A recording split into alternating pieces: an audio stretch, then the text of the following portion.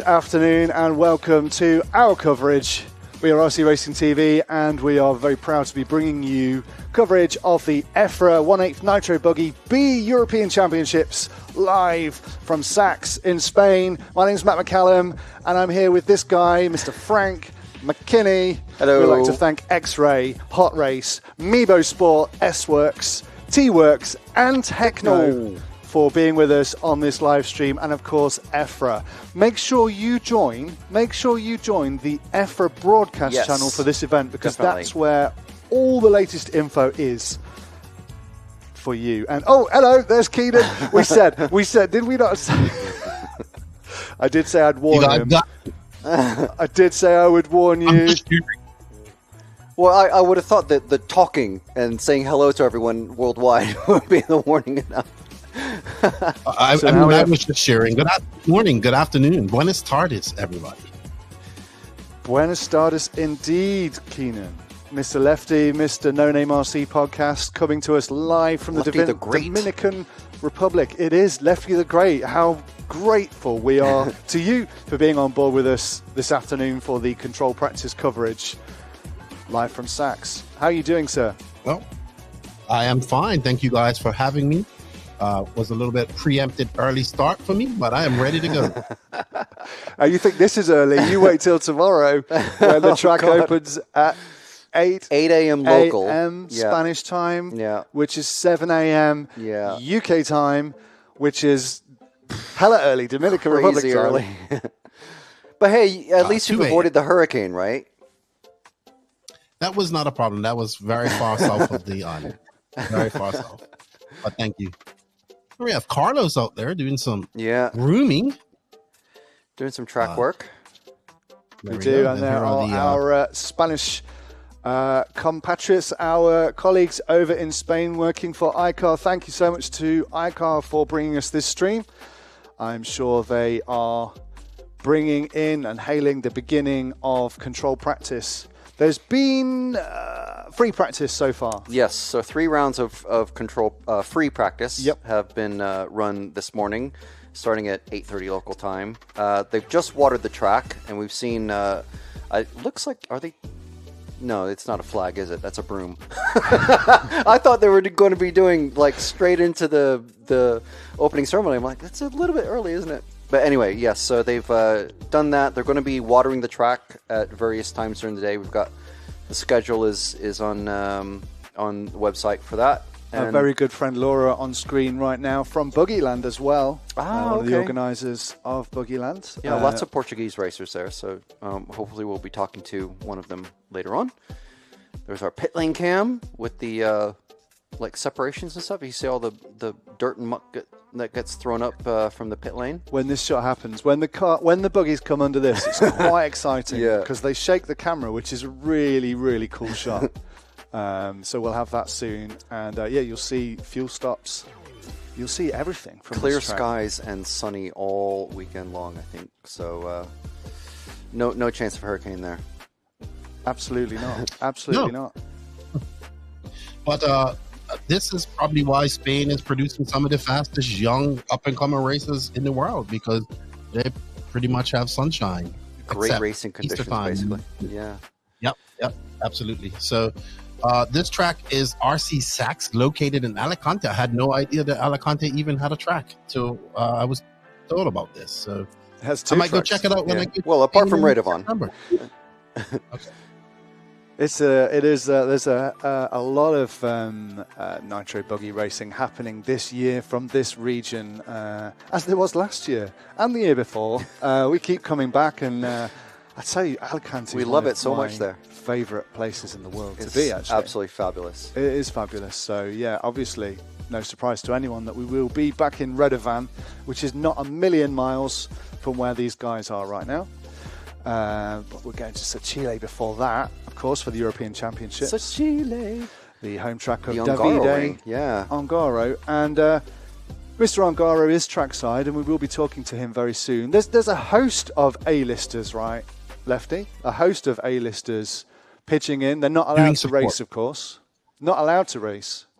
We can talk about the rules there. Top 3 if you've been in the top 3 finals of a Euro A championship, you're not allowed to race in the Euro B championship. So a lot of them, we're saying like Ongaro, Batye, and Figueiredo, lots of these drivers are present, but they're not racing. They're helping mechanic and representing the various brands.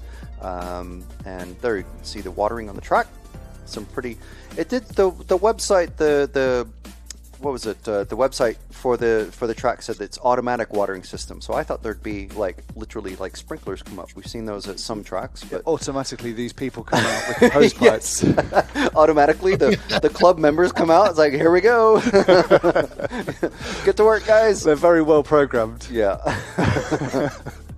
I agree, Frank. I thought it had automatic watering too, and I was like, well, that's pretty impressive. But there's some sprinklers there, so maybe I guess this. Maybe the majority of the track, but they're doing looks like specifically the racing areas. So I don't know, but yeah, just look it up. Radovan, the home track of the Balder brothers, down in Alicante. They're about 48 minutes from Sachs, which is on camera now. So it's very, very close by. I mean, imagine if you live in that area. Not only do you have the great weather, great food, great beaches, and big cities on the coast and everything, you have 2 amazing tracks within an hour of each other. It's a bit like Southern California back in the glory days. So, yeah. And then about 4 hours away, you have Buggy in Madrid. Yeah. And then Barcelos, well, a little bit further away. But yeah. Great stuff. So yeah, can't wait to see these guys out in action. Lots of young racers have come up through the years. Racing, we saw, we'll be playing through some great clips of racers from the past Euro B championships. Already getting first racers getting started. Absolutely. Yeah. If you are watching along and commenting along, then thank you very much. Why don't you interact with us? Why don't you put your thoughts, your pick for who you think might do well at this event into the comments. There's comments flowing in already. People discussing, is this in the UK? No, we're in the UK. Lefty's in Dominican Republic, and the track is in Spain. And it looks like some buggies are about to be released. Yeah. I will just say, have a look in the comments. I've just posted the EFRA broadcast channel. Join that broadcast channel and it will just pop results into your messenger inbox.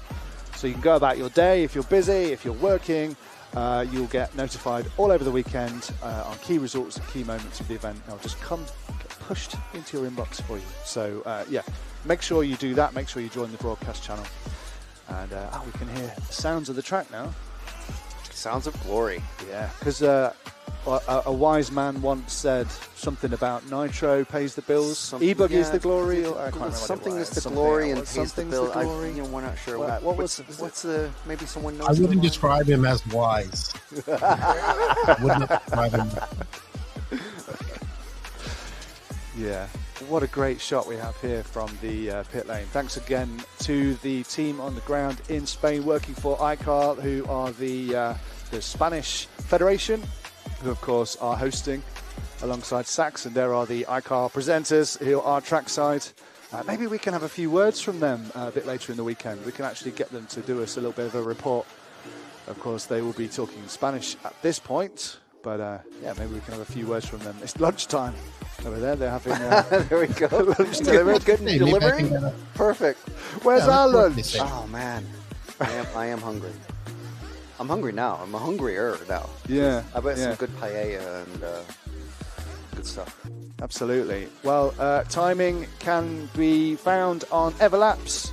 I'll post that into the broadcast channel so you can keep up to date. You can have timing in your pocket and watch as the live times are progressing as the cars go around the track, and fantastic timing system Everlaps is.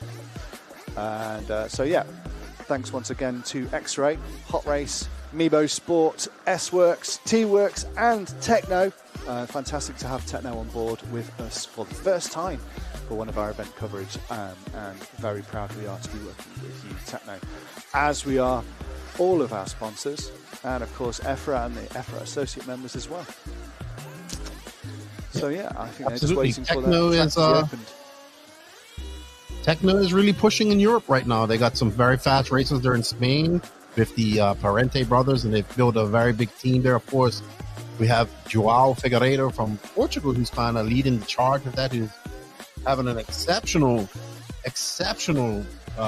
last 2 years of racing, just coming over from Cayosha to Techno, and looking very good out there. Doing a lot of racing this year, Rial is, and he's there as well, doing some hot race technical support as well as Techno.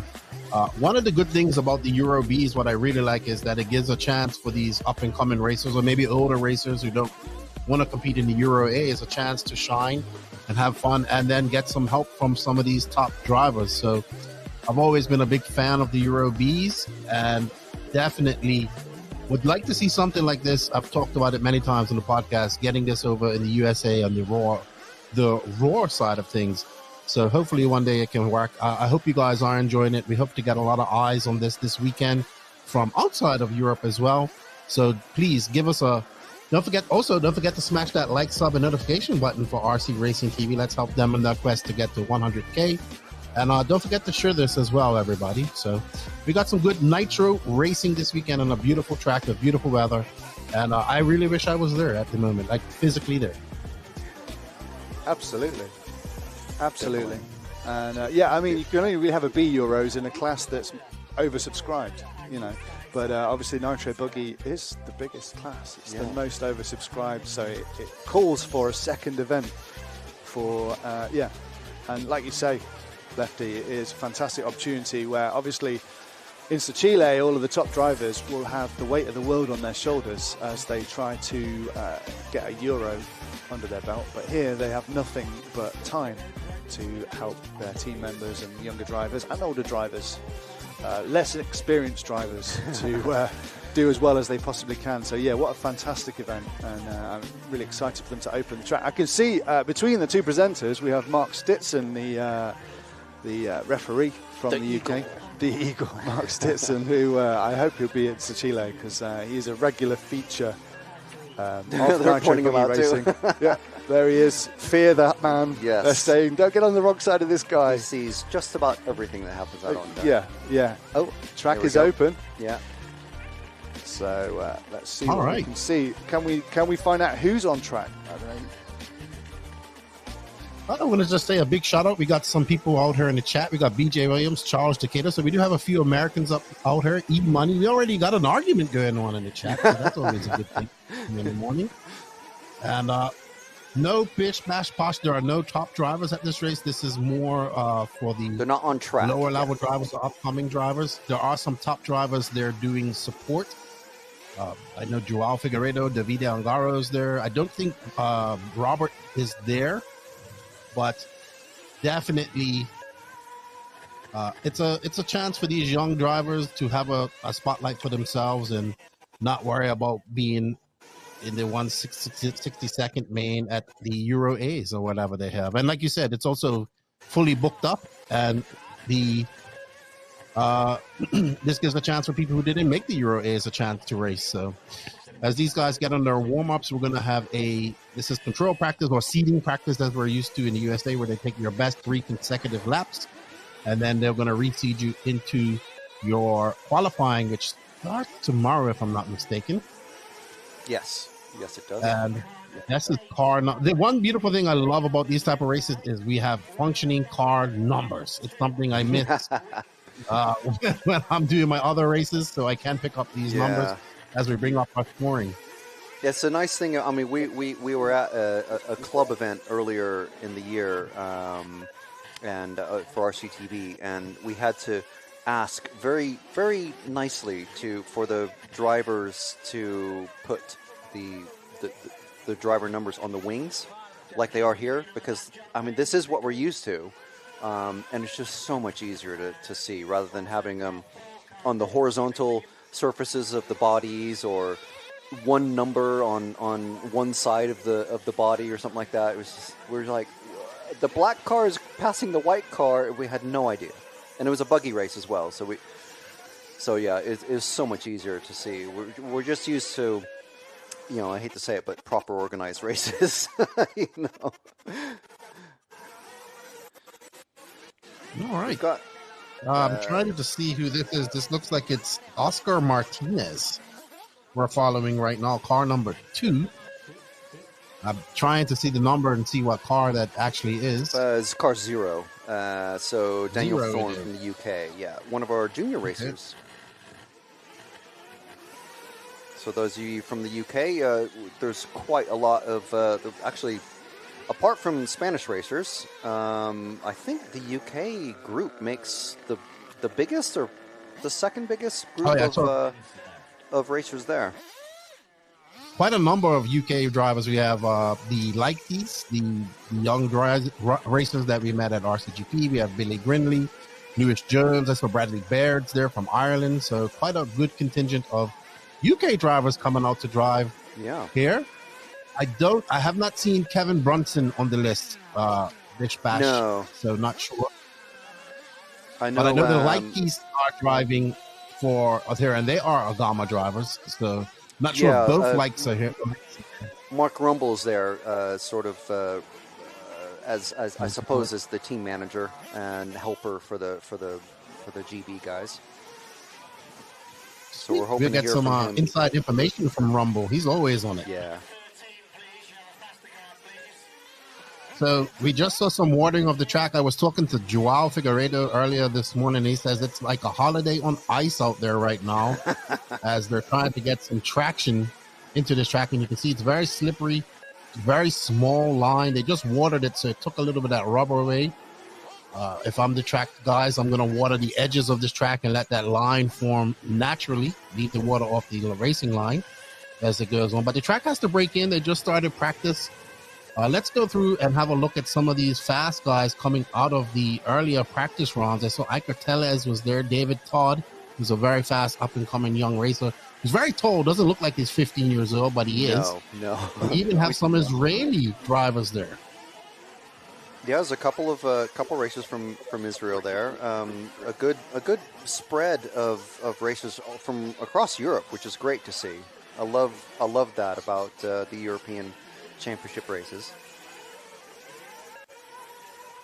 Absolutely. So, we had some regular practice here where they just went out and did some 5-minute runs. Our last practice session, so these young techno driver Iker Tellez in taking that with Manuel Iniesta, Hugo Ibanez, Nacho Sanchez, David Todd, who we was just talking about, Hugo Taravan is another fast racer, Ivan Navarro, Paco Flores, Martin Calvo, and Tom Sartell, who is a veteran racer who's racing this. So I believe he's the S-Works.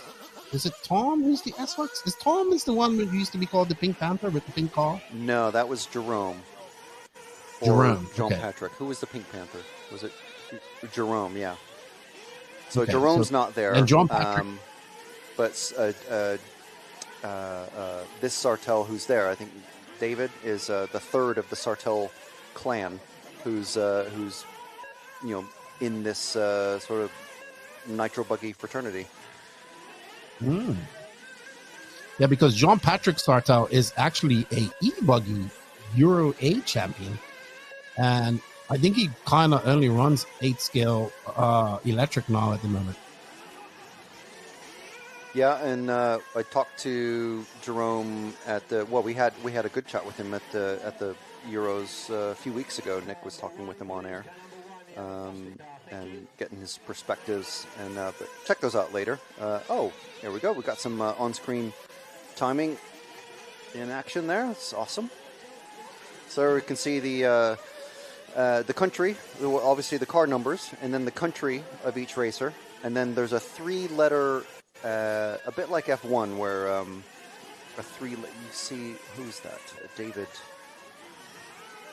So the top racer is Thomas Cavinato. So each racer has a 3-letter abbreviation of their last name. 1 minute left. And then you can So it kind of goes like Cabanito, Thomas, and then the rest of their full name, and then you can see their total time. So obviously, they've done way more than 3 laps, but we're just showing the timing is set up to show the fastest 3 consecutive laps. Absolutely, you can see that the traction is trying to come up with the sun beating down on this track, and the more cars that get under, the more nitro fumes and tires that get under. We should see a blue groove, or it's actually a black groove, but they call it a blue groove. And where I think we're on with this yellow car is car number. Give us some time to get all the cars figured out as well. And numbers, definitely need car number 2. So that is Oscar Martinez. Ooh. Apparently, according to scoring, and Oscar gets it wrong on that one. Concrete curbing, always a big fan of concrete curbing on an RC track. Nice and durable. All right. So just so you know, Lefty, the next time the track will be watered will be at 4:10 local time. So they just watered it at 1:35 local time. So it isn't every round like I was thinking. It's they do have an actual water schedule. And then at the very end of the day at 8 p.m. local time, they'll be watering it again. Okay. So I assume that they're going to scatter the... Ooh, wow. That yellow car getting it all type of wrong. There's your sprinkler right there, Frank. See, that's a sprinkler. Yeah. There's an automatic sprinkler right there. Maybe that's the end of day. Oh, here's our pit lane cam. Bam. All right. Flying underneath. It's a bit shaky, but... The heat is finished. So all right, so our first heat is done. Yeah. Looks like Thomas Cavano from Italy is going to take the first round. He's going to set that first seed practice. Let's see if he can bring up his time, sir. Well done to Thomas. Car number 12.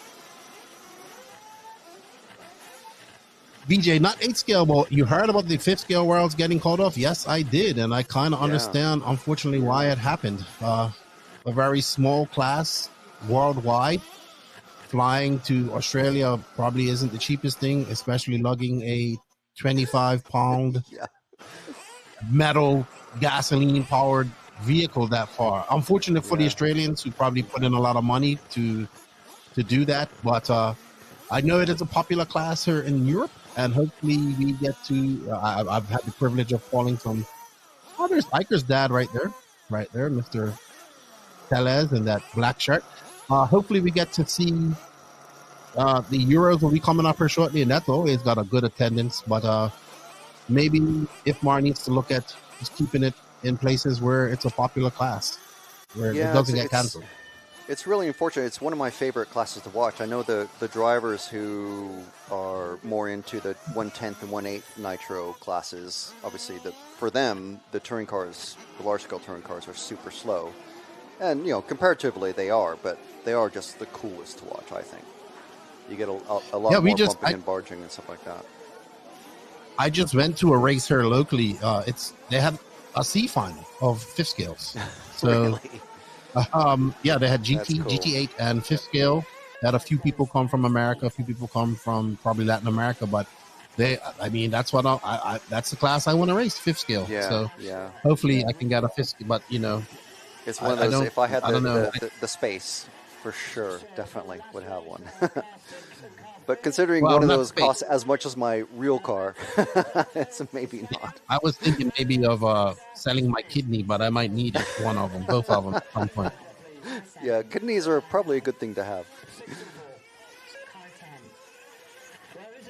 Harry Willits, can you show car number 9? Sure, tell us what color it is and who we're looking. Well, that will help us try, but we're not actually in control of the camera, unfortunately. So it's we're also not. Yes, sorry, we are not in control of the camera. But these are 7 and 5. So this is Fabrizio Marion and Martin Colette, who's a junior racer. So we have Fabrizio from Italy and Martin from France. Yeah. There's several juniors just in this so one. Absolutely. Just for our audience to know, so this is actually being brought to you from 3 different countries. So we have the ACAR, which is the local Spanish Federation, who's been doing a great job of covering the Spanish nationals for this year. They're actually doing the camera work and everything, and they're doing their own transmission in Spanish for Spanish speakers. The UK side of things, this side of things is being handled by the RC Racing TV at home in the UK, and I am currently in the Dominican Republic calling this race from my No Name RC podcast studio. So we do not have communication with the direct communication with the cameraman, so we cannot do the follow this person, follow that person. Yeah. Maybe we'll figure it out where we can talk to the cameraman, but right now we're at that where we can't do that. So unfortunate. I know we usually do that with RC Racing TV. Yeah, for sure. So. It's one of these sort of like a inter-jurisdictional operation, sort of a very international thing. I mean, if you want to count America, me being American as a 4th country in the operation, but just to make it sound even more complicated. But yeah, it's. I think you spend enough time in the UK that you're losing your American. I Yeah, James and Matt have been doing a massive amount of work behind the scenes to make this actually work and be as fluid as it is. And we've also got Stefan in Sweden doing a lot of magical stuff for us online. So it's still at least 4 or 5 countries involved. Quite a lot. And I just wanted to take this chance because it is the 5th of July. And we Americans just celebrated 4th of July yesterday. So probably a lot of people waking up this morning very tired, maybe a little bit. Well, I'll tell you, we just said there was a massive election in the UK as well. So there's a lot of Brits waking up very tired as well, because a lot of them tend to stay up quite late to see all the election results and see what's happened. So yeah, absolutely. But yeah, we'll be. I'm sure the camera operators will be, once we get into the qualifying. We'll be following more and more of the faster guys as we go around, and of course the racing will be following the bump up and fastest racers in that. Wow, some really good air braking action there. Whose car is this? I can't. Is that a 2? 8. Car number 8. Oh, I got some of the curves correct. So it's Elliot Desse, a junior racer who's just bumped up from 8th to 7th spot from France. So lap times. France, also another country pumping out lots of fast young racers. We just saw Noah Ben Mohammed do really well at the recent e-Buggy Euros there in Montpellier that you guys covered about 4 weeks ago, about a month ago now, I guess. Has it only been that? Has it been that way? It feels like 2 weeks. Well, obviously, it's been a while. Kind of a blur for you, isn't it, Frank? It is. Fast lap there, 50.5 seconds from Felipe Ferreira, one of our over 40s racers. There's several of them there. There's a lot more junior racers, but in every heat, this one has 6 junior racers out of 12 racers, and 2 over 40s racers. So it's quite a lot there. Some good experience and upcoming, good fast upcoming racers as well out here. Ooh, I like how the new overlay actually has the flag of the people next to them instead of just the initials. Yeah. Yes, I like that. Yeah. So we have Switzerland, UK, Portugal, UK, France, Spain, Spain, Germany, Ireland, Italy. Sorry, Spain and Spain. There's some trap flags in there for sure. All right, so we've lost all ambient mic, but we do appreciate it. Good morning, Joanne Hunter. How are you? Tuning in from Philadelphia. So you're on the same time as me. It's 8:22 a.m. All righty. And Harry Willits sorry, we'd already talked about this. Chris Hobson is watching from the USA. BJ is rooting for Philippa Pim. I believe she is Swedish, maybe German, but I think Swedish. Yes, which is quite a ways. Absolutely. Sweden in full chat mode in their RC. I was talking to a few of my Swedish mates yesterday, and they're like, "It is crazy up here right now. Summertime. We got to cram everything into a few couple of months of sun depth." They have less summertime than we do in the UK. All right, so it seems like we've lost our ambient mic on this side. I'm not sure what's happened, but I'm sure we're chasing it in the studio. Yeah, we'll have it back very absolutely. Shortly. You can just imagine Nitro engines. Yeah. All right. Can we get another mic for James to do the Nitro noises? We do want to say hello to Mrs. Young, one of our RCTV heroes. So thank you very much for joining us from Adelaide, South Australia. There's another Glenn Scott from Australia also chiming in. So g'day to everybody from Australia. Thank you for joining. Yeah, there's our ambient back. Woo! See, you mentioned our international viewers, and the ambient sound comes back. Fabulous. And we have Thomas watching from Austria. So don't get those mixed up, Lefty, either. Austria and Australia. No, I'm pretty sure I'm going to call that Australia at some point today.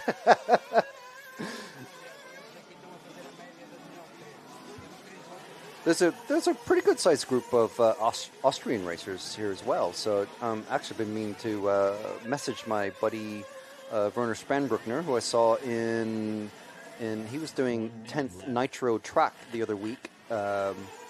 He's very much more into the Nitro off-road, so I'm a little surprised that he's not there for this. But it's a busy racing schedule for him as well. Oh, that's a big bobble there. Some really trap points on this track. They're going to be very tricky once we get into some heads-up racing. Yeah, I mean, there's no real kind of where we've been getting used to seeing these highly elevated tracks like Renovon, which are really big. The Buggy Arena in Barcelos is another one. Buggy Land is another one there in Spain. This is a relatively kind of flat track.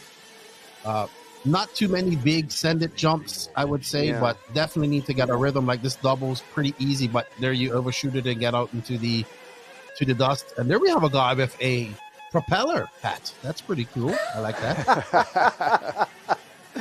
Is that not just like maybe like some head protection just because he's out marshalling? There he is right there. We go. There's propeller hat guy. Okay, we'll have to keep a watch out for him in group next time Group 2 is out. Propeller hat guy. Fabulous. All right. So we have 1 minute. Well, according to my score, we have about 1 minute and 20 seconds left to go in this heat.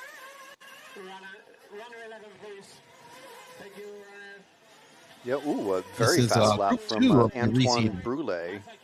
48.7 second best lap time. Most of these drivers doing just under 51 seconds.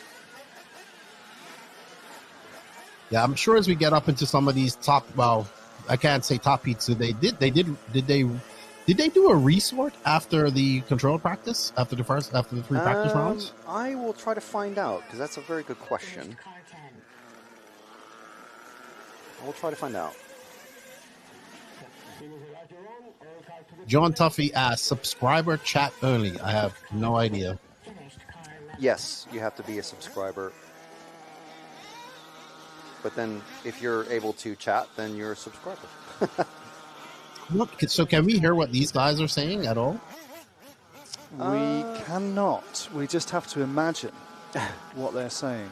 They're just talking about how great our banter is so far. Yeah, and they're talking about propeller hat guy, and the food that they just had, the automatic watering system, it's operated by people. who automatically know how to walk and pick up a hose and standard live stream bants, essentially. All right. We have Peter Cook in here. Maxim Cook's dad says, "Hey, Keenan, unfortunately couldn't make this one. Maxim, a very fast young man in the UK. Unfortunate. Met those guys at RCGP. We got Mr. Ben Muhammad in.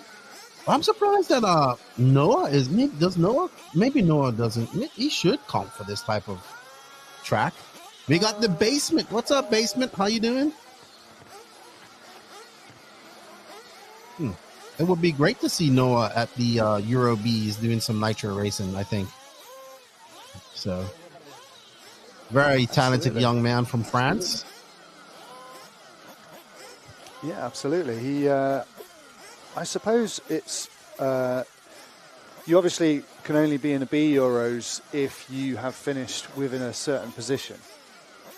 Outside the top 3 of a Euro A. Any Euro A? I imagine. Or just this class of Euro A? Because obviously Noah Ben Mohammed came third in the 10th Buggy class at Robin Hood Raceway. Mm-hmm. So would that mean he can't race in this? Or is it specifically Nitro Buggy? We don't know. That's quite a specific question that I'm going to have to dive into the rules. Didn't he finish fourth at the E-Buggy Euros too? Yes. Good point. Yeah. Very good point. He did come fourth. So now what are we on to? Now we're on to Group 3. I need to get my head around these groups. I need to get my head around how many groups we have, but we're on to Group 3. And, sorry, so it's the first 40 places of any of the preceding 2 1/8 off-road ECA championships. Okay. And to any driver who has ever taken part in an A main final. Yep. In any class of racing in the last 15 years. Hang on. Okay, so he's disqualified. He cannot race. Fully disqualified for being an A finalist multiple times. Is that right? Yeah, if you're an A finalist at any Euros, you can't take part here. I'm not sure if I agree with that. But really? Yeah, I mean, you can be an A finalist in 10 scale, but that doesn't mean that he's going to be a good nitro driver. He could be an A finalist in E-Buggy, but doesn't necessarily mean he's going to. Nitro is a whole different animal. And so here's my question: do they have Euro B championships for other classes? They used to have it for the 2 Nitro on-road classes, but it depends. Right. Obviously, those have not been as popular in recent years as the Nitro Buggy. So they actually changed that to a pro class. The A and B kind of joined the same event. It was kind of pro and stock within the same event, and now I think this year it's just all rolled into one. Yeah, there used to be a sport class. That's it. For I was trying not to say pros and Joes. Yeah. But considering that Lamberto Collari won it at one point, the sport class for 1/8. Really? I don't really know the relevant. I mean, obviously rules change and all that stuff, but I don't know how that was. Whatever. So who knows? Congratulations to Lamberto. Yeah. Thank you to all of our sponsors who are helping us be here. X-Ray, Hot Race, Mebo Sport, all in one place eShop. So go check out Mebo Sport, S-Works, T-Works, and of course Techno. Fantastic to have them on board with us as we venture into this new style of coverage, which we're kind of experimenting with for the B Euros coverage. And so far, it's working out to be quite a lot of fun. We have Group 3 on the track. So I'll go full screen again and we can watch the cars going around the track and hear about who's fast and who's last. I just made that. That sounds quite good to say who's fast and who's last. Who's fast and who's been passed? That's even better.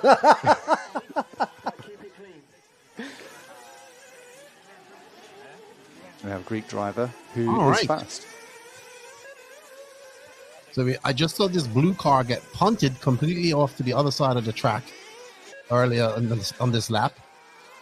Let's see who this is when they come by. Ooh, a little bit of aggressiveness going on out there. He was not letting up one bit and pushed that red car completely off the track, it looks like. So we are currently following that blue car who just flipped over That was I love concrete carbon. I love concrete carbon, but it seems to be a hindrance here for these drivers this weekend. So let's see if they figure it out.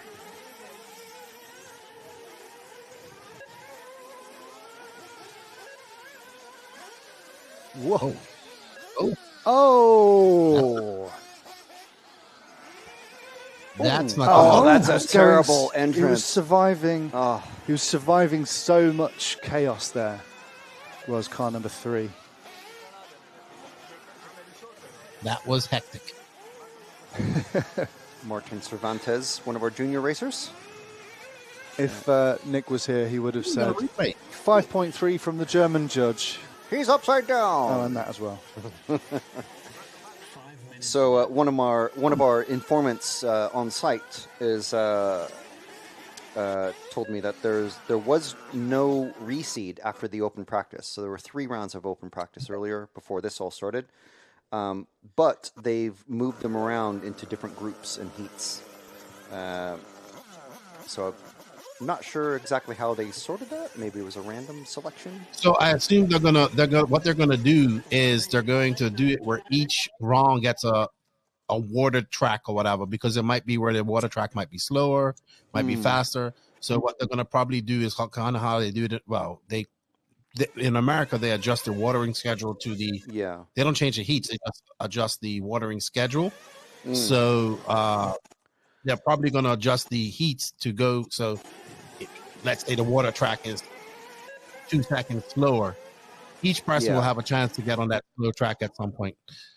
Connor Daly, unfortunately, we cannot do any car following because the RC Racing TV crew are not physically at the track. It is the Spanish Association film crew, and we actually do not have, they are not listening to what we're talking. So unfortunately, we cannot do any follows at this moment. I'm not saying that it might not happen later, but at this moment, we cannot. And we are currently following car number 1, I believe. I think so, yes. Yes. Juan Antonio. I actually know Juan Antonio. Belmonte. He's a good, I've known him for many, many years. Met him at Redavon 2 years ago. And he is currently scored in 6th in this race. And we do have a few Irish racers in here as well. So I see Connor is cheering on the Irish racers. We have Jason Ferguson, who is car number 10 he wanted to watch. And I almost got the flags mixed up with Italy again. I do apologize. Yeah, I mean, look how easy it is to do that. Obviously, if you're Italian or Irish, you would know instantly. But it's sometimes geography can be fun. Fun with flags. You know? Belmonte coming in for a little bit of fuel there as he's going to finish off. These are 9-minute practice sessions. Yeah. Best 3 consecutive laps will reseed you for qualifying tomorrow. Mitch on the mic, how are you? It's got to be 8:35 p.m. in Australia or later. I'm not sure what part of Australia you're at, but thank you for joining us. Yeah, so I think I did look it up. I think there's 4 time zones across Australia, a bit like, the same as the U.S. So, but most people are going to be on the East Coast. I was just going to say, there's been a couple of racers, Danielle Bubel, I think is how you say that, and Sohail Azule, who've gotten into the 48-second times for their fastest laps, 48.6 and 48.8 respectively. So that is very, very quick. We're going to see those times start coming down as we get into the faster and faster groups. Yep. Known Danielle for quite a few years up there in Denmark as well. Denmark just had a couple of big races. They had the SOS Grand Prix, the NSX Grand Prix. So he's all primed and ready for some racing. Car number 6. I think that's car number 6. This might be Daniel that we're following now. I just can't see the number. I think that's a 6, yeah. That is Eusebio Pariente, who must be the dad or related uncle of the younger Parientes. Uncle. I met him at IBC this year. Yes. Ah, okay. Good info. So, hopping over. Getting a little lucky bounce over that car just now. Yeah. Track looks brilliant. The track really looks good. They've got all their banner placement up nice. It looks like red. To be honest, it looks just like what the area of Redavon looks like, deserty. Yeah. It's so close. And like we were saying earlier, it's just amazing to have a couple of world-class facilities within easy driving distance of each other. It does so much to improve your RC knowledge and skills. To the better the tracks are, the better the facilities are, the more people race and the better everyone becomes. And you just start getting just better and better drivers coming out of a certain area. Absolutely. Well, Mitch, he says it's 10:35 over there in Australia. Have a good night rest. I'll probably see you in the morning tomorrow. And Flavio from Italy, I assume, buongiorno. He wants to know where this race is. This race is in RC Sax in Alicante, Spain.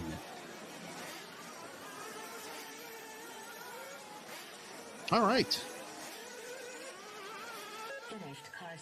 Here we see some eagle-eyed pit man with his yellow hat, patiently watching his driver. Yeah, and there's Peter Harder from Denmark, right? Two pitmen down. So he's the other Danish racer that's there. He's racing, obviously, in the 40-plus group. Known Peter for quite a while. I think that's Liam right there. Yeah, that is Liam Galvin doing the Mayako duties for everybody. So good to see Liam back at the track doing what he loved, which is mechanicking for guys. Now, Liam, he's the gentleman with the Mayako shirt, as we're getting a replay of that. I assume he's pitting the... Oh, got a little kerfuffle there. Yeah, that was That was a little deja vu. It's not in Redavon, David. It's in Alicante. Yeah, it's a very easy mistake to make, because when you say Alicante, you think Redavon, because we've had so many European Championships and Worlds there. But no, there's the other Alicante track. Yeah, it's about 45 minutes from Redavon. Alicante is where I'll be flying into in September. Can't wait.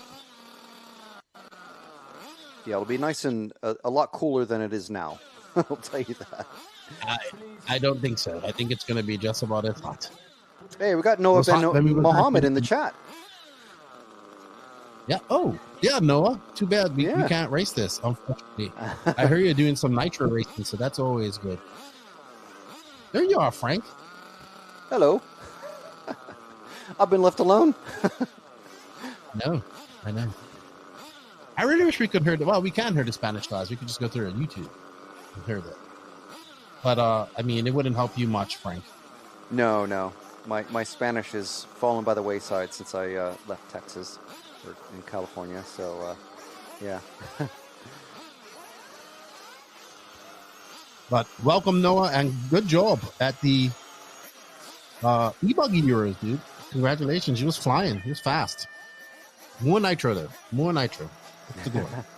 All right. So up next is, let's bring up I'm definitely going to bring my other laptop up first, so I have scoring here. Up next is group number 4. We got Christian Villar, Pablo Ortono, Miguel Clement, Fernando Cabrera, Eduardo Simeon. We have our first Israeli, Ken Gal Kenan. Oh my goodness, Nicolas Lanasse, Loic Regalon, David Shed, Louis Trafford, Marco Berti, and Nicolas Taralo from Uruguay. Yeah, he's from Uruguay originally, but he must be living in Europe. He was actually at the 2002 World Championships that were held in Uruguay. Back when the first American to win it. Wow. Yes. Greg Degani was the first American to win a 1/8 scale World Championship. It happened in Punta del Este, Uruguay. I heard so many stories about that. I think that's where he got the nickname Wood Screw, because he used the wood screw. Degani. For a long time, he had the nickname Wood Screw. Okay. Never heard that. I'm going to have to ask him, but I know his nickname was... It was a very long time ago. It was back when I was living in Southern California, and I think it was at that Worlds, and he did a very rapid track repair on his car at some point. I don't know whether it was to win or, I mean, I may be getting the classic, because he was running touring car at the time as well for Kawada. And, I mean, if you remember that brand from way back. And I do not. yeah, long time ago. I did touring car mostly back then. But yeah, he had the nickname Wood Screw for quite some time. Not surprised. Ryan Donovan, hello, my friend. Yeah. He says hello, Frank and Left. How you doing, Ryan? You. Well, I'll see you at Renaissance. UK Racer. Oh, we heard Stetson laying on the law. Yeah. Car 9's in trouble. Who's car 9? Ooh. David. Stetson trying to set that standard early. Ooh, I 3 would numbers. say. You hear him what he said. 3 numbers on your body shell. So in free practice, you can pretty much do whatever you want. But once we come down to the actual time practice, nope. You got to do everything proper. There he Simon goes. Hearn, why don't they ever run a with a wet track? Well, they just did. They watered the track, and the first group had a wet track. Yeah. So And they'll be watering it again in, I think, just under 3 hours. And then again after all the racing is done. So they are watering and they the would track adjust the during day. heats. Yeah, they will adjust the heats so everybody gets a water track at some point. We have Abe Foreman tuning in from Minnesota. Victor Sampao, hello, how are you? Bon dia. And Ryan Donovan, buenos dias, espero que sigan las cervezas. Absolutamente. Nos vemos Something in about Redoran. beers. Yes. Oh, Frank got out of that one. All righty. So out front, we have Christian Vilar, who I'm not surprised, and Mugen driver, I want to say. He was at IBC this year as well. Followed by David Shed, the Israeli Gal Kanan, and the Uruguayan Nicholas Taralo. Who knows Greg Degani very well. Greg's been trying to get a video of the 2002 Uruguay A final. So if anybody has that in the world, really? he's willing to pay for it. Oh, yeah. It is like I'm the so- least recorded or reported on world championship ever.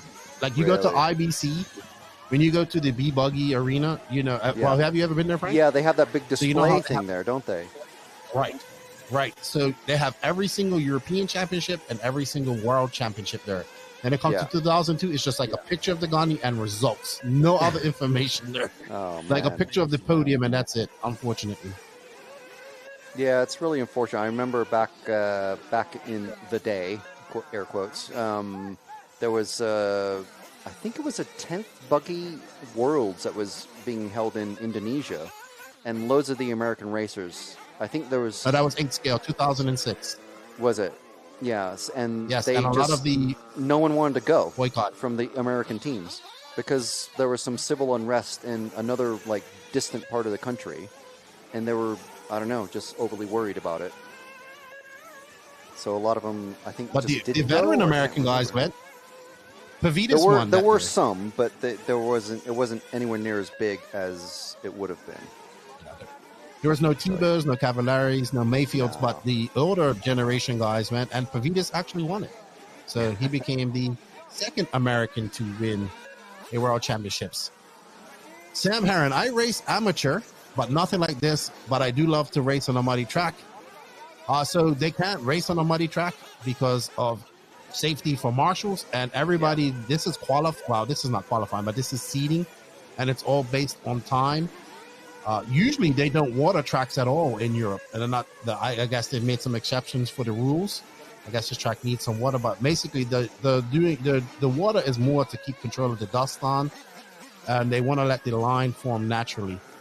But you cannot race on a wet track for the safety of the turn marshals and the equality it has to bring. I mean, there have been races on muddy tracks as well, and I'm sure people don't. These cars don't run very good with when they weigh 15 to 20 pounds with mud all over them. I'll tell you what, not the fifth scale off-road buggies don't either.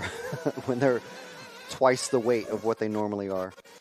We saw that last year in the Czech Republic, and luckily we arrived after all the heavy rain, but we saw photos and some video of the cars, and it was just absolutely insane. But yes, they don't like to water the tracks too much. They let the ruts and stuff like that happen naturally, as you say. And we're starting to see when the camera sort of freezes at the apex of a corner, you can start to see a bit of a blue groove right there. You can see a bit of a darker line starting to appear. So we're gonna start seeing the track really start to clean up. This is only the first day. We're only about halfway through the first day of running. So we'll start getting faster and faster and faster. A lot of these drivers doing under 51 second roughly as average fastest lap times. But some of these guys doing in the 48 seconds already. So yeah, we're going to start to see some very quick times. Well, the Nitro cars kind of make their own traction compound with the exhaust, right? That's why you always see when we have these Nitro plus electric races, you always see that groove come up very fast when the Nitro cars are out there because they're putting on the oil and stuff from the exhaust. When you have it, we actually talked about this from the e-Buggy Euros because people were saying how different the track was from the Montpellier race in February to the e-Buggy Euros, which happened about a month ago, which RC Racing TV covered. And they said that because there was no Nitro cars to put on any oil on the track and let that groove get it all nice and gummy, like a blue groove is. Yeah. So I'm very I want to see if the organizers just go to spraying the fluff, which would be the outside of the line there where the dust is to keep dust on, and allow that groove to form because it's starting to come up, as you can see. From my experience with the American races that I've been to, it comes to a point where you stop watering the entire track and just water the outside and let that groove form up and let those jumps form up. So we will see what happens and what they decide to do. No, the Montpellier track, this year was the very first time that they've ever held an EFRA European championships there. And I would say most of the top racers have been to the Montpellier GP, which is a big race that's been going on for, I want to say, like 35 years or something like that. Yeah. A very, very long time. But obviously it's held at a wet time of the year for the south of France. So the racers that were there were saying they'd never seen the track conditions like it was for the e-Buggy Euros. And, because it was dry, like you said, they weren't watering it at all during the race. And they were only sweeping it between rounds. And then so the ruts were starting to appear, potholes, and the track was changing, not massively, but, enough round by round that you kind of had to do a track walk basically at the beginning of the day just to see what this pothole is hidden from view and this angle of this jump needs to be taken into consideration, that sort of thing. So it was a lot different. And the drivers, even like Boots and Ongaro, were saying this is really, really different than what we're used to. So it was quite interesting to see. Yeah. But like you say, it's not a normal thing to water a track constantly in Europe. Yep. What up, BMX man?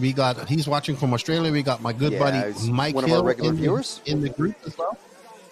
And Sam Heron asked what temperature these engines are running at. If you use Fahrenheit, I'd say about between 250 to 275. In Celsius, 100 to 115, I guess, or 105. I guess I might be off a bit. And Ryan Donovan, he says he has a good friend of mine from a local club here in the northwest of the UK, Pendle.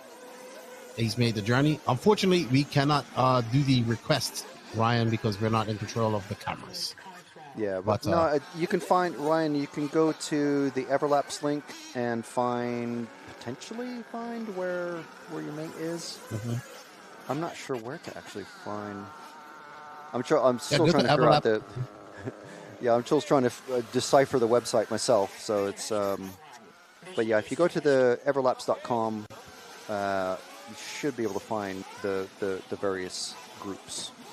But we do want to thank our sponsors very much. First of all, EFRA for allowing us to bring this to RC Racing TV and to the EFRA YouTube and Facebook channels.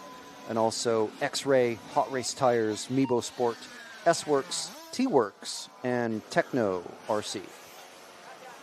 So thank you very much for allowing us to bring this coverage for free to everyone worldwide. Thank you, whether you're watching us from Minnesota or California or the Dominican Republic or Australia or anywhere across Europe. Kevin Brunson, how are you, my friend? Somebody was just asking if you was here, and I assume you are not. No, but like I said, Mark Brundle from Nemo and Nagama is here. With us virtually at the track. So yeah, good to hear from you, Kev.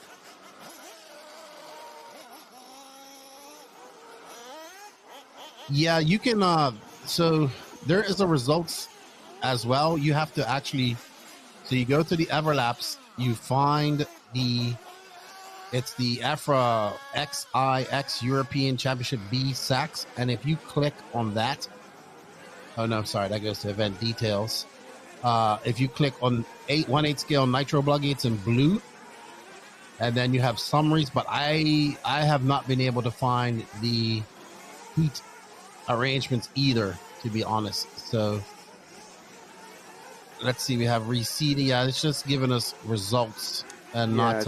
It's just a big long list of names. So yeah, I'm not really sure how.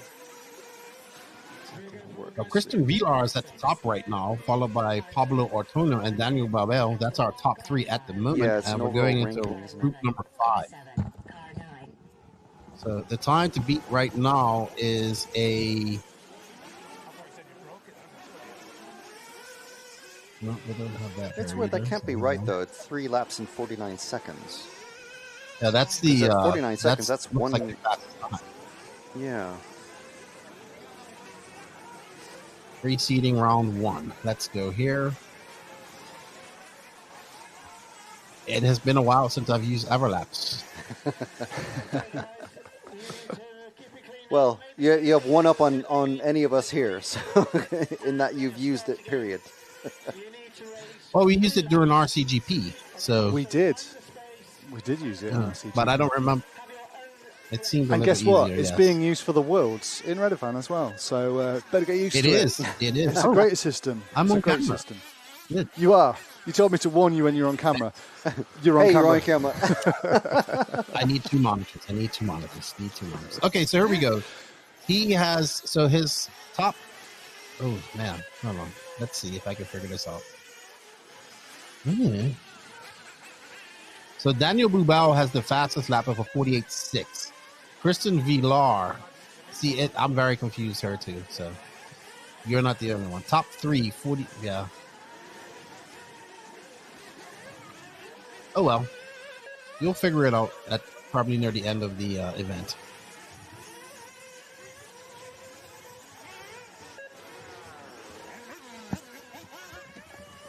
Ooh, we have an all gray car, yellow wheels. What's that green?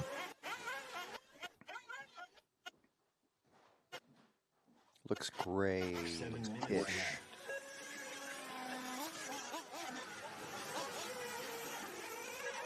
It looks like a Techno. How can you tell the the brand of the car? Well, I'm looking at the shock towers. Now, I don't get all the brands, but I'm trying to figure this one out.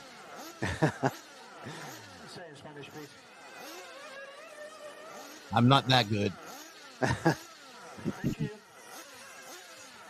Bish Bash. No, Johnny Skidmore or William Skidmore are not racing. This is for people that don't make the Euro A's. And Johnny Skidmore has made the Euro A's quite a lot. This is for the more amateur racers. Ooh. More for the amateur racers. I think, do you think the big Euros help racing in Europe? Yeah, absolutely. I think it's great. I think we should have it in the USA. What's up, Paul? Go to Everlap. Shoot me a message. That's the best. I'll just send it to you.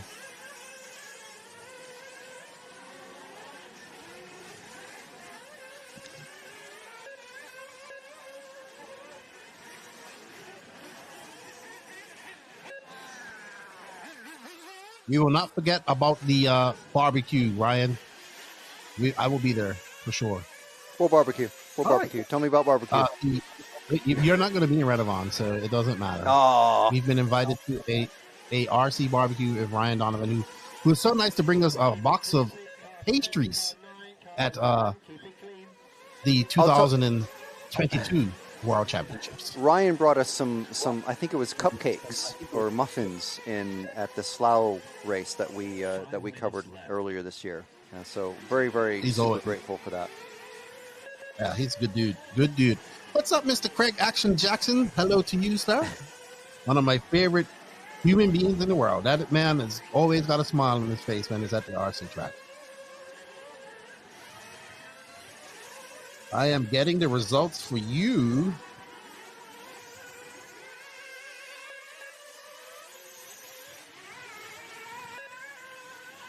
Paul Cigarello. Just give me a second. So while you're looking that up, Lefty, Daniel Pariente is Dad? Daniel Pariente? Yeah, because he's in the 40 plus. He's racing right now in car 3. Oh, might be Dad then. Might be. Yeah. I mean, Pariente might be a very popular name in Spain. It's a Spanish name. He might not even be related to that. I think there's 3 Parientes there, and there's a younger Pariente, right? David. This is Bish Bash Bosh. This is controlled practice. So they've had 3 rounds of open practice, and then they had a very short lunch break, and now we're into 2 rounds of controlled practice where the fastest 3 consecutive laps are count. Basically, this is the seeding for qualifying. So it's very, very important to do a good run. Well, at all times when you're on the track, but in order to be in a good qualifying group, you want to have your best 3 qualifying laps here. We're currently following car number 1, who is, no surprise, a Spanish driver. And that is Andra Alamandra, a junior. I think it's Alana. I think it's.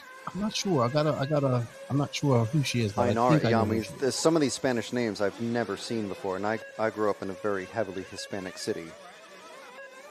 Well, I mean, I think I've seen her as a racer. I believe this is a female racer. I could be wrong, but maybe the chat. We're going to definitely heavily rely on the chat for you guys. If you know some of these racers, please let us know. And their paint schemes. 5 juniors in this. It's slippery out there, K-Swap. It's slippery out there, I've been told. So the groove's still coming in. And like I said, if I am the race organizers, I mean, they know their track better than me, obviously. But I've seen this enough times. Let that groove get in there. Ooh, I do like that yellow and purple paint job of this car, number 1, who we're seeing to be following. Very distinctive. Very easy to pick out. But out front is Andre. I think this is Andre. I know this guy. Andre. Of course you do. Guerrero. No, I do not know Andre. He's a junior. You don't know him. Okay. Andre. Boo. He's from Portugal. You can give him a nickname, though. Yeah. Go ahead, give him a nickname. I mean, I've got plenty of nicknames. I'm sure we'll have nicknames by the end of this weekend. You'll get invited to their barbecue that they're holding. Hey, man, barbecues are awesome. It's just about getting time to go to them, right? You know, and after you finish a long day of broadcasting, you just kind of want to go sleep. Well, the thing is, just to have Go ahead, Frank. Sorry. No, I was just going to say that the thing is to have the cookout going all day. So you don't have to go, okay, now I got to start the fire. No, you just have it going all day. Well, if you're doing what tires you need to do 24 hours. Yeah. I'm not sure what tires they're doing on. I was talking to Hot Race. They were doing on big pins earlier, but now as the grooves coming in, I'm probably sure they're going to a little smaller pin. as the dust and marbles get pushed out to the outside there. And this line is about 3 feet wide. But I think once you get out of that, put one tire outside of that line and you're going to be slipping all over the place. Yeah.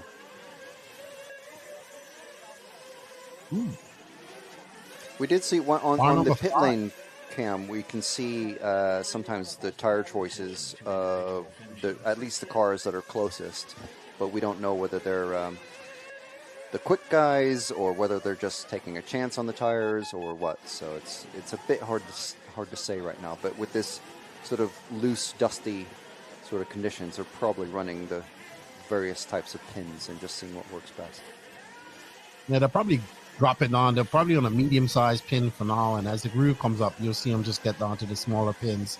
Yeah. And then it's going to be about compound after that as the track develops. I was about to say that this would be a great time for a spec tire race, pace swap, but that's an argument for a different day.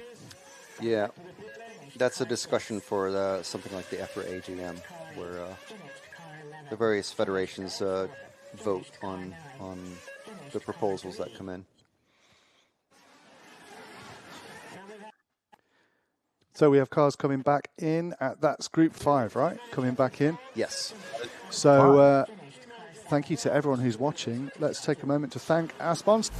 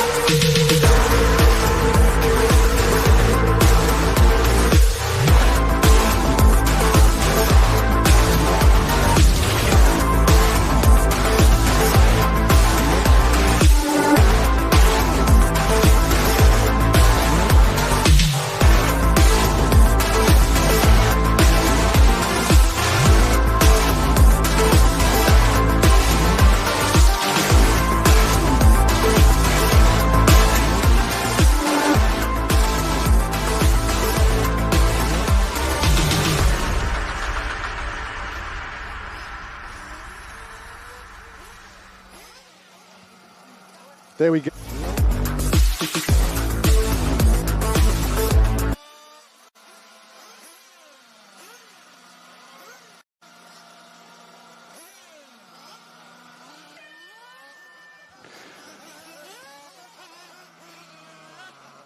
There we go. We're back.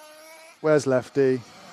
There's Lefty. Lefty, you're on screen. Carlos is being interviewed, and we are waiting for Group 6 to go out. Keenan, how are you doing? I can't hear Keenan. We can't hear Keenan. I can't hear Keenan. I am fine. That was on my there side. He is. It was on his end. I need another cup of coffee. That's what I need. I have a question. How many groups are there? I was trying to find that out real quick while we was on the break. Good point. I think we can tell from the Everlaps link how many groups we have. And the answer to that would be... There are 144 racers, so there's at least... 12. Yeah. There you go. 12 groups. So there you go. We are going to get straight back into the action. 144 racers filled out event. It's big, isn't it? It's big. It's big. I mean... a sold-out event. I think it's 150 or 144 is the entry count, if I'm not mistaken. Yeah, 144. So, yeah. Just turn Lefty off. Sticks in the background just over Carlos's head. If you look to the left of your screen now, you can see a nice QR code that you can scan with your smartphone. Should you be lucky enough to have a smartphone, scan that and join the EFRA 18 Buggy broadcast channel to get all the latest info coming through directly from the track. And keep you up to date. Lefty's back. I was about to scan the URL code myself. Okay, give it a scan. Give it a scan, Lefty. Give it a scan. I'm going to put you in the main screen. Look, here, live in action. We can see him. This is how you do it. You go to the camera app of your phone. If it's a modern phone, you don't need a QR scanner anymore. No. You used to need things like that. Yeah. But not anymore. There we go. Go back to the action. And Group 6 are on track. We're halfway through the field. There are 12 groups, I am led to believe. And so this is Group 6. Just confirm if that's the case. All right. We got Jack Willits from the UK. That's car number 9. Axel Constantine. We are currently following this yellow and blue car. Car number, let's see if I can. Nope. We'll have to wait to get a little closer.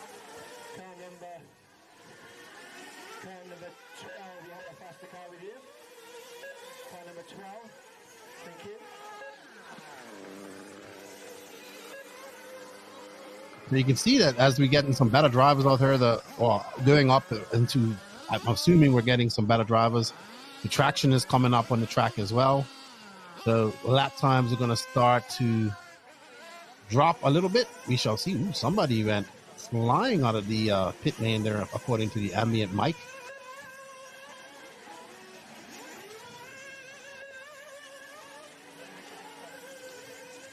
Yep, Peter Harder, the Danish over 40s racer. He's the only driver so far with a 48 second in the 48s, I should say. 2 more in the 49s. One of those Jack Willits. And we got Philippa Plim. Yep, you see the Swedish flag next to her name. Philippa. Crunchy. So RC Racing TV isn't at this meeting. They are not there physically doing the camera work. It is the ACAR Spanish Association film crew that have been filming the Spanish Nationals all year for 2024. The RC Racing TV guys are in studio in the UK producing. You guys have Frank on the other side. And I am home in the Dominican Republic. Calling from the studio. Hurricanes. I'm from Bermuda originally, and you can never avoid hurricanes because it's 20 miles long and 1 mile wide. Yeah, it's the hurricane avoiding you, really. You can't really move an island. 5 minutes left. I'm like, where are you going to go? To my house and just watch it go by. It was weird. I was looking at the track, the anticipated track of the hurricane, and it is literally going to end up over San Antonio, which is where I used to live. Yeah, San Antonio, Texas. Most of the hurricanes for here in the Dominican Republic, they usually hit the East Coast, skirt along the South Coast, and go up that direction, or make the curve and go up through Haiti and Cuba and all that stuff, and up the East Coast to like Florida. I live on the north coast of the DR, and we do not really get hurricanes up here. We have mountains right behind us that push them off. Yeah, and so but we do get flooding from the rain, so that's our big issue. But you don't get the wind damage as well then, or the swell damage. I mean, there's always the chance that it can happen, but it mostly goes down south. That's good. So we cannot. Go ahead. So I just wanted to reiterate that we cannot do follow. I know I've said it over and over, but we cannot follow anything because we have no direct communication with the cameraman there. Lee Martin is not at this event. No. This event is for more amateur drivers or drivers that don't make A finals at Euro A's. And also, there are no speaking top of drivers racing. Yeah, there's none of the top drivers, top names on the track, but a lot of them are physically there helping out. Absolutely. Well, there's a few there physically, but Lee Martin actually, did you know this? He actually won this event way back when. The B Euros. In 2008. Wow. And that was when it was in Bergerac in France. Do you know any of the other previous winners of this event? Of the B Euros specifically? I think Davide Ungaro won it. He is not. He has not. I know Ricardo No. Montero won it the first time, and the only time he ever went. Yeah, that was way back in when it was at Bio-Delete, where I've been there before for the 10th Buggy Euros. Marco Barufalo. Yeah, He won it. yeah, running a WIRC now, I think it is, or is it? Yes. Did Dankatine ever win it? No, he hasn't. Okay. But, I would love to have a list of winners of the Euro Bs. Where would I find that, Frank? You would find it on EFRA.ws. If you go to, I have a list here, obviously, but there's I think I have to find it. Let me see, just a sec.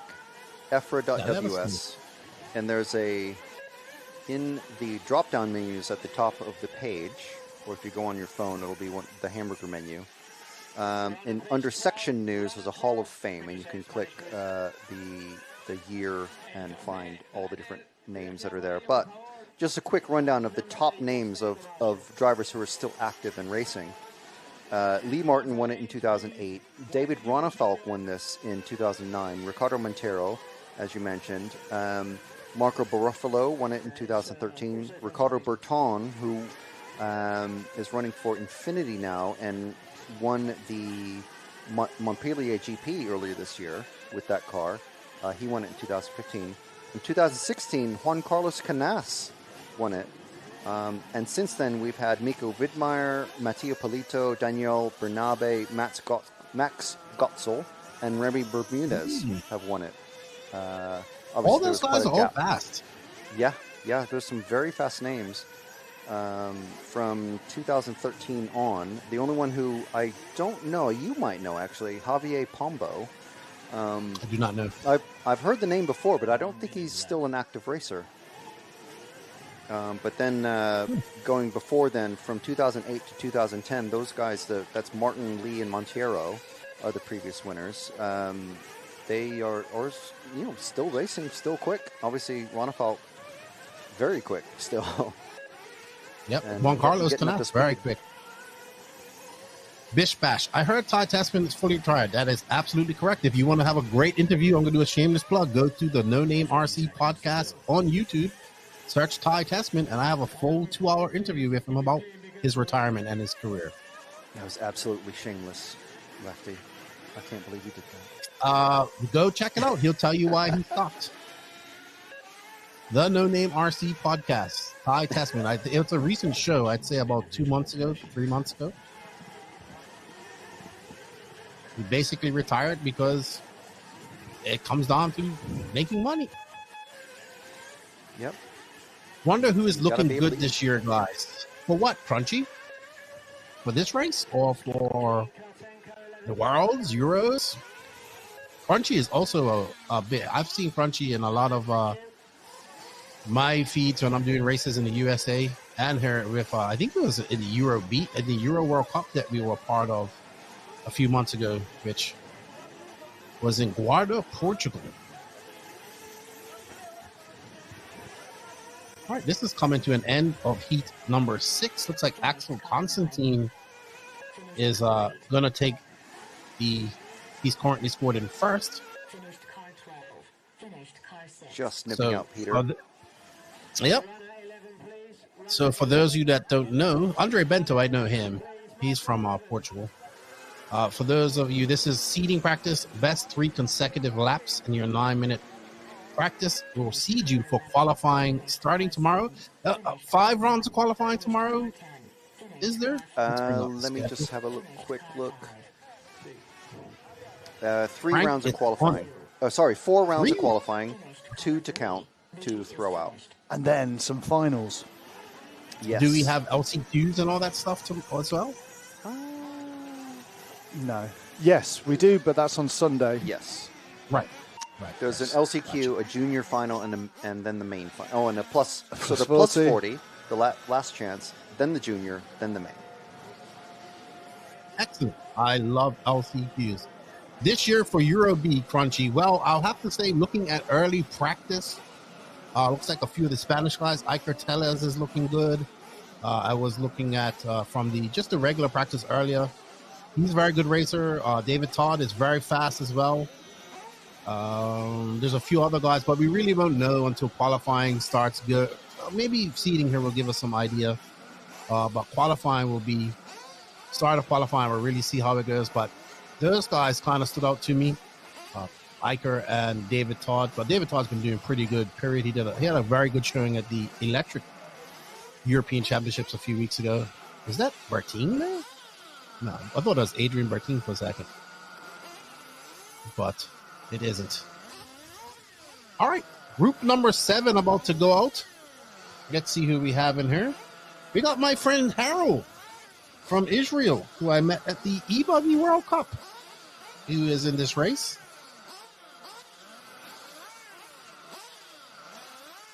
I'm just going through here to see who we have. We have one of the Likey. We have Holger Likey in here. He's a junior. Great family, racing family. Harold is also a junior. He's only 15. It's good to see a lot of juniors in this race. At this race, I think that's also very good for them. Absolutely, we have a ton of junior racers. Yeah, that is the youth of the future, and we need to put some focus on them. And this is a great race for that. So you can see a tire choice from that's a great shot. Yeah, there's one of the tire choices. I can't tell what it is though. No. Six mic. Is it? Well, the wheel nut is. Yeah, it's true. You're probably better looking at their sponsor stickers. That is Adrian Bertin. I think that is. Yeah, that is I can tell from the back. I thought so. That's Bertin. Yeah, in his Corsa-Tech T-shirt there. Yep, they're supporting Corsa-Tech, I assume. I'm surprised he's not running in the 40 plus category. He was at the e-buggy. There isn't a Gama right now, Frankie. Look at Holger Likey. He is a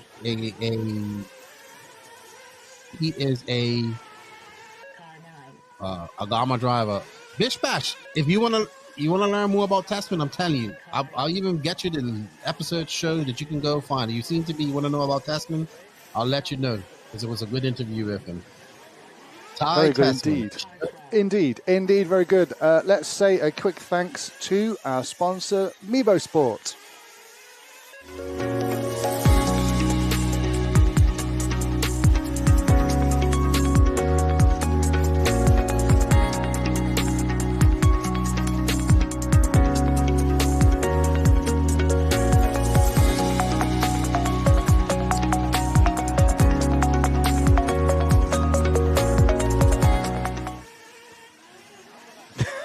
We're back.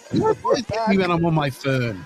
Well, the thing is, you're always on your phone, Lefty. Yeah, you are always on your phone. You're getting that QR code again. Make sure you join the EFRA 1/8 Buggy broadcast channel, and that's going to have not just all the information about this event, but that'll keep you up to speed with everything from Chile for the Euro A in just like 2 weeks, 3 weeks at the most. Chile will be there. Let us get back to the racing action as Group 7 are out. But yeah, join that group and be kept up to date with everything that cracks off at this event and the future events for the 1/8 Buggy section, which includes e-buggy. Back to you, Keenan. That's right. The Euro A's is looking very good. So Chile, third time they've had it in a while. I think third time. They did a complete track change from the looks of the warm up, and they're going to do some changes going into the actual Euro A. And I think that's one of the Likies, because that's an Agama right there, and that is car. Oh, okay, it was. Now we're back on this other car. Yeah, we did have a question on if there are any Agama cars there. Obviously, we're watching one, or we were. But yeah, there's a good group of Agama racers there. A lot of them coming from the UK. And we saw some mechanics in the pits wearing the Agama shirts, Nemo shirts. So yeah, there's definitely several there. Mark Rumble, they're doing I think he's doing double duty, Team Great Britain yeah. manager as well as Agama support. Yeah. And feeding me some inside info when I'm able to shoot him a quick message. Yeah, let me. That's what we're relying on is inside information because we're not there.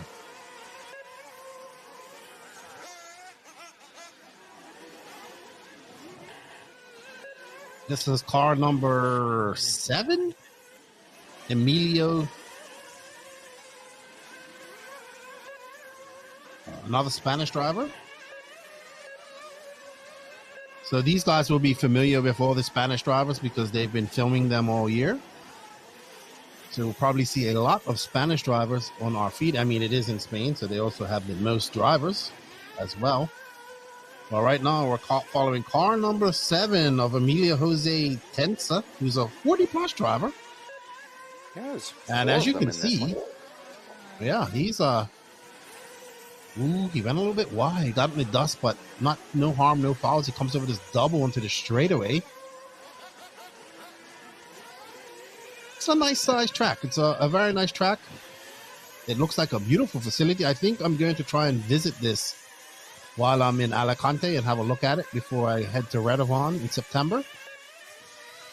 As it goes around that 180 up to that backstretch over that double, which is a very nice shaped triple. I can tell this is a Mugello track. I'm pretty sure. I'm wondering if Mugello built this track.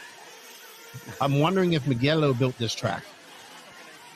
He kind of has his type of. You can see his style of track that he builds. And I think it was him and his girlfriend. Getting it all wrong is Emilio. Right there, but Marshall gets him and flips him back over. And we are currently now following this brilliantly pink car with yellow wheels, clearing. Let's see what type of car. Let's see who it is. Car number 9. Oh, we have a UK guy, Darren Hayden. Ah, yes. I think that's one of 2 Hayden balls that we've got at the event. Euro 8 is the last weekend of July. Punchy. And I will not be commentating on that. I will be at another race. We're going to have Nick on commentary for that one. And I'll be, at the same time, I'll be commentating the large-scale touring car Euros from Switzerland. Unfortunately, not there, but they just had a massive flood event that just happened to the track, so they've been very valiantly rebuilding it, basically. Most of the camping facilities, it's just checking out the I can't remember what, MRTM on Facebook. You just search for that, and you see all the pictures of them rebuilding the camping area. The track itself is unaffected because obviously it's tarmac and asphalt and all that. But the camping area is absolute floodplain. But so it'll be good though. And the week before is large scale touring car Euros. And there's a lot of racing going on that weekend. Yes, large scale, a lot of big racing going on. Yeah. And then the week before that is ETS for electric touring car. It's a very busy time for us. Archie says, "I will be back then." I will. I hope you tune in. I'll be calling quite a big race in the USA, so I'll be there for that. And then I will be together with the RC Racing TV crew in September.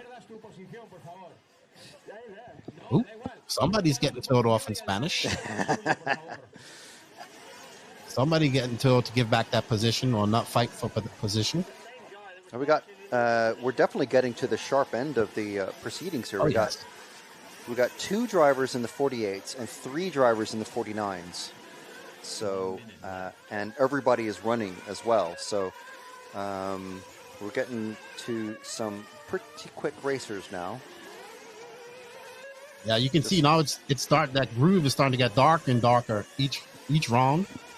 So the more fuel and more tires being consumed there, it's just gonna get better grip. Maybe not more. It will definitely get more grip, but it'll probably get a more predictable grip as well. So it will be interesting to see how these drivers do with that. And I know like a David Todd or Iker Tellez and one of these guys are really wanting to because they are pursuing the professional RC career. I know they definitely want to get themselves a Euro B win under their belt. Attention to individual finishings. But this guy is looking very good out there in this blue and white car. I think we was following him earlier. This is the... Oh, as we hear the little beep, beep, beep, beep sound, that means that this is over. Their 9 minutes is up. What was that sound? Beep, beep, beep, beep, beep. It sounds like a little mini air horn. Beep, beep, beep, beep, beep. Finished car 4.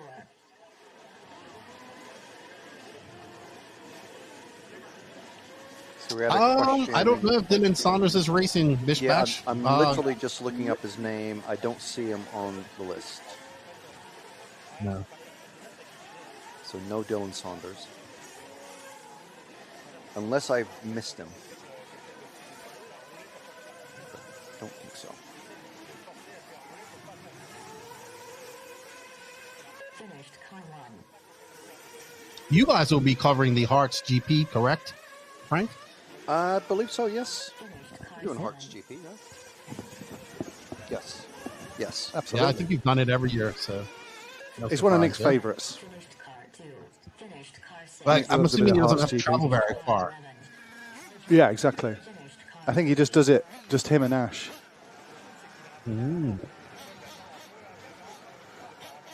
All right. So we're going to make a few minor adjustments Car number to what we 0. see from the Yeah. timing, because it's frustrating me that we can't see how much of the race is left currently. So we're going to lose timing for a short while, and then it will come back and we'll have a countdown clock so we know how much of the race is left, because that would be really nice to be able to see that. But Finished car we'll have 3 minutes until the next run, so that's good news. finished. And you know what, we've got a massive bevy of things that we can watch to fill gaps. Oh, yes. I tried to touch on this earlier, but there was so much stuff to cover. There's some amazing bits of interview footage from previous Euro B events. Some very familiar names, not so familiar faces. Well, if you really try, you'll recognise them. Yes. Yeah, baby racers who we know now quite well to be fully grown men who drive quite fast. Yes. But anyway, we're going to check out some of those clips in a little bit, and we will be back with you very shortly. But let's have a quick look at where the Worlds is going to be taking place in September of this year.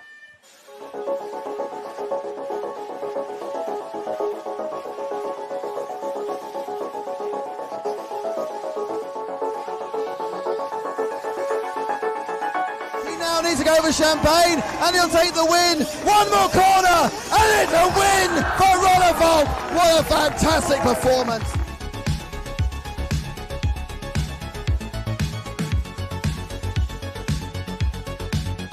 And Boots is champion. Boots takes it. Wow, what an amazing performance from Elliot Boots. That is remarkable. Turns around, Burton's going to get it. Burton comes around. Burton is got it. Burton is the European champion. What a result. What a race.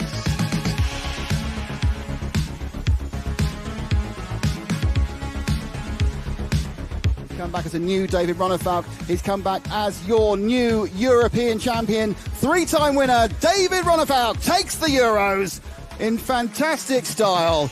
Yes, I still know how to win, I guess.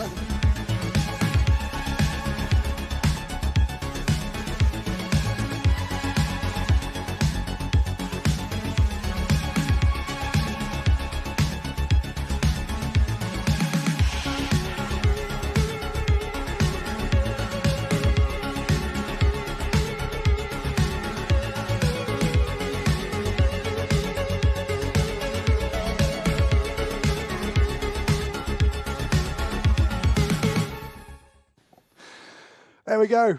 And we're back. We That's are definitely back. Some good racing to look forward to there.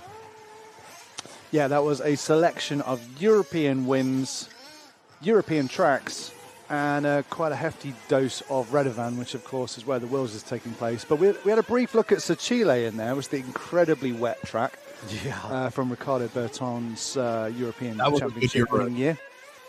That was a good race. It was. Yes. It really was. Was.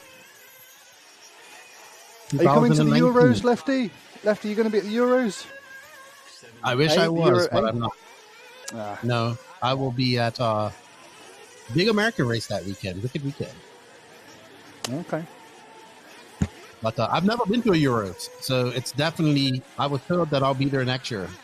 It's going to be in Barcelos. Of course, and it's like you're home from home, Barcelos, right? I love Portugal. I love it there. I want to live there. I like it a lot. It's the same time zone as the UK, so you wouldn't have to get up too early. No, I'll be there. I'll be there. They're going to do a track change too, so it should be interesting to see. And of course, they have the first ever EFRA E-Buggy World Championships at the E-Buggy Arena in Barcelos next year as well. So that would be great. About time E-Buggy got a World Championship. But Nitro is still in the glory, and it's all about Nitro here. So definitely. Let's have a look if we had some of these races. Oh, there we go. We have a timer. Thank you. Now we have a timer. Thank you, Stephanie. Yeah. We don't have to look away at multiple screens too often anyway. Absolutely.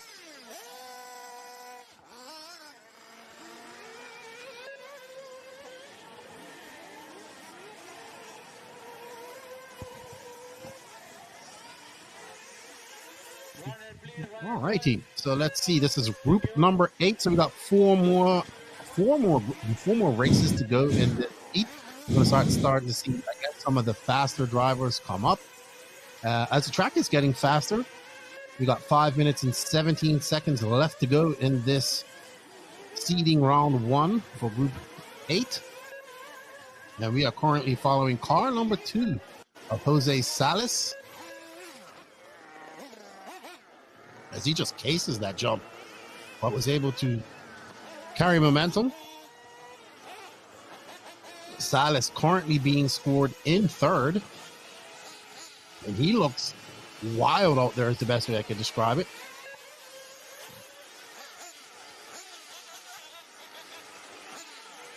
As he makes his way, there's a little bit of elevation as he goes up over that off-camera jump onto that double. This track definitely has quite a bit of turns on it. Car number 3, I think that is. Let's see. Or that might be car number 7. If it is, it's our leader from France, Dan Robin. Ooh. Great save by whoever that was, as they went off the track multiple times within a few seconds and was able to bring it back and hold on. And then now he's getting into some lap traffic, and there's a track cut that is going to be penalized. There's Harold making the run. Self-penalty. Self-penalty. He didn't even need Stetson to give it to him. I'm trying to see which car this is, but I think it's either car number 3 or 7. Car 3 is the one that just was off the track. So this is still car 3. All right, so that's Elian Fernandez, who's scored on currently in 6th. Yeah, car 3. Gained his composure a little bit. His car looks bright. I love his colors. It's good to see it all painted up. Ooh, always run race sideways. Yep. He gets a little bit sideways where he had a lot of issues on that part of the track earlier. So he was able to figure that out.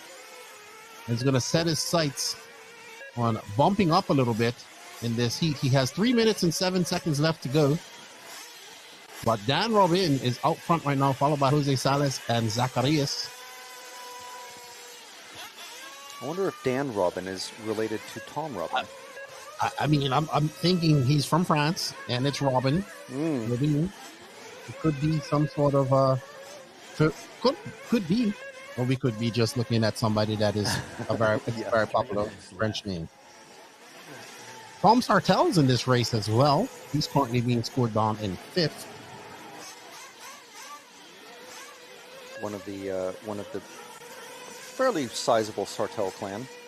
No Parientes in this one. think there's at least 3 of them in this this event. There are 5 40-plus racers in this one.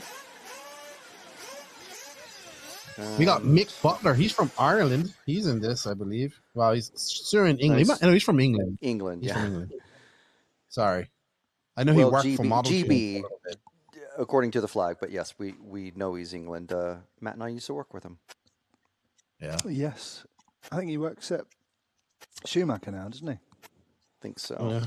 We're just having a few issues with the feed coming in from Spain, and just bear with us. It will be back. I think it's back already.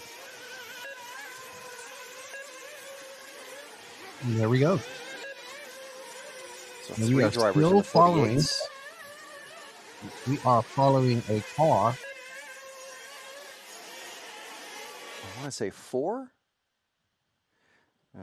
I think we need to get to having different color combinations. So we just look for the color combination and know what number they are. Yeah, like a horse Raw jockey. actually did that. Raw actually did that for the Nationals last year, and it Really? made it a lot easier. Yes. So they had What, different how did they backgrounds, do that? So they had as many, so whatever, they knew how many drivers were going to be in each heat. And so number 1 would be red with a white number 1. Number 2 would be yellow background with a black 2, Really? and so forth. They had different color combinations.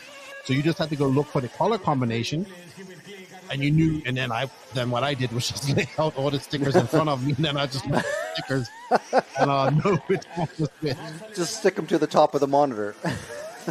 Yeah. That's. It sounds a little weird, but it seems to make sense actually. Yeah. Chris Lovell corrected me. Mick ain't Irish. I know. I know. I'm gonna bumble things like that. And the only reason I thought he was Irish was because he worked for Model Team for a little while. So I do apologize. And we got Jan Disler tuning in from Switzerland. Attention to individual finishings.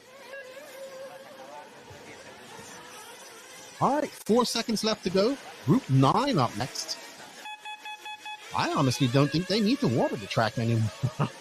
Number 1. Car number 1, Zacharias, currently scored down in 3rd. Let's see if he can put in a hot run. He almost got caught up on that concrete curbing. Finished car 3. Car number 8, please go to the pit lane. According to the schedule, they're supposed to water the track after Group 12. Finished So that's the beginning Oh. of Yeah. preceding 2. Finished car 1.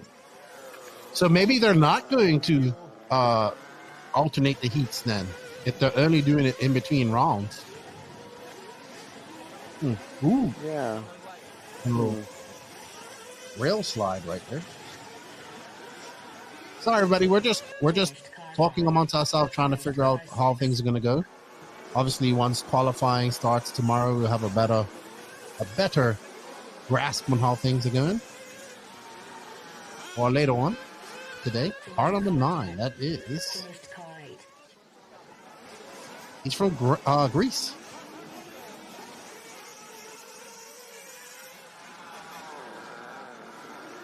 Ooh, I'm not even going to try to say that name. Savas. We're waiting. Yeah. Savas. Savas. Yeah. Teodoru. Teodoro. There we go. Frank got it. There you go.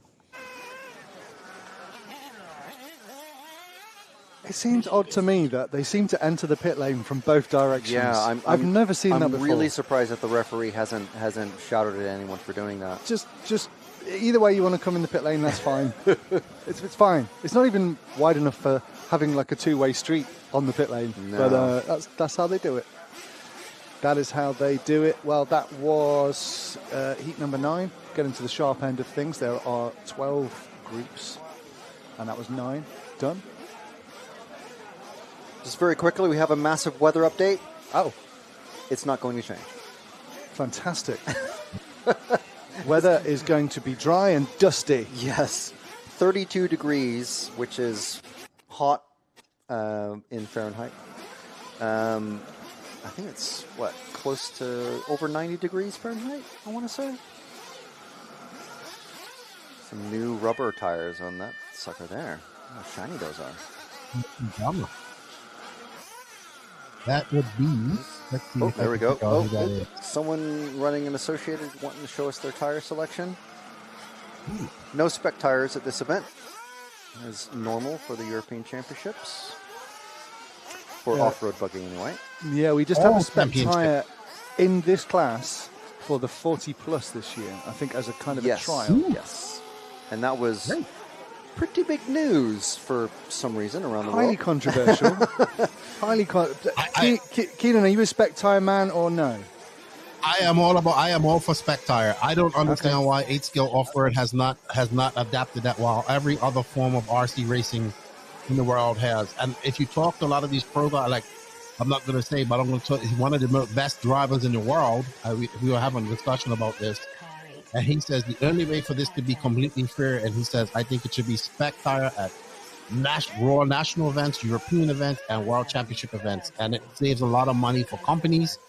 The only thing it doesn't, I'm also of two minds with that situation because I also want to see the best of the best. But that's why we have a pro class, right? So it comes back to, should we have a pro class? There's a whole pro class that runs. It's weird. I am for spec tires, but at the same time, I also am for. I do love the competition of the tires within the pro side of things. So maybe for the Joes, the regular racers who aren't getting paid to do this, a spec tire is a great option to keep costs down for them. But I'm kind of mixed because I like the tire wars as well for those guys who don't have to pay for it.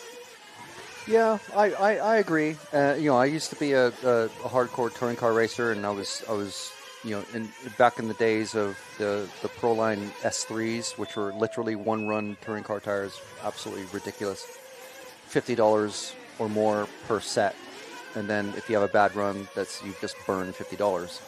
And I agree. I will name names because I had a good chat. Actually, almost a lecture from Bruno Coelho, one of the more recent times that I went to Radovon, and he was just telling me all about how just frustrating it is that it really needs to be a spec tire. And I was kind of wavering on the fence about it. I was like, well, it is, top guys. But I think for organized European and national events, probably it should be a spec tire. But for a race, like, I don't know, just name a big race that's an independent race. Why not? Just go, have an open tire if you want. But can I put the argument across from a completely different angle? And that angle is that the media rely on sponsors to make events coverage like this happen. Like, we rely on that. If you go to a spec tire race, you will never get a tire company sponsoring any of the media. If they are the chosen spec tire, they don't need to sponsor it because they're everywhere. If they are not the chosen spec tire, they don't want to have anything to do with the event, and they pretend it doesn't even happen. So you will not get a tire sponsor at a spec tire event, which does damage the quality of the coverage. That is just my 2 pence. Yeah, there's various aspects and perspectives for sure. So the top driver that told me this was Ryan Mayfield as we was having this. It was actually last year at Wicked Weekend, and we got to chatting about it. But I get his side was it's just fair for everybody, and I get that. I understand that. But yeah, there's so many races out there that we don't have spec tires. Why not have a world championship with a spec tire? But I get all the points, and I think there's just so much. Being as 8 scales, such a very big class worldwide, there's so much money involved in tires right now that these companies want their tires to win and do well, and there's so much competition going on out there. So I get that too. Yeah, let us know what you think in the comments, whether you're on the EFRA Facebook page or YouTube channel, or on the RCTV Facebook page. I hate spec tire, says Crunchy D8. So there you go. There you go. There you go. Definitive. Make your mind up. Don't sit on the fence, Crunchy ID. I mean, if you is that your final answer, or? Yeah, I mean, there's all sorts of ways to see it, and yeah, a lot of it is a little, I don't know, depending on how you look at it, that there are certain classes that have just gravitated very rapidly and quite a long time ago to spec tire. But I think what's happened in 8 scale is that it's become so tire dependent that people are just used to putting on the fast tire that works, right? I'm gonna just put on this compound, and you go like what I'm using from an American race. You go through so many different, even in indoor races. Like in the morning, you might start out with this tire, this compound because of the temperature, and by this time, there's so much going into it. And I also think that having a whole bunch of tires on your pit table is an ego thing as well. But it really build a wall. It costs a lot of money. And, I'll tell you that at the Euro. I thought it was great at RCGP with RC2. I thought it was great, but it has to be controlled. I like how they control it. It can't be like, hey, we're having a spec tire at the Worlds, and you can buy as many tires as you want. No, there should be some control to it. Yeah. And that's true. Every other class in RC at a national European and a world event have spec tires. The only classes that don't have it is the 1/8 scale class.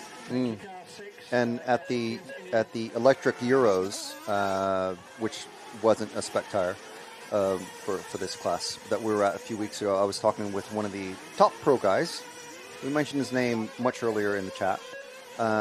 And he had literally an entire OGO bag, a travel bag, full of just his sponsors' tires.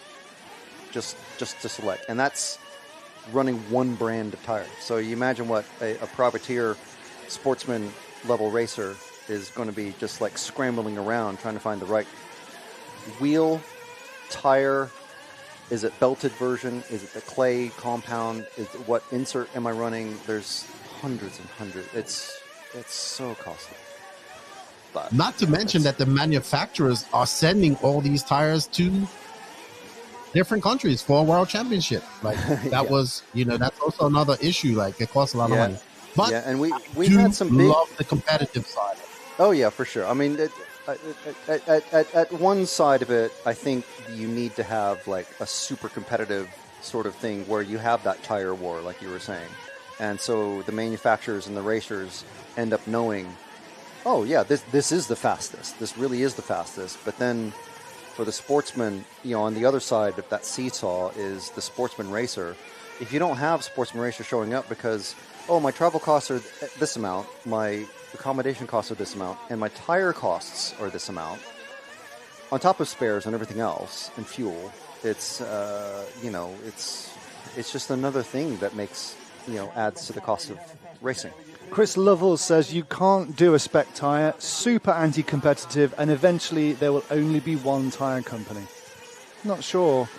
I mean, I think it's important that it's a different spec tire at each event, or at least a different brand. Yeah, but then, if you pick the wrong spec tire for a spec tire event, it will be a horrible event, and everybody will be very, very sad. And we've seen that happen many times, haven't we? At events that we've personally covered, you and I, Matt. Yeah. So it's there are things that can go wrong, but lessons get learned. Let's talk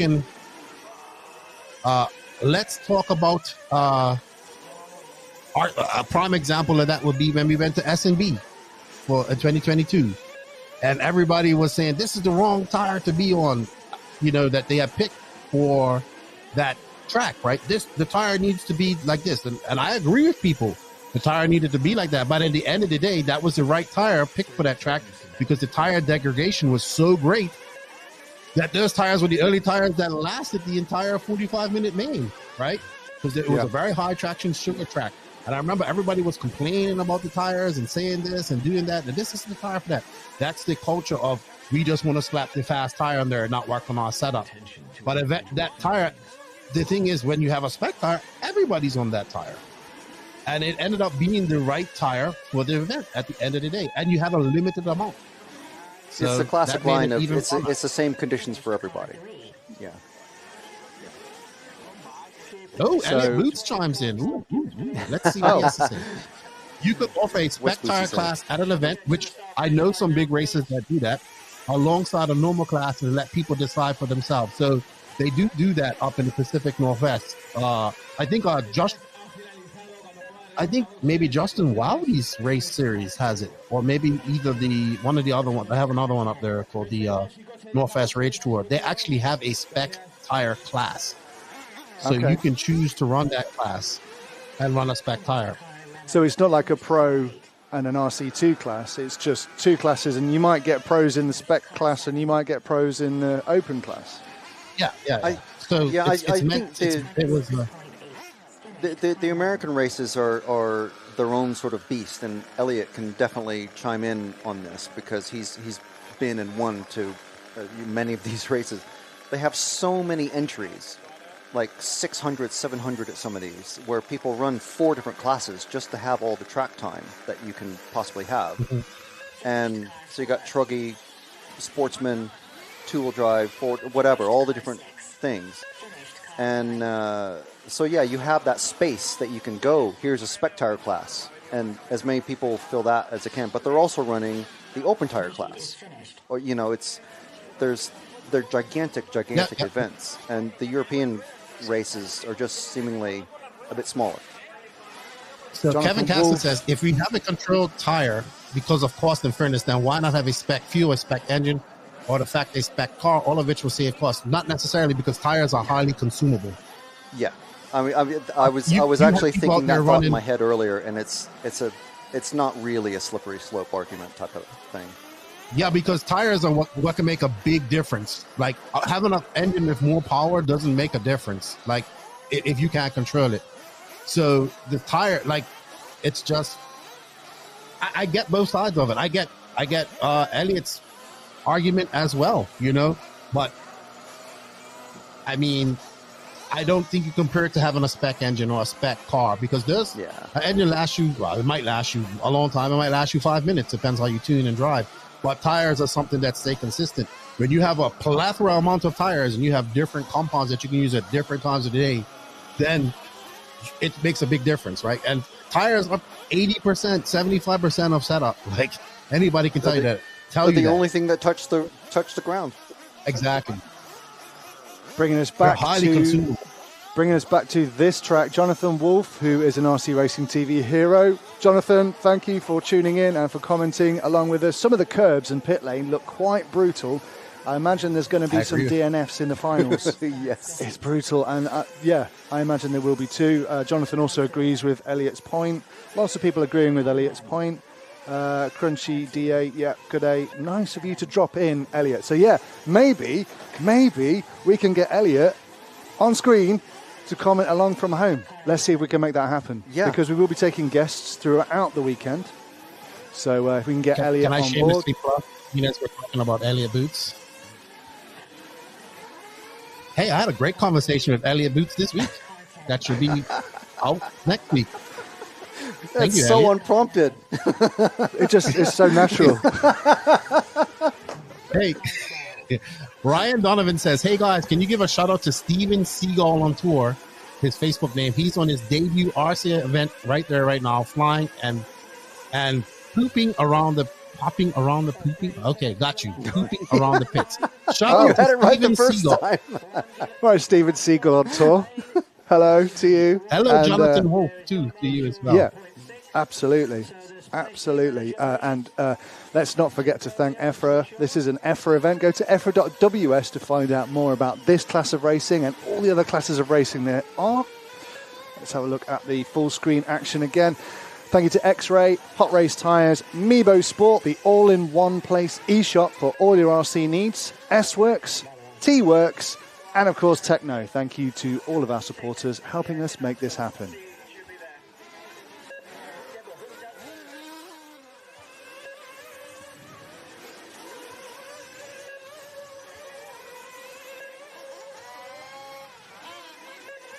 Frank's looking at this Stephen the Seagull on tour Facebook page. Currently has 63 followers. Is it safe to share? It's an actual seagull. Yes, it's a stuffed seagull. En route to Saks. Well, it's not a stuffed, as in a taxidermied seagull. Yeah. It's a more stuffy, of a stuffed toy. It is. Plushie. But look, it is actually. Oh, fantastic. Okay. He's running a Mugen. There you go.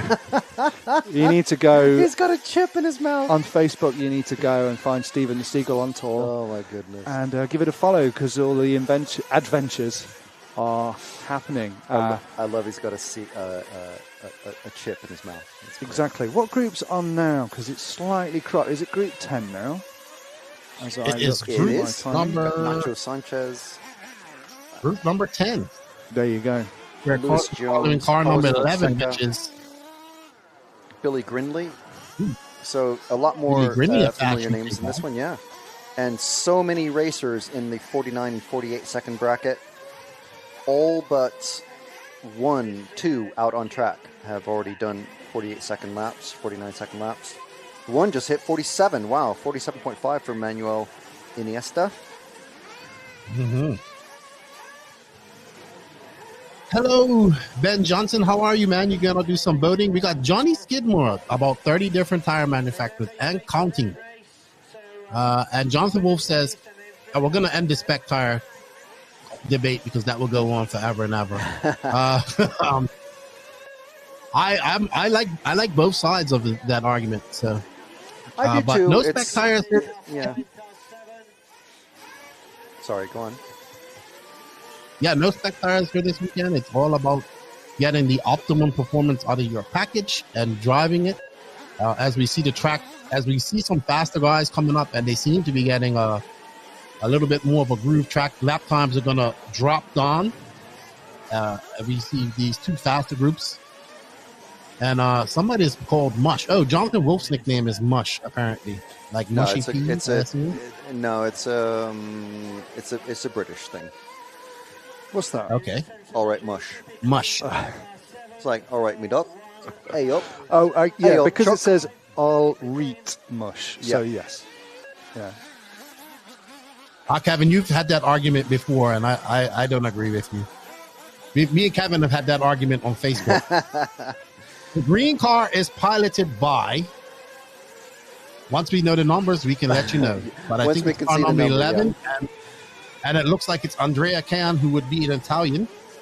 It's car 10, yeah. But right now, we're following car number 10. 8. Coming into the pit lane now is car 10. I believe, okay. So that's my eyes, John, I believe, could be wrong. Yeah, because it's Muscle Dude from Slough. Is it? I believe so. Is it the same guy? Look, that's car 10. Yeah. Okay, so we're watching car 10. Now we're not. But we were. And we were in Slough. This is car 4. It is the same guy. The JQ are like Ben and I were 4. like just like bodybuilder posing to each other. We need to find out that guy's name. I know. Lewis Jones. Whoever's pitting for Lewis Jones is well stacked, shall we say? But this, of course, is car number 4. Eric. Yeah. Slight JQ looking body there, Keenan. A little bit Eric too much yellow in it. Love him or hate him. Okay, so Muscles is Darren Hayden Ball, says John Skidmore. I've just messaged Mark Rumble to find out who it is. He's like, I thought you were going to be reporting on the race. This is the level of investigative journalism. Oh dear. Oh dear. So Crunchy Eye says, I like what Lefty said. He says we should take pictures of the people and not their cars. I think he said that before, but what this does he RC mean? Racing. Yeah, I didn't understand what that was. So when we do coverage over in the USA, we take headshots of people, right? So got you. face comes up there, and then, but that's more for the racer to take up. Let me tell you a little bit something about taking headshots and doing all that type of stuff. It is probably one of the hardest things to get people to do at a race. Let alone, so what if we have 10 cars that have got white bodies on them, that have just got one can paint jobs? We're not going to be able to know the difference, right? I agree with you. I think Mod might do something like that. I've seen people do where they have just a car. RCGP obviously led the way with this. But they just had all cars painted the same colors. They had the cars painted the same colors. Photos of the drivers. Right. We did that, right? Yeah, we did that. I forget that. Yeah, of course. But I mean, I like the idea of doing the body shells, but you're going to run into that. You're going to run into that. You're still going to be a stretch to see what they are. The answer is just to have clear and concurrent numbers on the car so you can pick them out. Like, that's what they need to do. Like, honestly. And that's something that needs to happen at all races a little bit more. It's a bit like with the way Formula One kind of followed the route that the World Endurance Championship did with the shark fins, so that they could the teams could put more sponsors on the cars, but also so they could put numbers so that the spectators and people who aren't, I know exactly which driver that is, like level of geekery can follow. Oh, well, that is car number such and such. Very easily spot it on TV. So I don't know if that's now if that's anything that's if we rewind to RCGP, the last year when they had the cars running the same, like on the pros on the RCGP side, they had the cars running the same colors, right? But different color wings and wheels. Now that got confusing. That would be kind of cool. That got confusing. Like white wheels, white wings. In hindsight, it was great. In hindsight, it was a good idea, but it was very confusing for, I think, the spectator watching, and it was also confusing for as a commentator calling it. In the beginning, we got used to it, but I think people know like what Dakota Fenn's car looks like or Elliott Booth's car looks like. What about Ongaro? Like Ongaro changes his paint job every race, So it's usually like blue and white and yellow and orange. But it's more yellow now. It's more yellow now. Well, I like the idea, Crunchy. Implementing it is a big difference. And it comes down to manpower, right? You guys are going to these races with 2 people, 3 people at the most. We're going to races over there in the USA with 3 people, 4 people. And we're trying to do moving cameras, interviews, all that type of stuff, headshots. I like the headshots. It puts people, so when we first started doing the headshots, people would not come up and do it. And now, when we go to a race, people line up to get their headshots because they want to see themselves on TV. That's and cool. the people at home want to see themselves. But you have to set aside a setup, Dave, for doing all the headshots, right? Yes, you do. I mean, it's time consuming. We kind of do it during the racing because there's no time to take off during these big American races. So we kind of just do it like during the first round of qualifying, like after they turn marshal, people will come up and then we just have a line and we do it for a set amount of time. We're going to do headshots from this time to this time, and the race director is constantly calling them out. But now people come and get it done. Or a lot of people say, well, you had my headshot from the last race. Well, we want a new one. But you change your haircut. You start charging for headshots.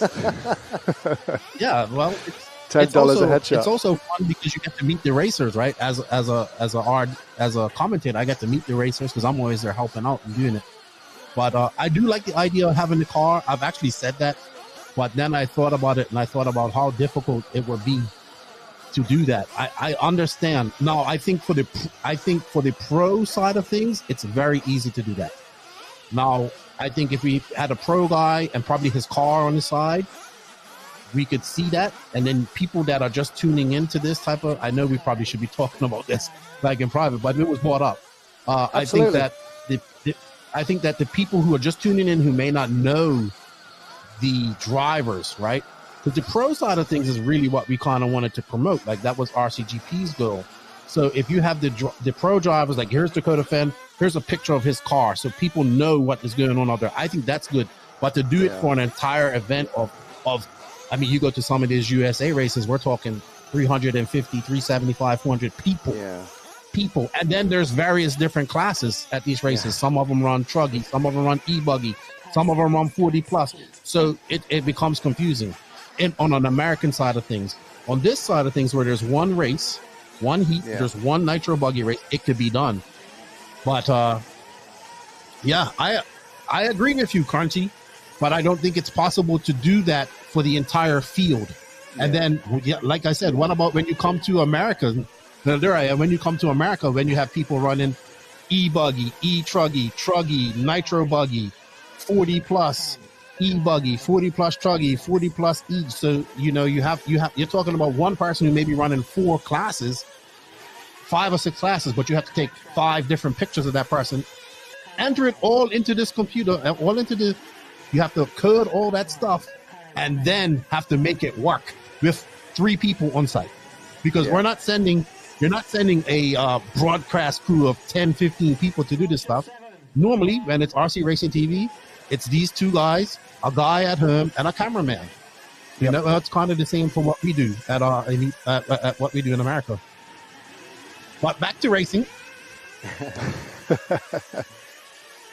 So we have the top heat here. I think this is Iker Tellez, who took very fat. Well, he's not. This isn't Iker. I know his paint job, but this is the sharp end of the stick, as you guys say. We have Bradley Beard, Iker Tellez, Hugo Taravon, Eric Leike, Gabriel Astorino, very fast young driver from Italy, who's been doing some very good things.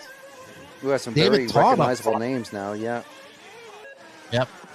So now, I think that's David Todd right there. How do I know? Because I recognize his paint job. Car number 1. Number.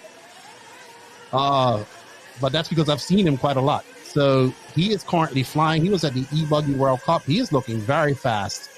He is running a Mugen. That car looks good. Ooh, he's getting a little drift action there. But some very fast, up-and-coming young racers here. Almost everyone doing under 50 seconds as their fastest lap. Iker and Hugo both doing 47 in the 47-second lap range. And then David Todd just joined. David Todd just hit 47.4. Yeah, Todd just threw down a 47.4. So he is on rails right now. But it's not about that one fast lap. It's about 3 consecutive fast ones. So let's see what happens.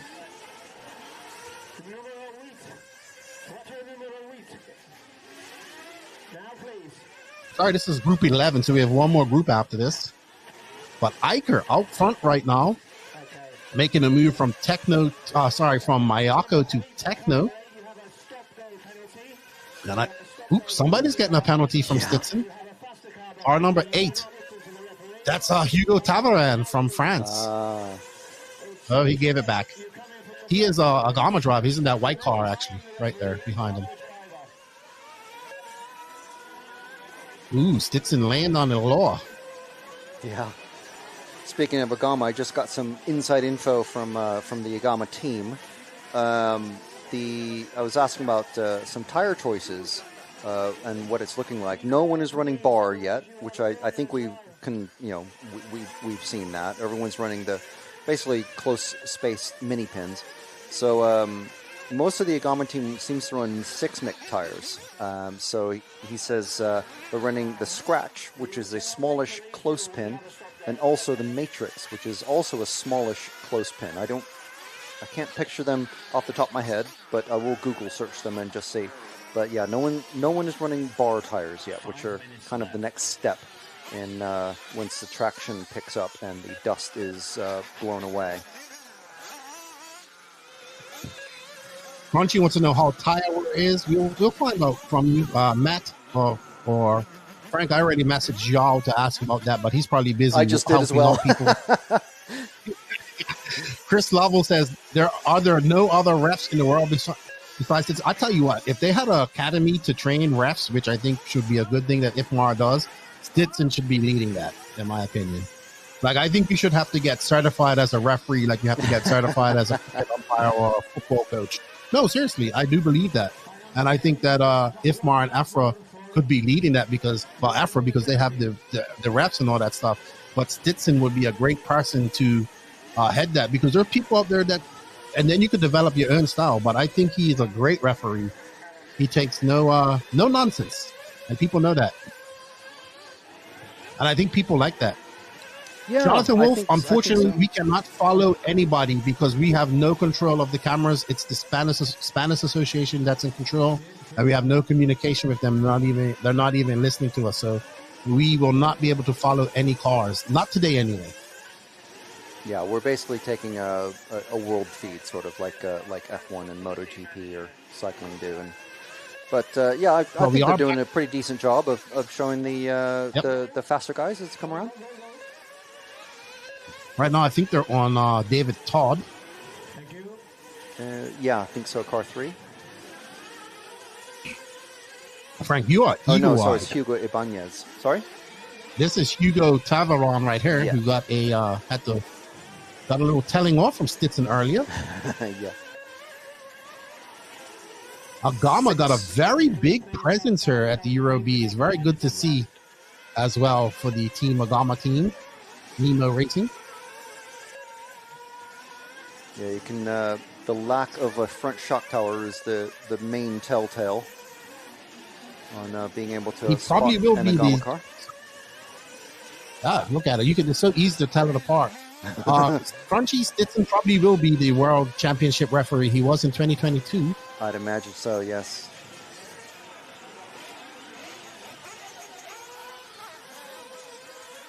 Ooh, I like Kevin Caston's idea. We'll talk about that after this race. But right now, we're following the French driver Hugo Tavaron, in that all-white Agama. He has not got his race paint on yet. Delete the lap, please. Delete the lap. Car 5. Ooh, somebody got a lap deleted. Ooh, Wow. I've actually never heard of that. That's amazing. Stetson is wonder not if- happy. There's two Agamas Yeah. right there. Ooh, nice. I like to call what he's doing is calling traffic for the faster guys and saying number 8, you have a faster car, blah blah blah. But obviously it's he's only speaking in English, but this is English is the official language of all EFRA events. So if you speak no English, Maybe they need a translator up there. Ooh, car number 0. we have a turtle caravan going ballistic. Great martial effort. That was Eric Likey. One of our was that British Eric? junior racers. Yeah, almost certainly running the Agama. You can see those lay down front shocks.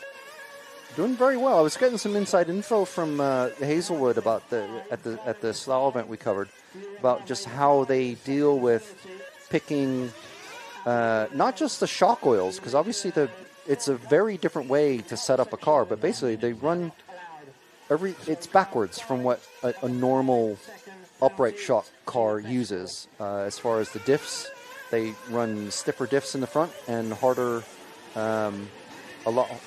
whatever. I haven't run Buggy in so long. I'm sorry, but I think they run harder shocks or harder oils in the front normally. Is that right, Lefty?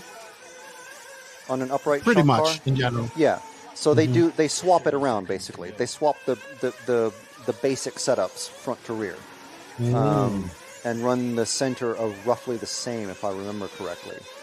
And that's basically what they've done.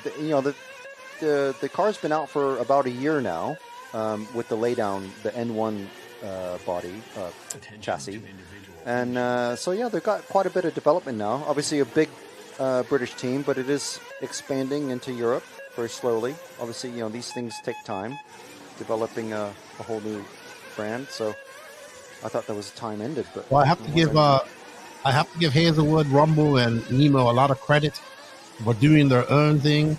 And I've seen I've seen a couple of these cars because I go to the Southeast quite a lot in America, and Don Elliott and Will McGyver are two Agama drivers that are fairly decent, regionally fast guys, and they race quite a lot. Like, man, Don, if there's a race going on, and there's David Todd's dad right there next to Liam.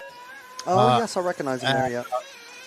Yeah, he's actually from Ireland. So David Todd is actually of Irish descent, English descent. Yes, there are some females racing, Philippa Pim and a couple of others, Crunchy. But basically, I've seen the Agama race on very rough American tracks, very high traction American. I guess I'm not live, am I? Yeah, you're live. You are live. Keep going. Oh, okay, Keep I'm sorry. Don't let him High distract traction you. track. I've seen that Agama go on probably the most blown out track ever, which I'm going to next weekend. and do just as good as any car with regular stand-up shock. So I give a lot of credit to Hazelwood and those guys for sticking to their what they believe in and what they want to do, and doing something different in RC. Yeah, for sure. And the two-wheel drive buggy looks intense. It looks really cool. It looks really cool. I just want to say that there were two racers in the control practice run that we just saw that actually got into the 46s for their fastest lap time. Ooh. And that was Iker Tellez and David Todd. Yeah. No surprises there. No surprise. A little exclusive you can hear from David Todd in the RCGP Inside Track, which was filmed at the e-Buggy Euros with Nick Damon and a host of special guests. That is going to be going live at some point in the next 24 hours. Awesome. So watch out for that on the RC Racing TV YouTube channel. A fantastic chat. Find all about David Todd and his Irish heritage and his Spanish allegiance, and a whole host of other world champion comes along, and others. We had a few drop-ins. A few drop-ins. But anyway, speaking of drop-ins, we're going to take a minute and we will be back with you right after this.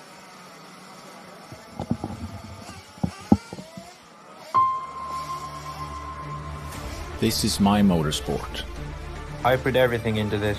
It's given me so much more back. The best friends. The best moments. The best skills. And experiences. I put hours into tuning the setup of my car. From camber to tow.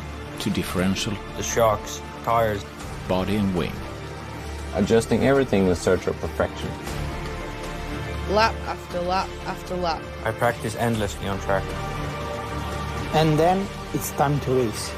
We are in for a barnstormer. Wants to make the move. He makes a move stick. Ronald has a look down the inside. Can't find a gap there. What's it going to be? It's a race to the line, and Skidmore takes it. Killick gets a kick down the straight. Oh, Walter's going for the lead. Through for the third spot. It looks like Newman's got it. Bruno gets the jump off the start, and Ronald Volker. It's all gone wrong for him. Your European champion, Dario Balestre. Racing at every level is hard. And it doesn't always go your way. Leading Newman. Oh, Newman's having a nightmare. Oh, and that's Figueiredo rolling. Spot on the pony. Oh, Garo's over. Oh, Ballestri's flamed out. They can stop. Oh, Craxton is just gone. He's taken out the fence. Oh, and he's got the cone of justice. Oh, he's broken. Valkyries is broken. Sometimes you lose, but you'll never forget the important things you win. I've made the best friends through RC. I joined a team through RC. I traveled the world through RC. I have a career through RC. I have a business through RC. I have a family through RC. Together we race, and together we win. Whoever you are, you can race with us. RC is the most accessible motorsport on the planet. RC is my motorsport. I put everything in. It's giving me so much more back. Thank you.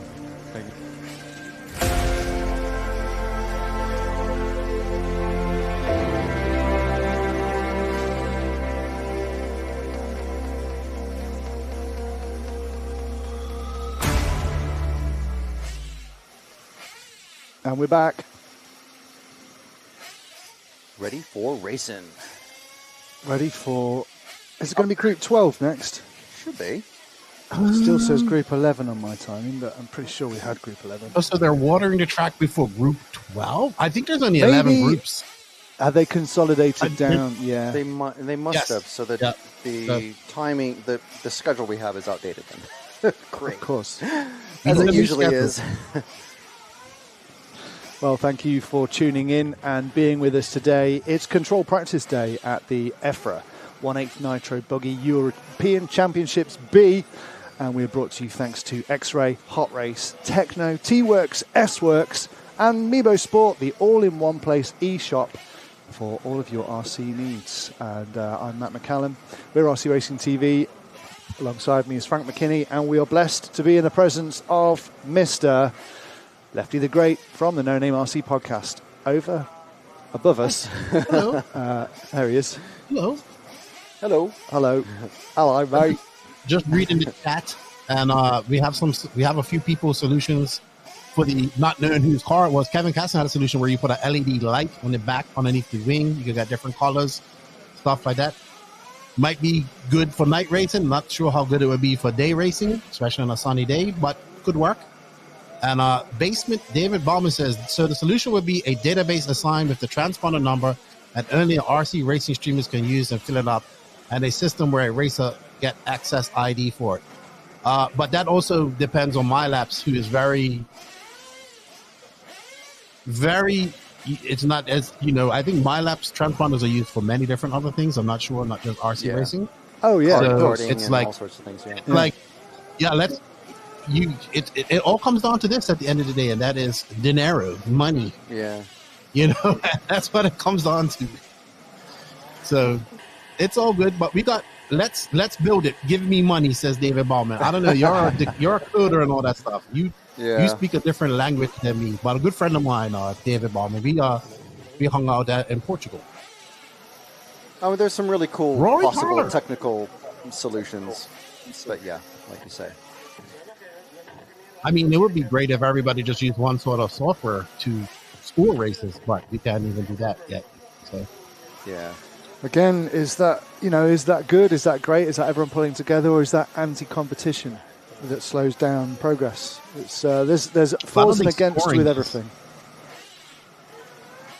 Absolutely, positive and negatives. Do the positives outweigh the negatives? I would like to ask the chat for some of our American guys tuning in, what you guys think about a B championship. We talked about it quite a lot on the podcast. It's something I would love to see happen in America. But what do you guys think about possibly having a B championships?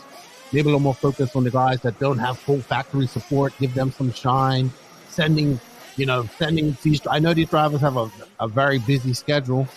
Sending them to help support these drivers at a race would be great and a great experience for up-and-coming racers, in my opinion.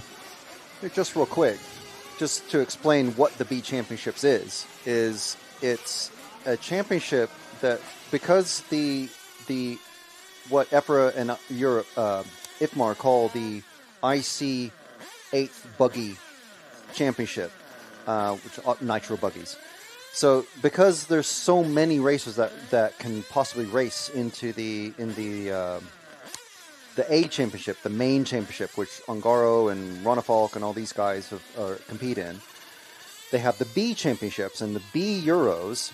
You're not allowed to race in it if you finish in the top 40 positions of any A championship in the preceding, I think it was 2 years, or in the A final from the past 15 years. Yeah. So basically, it's not for top guys.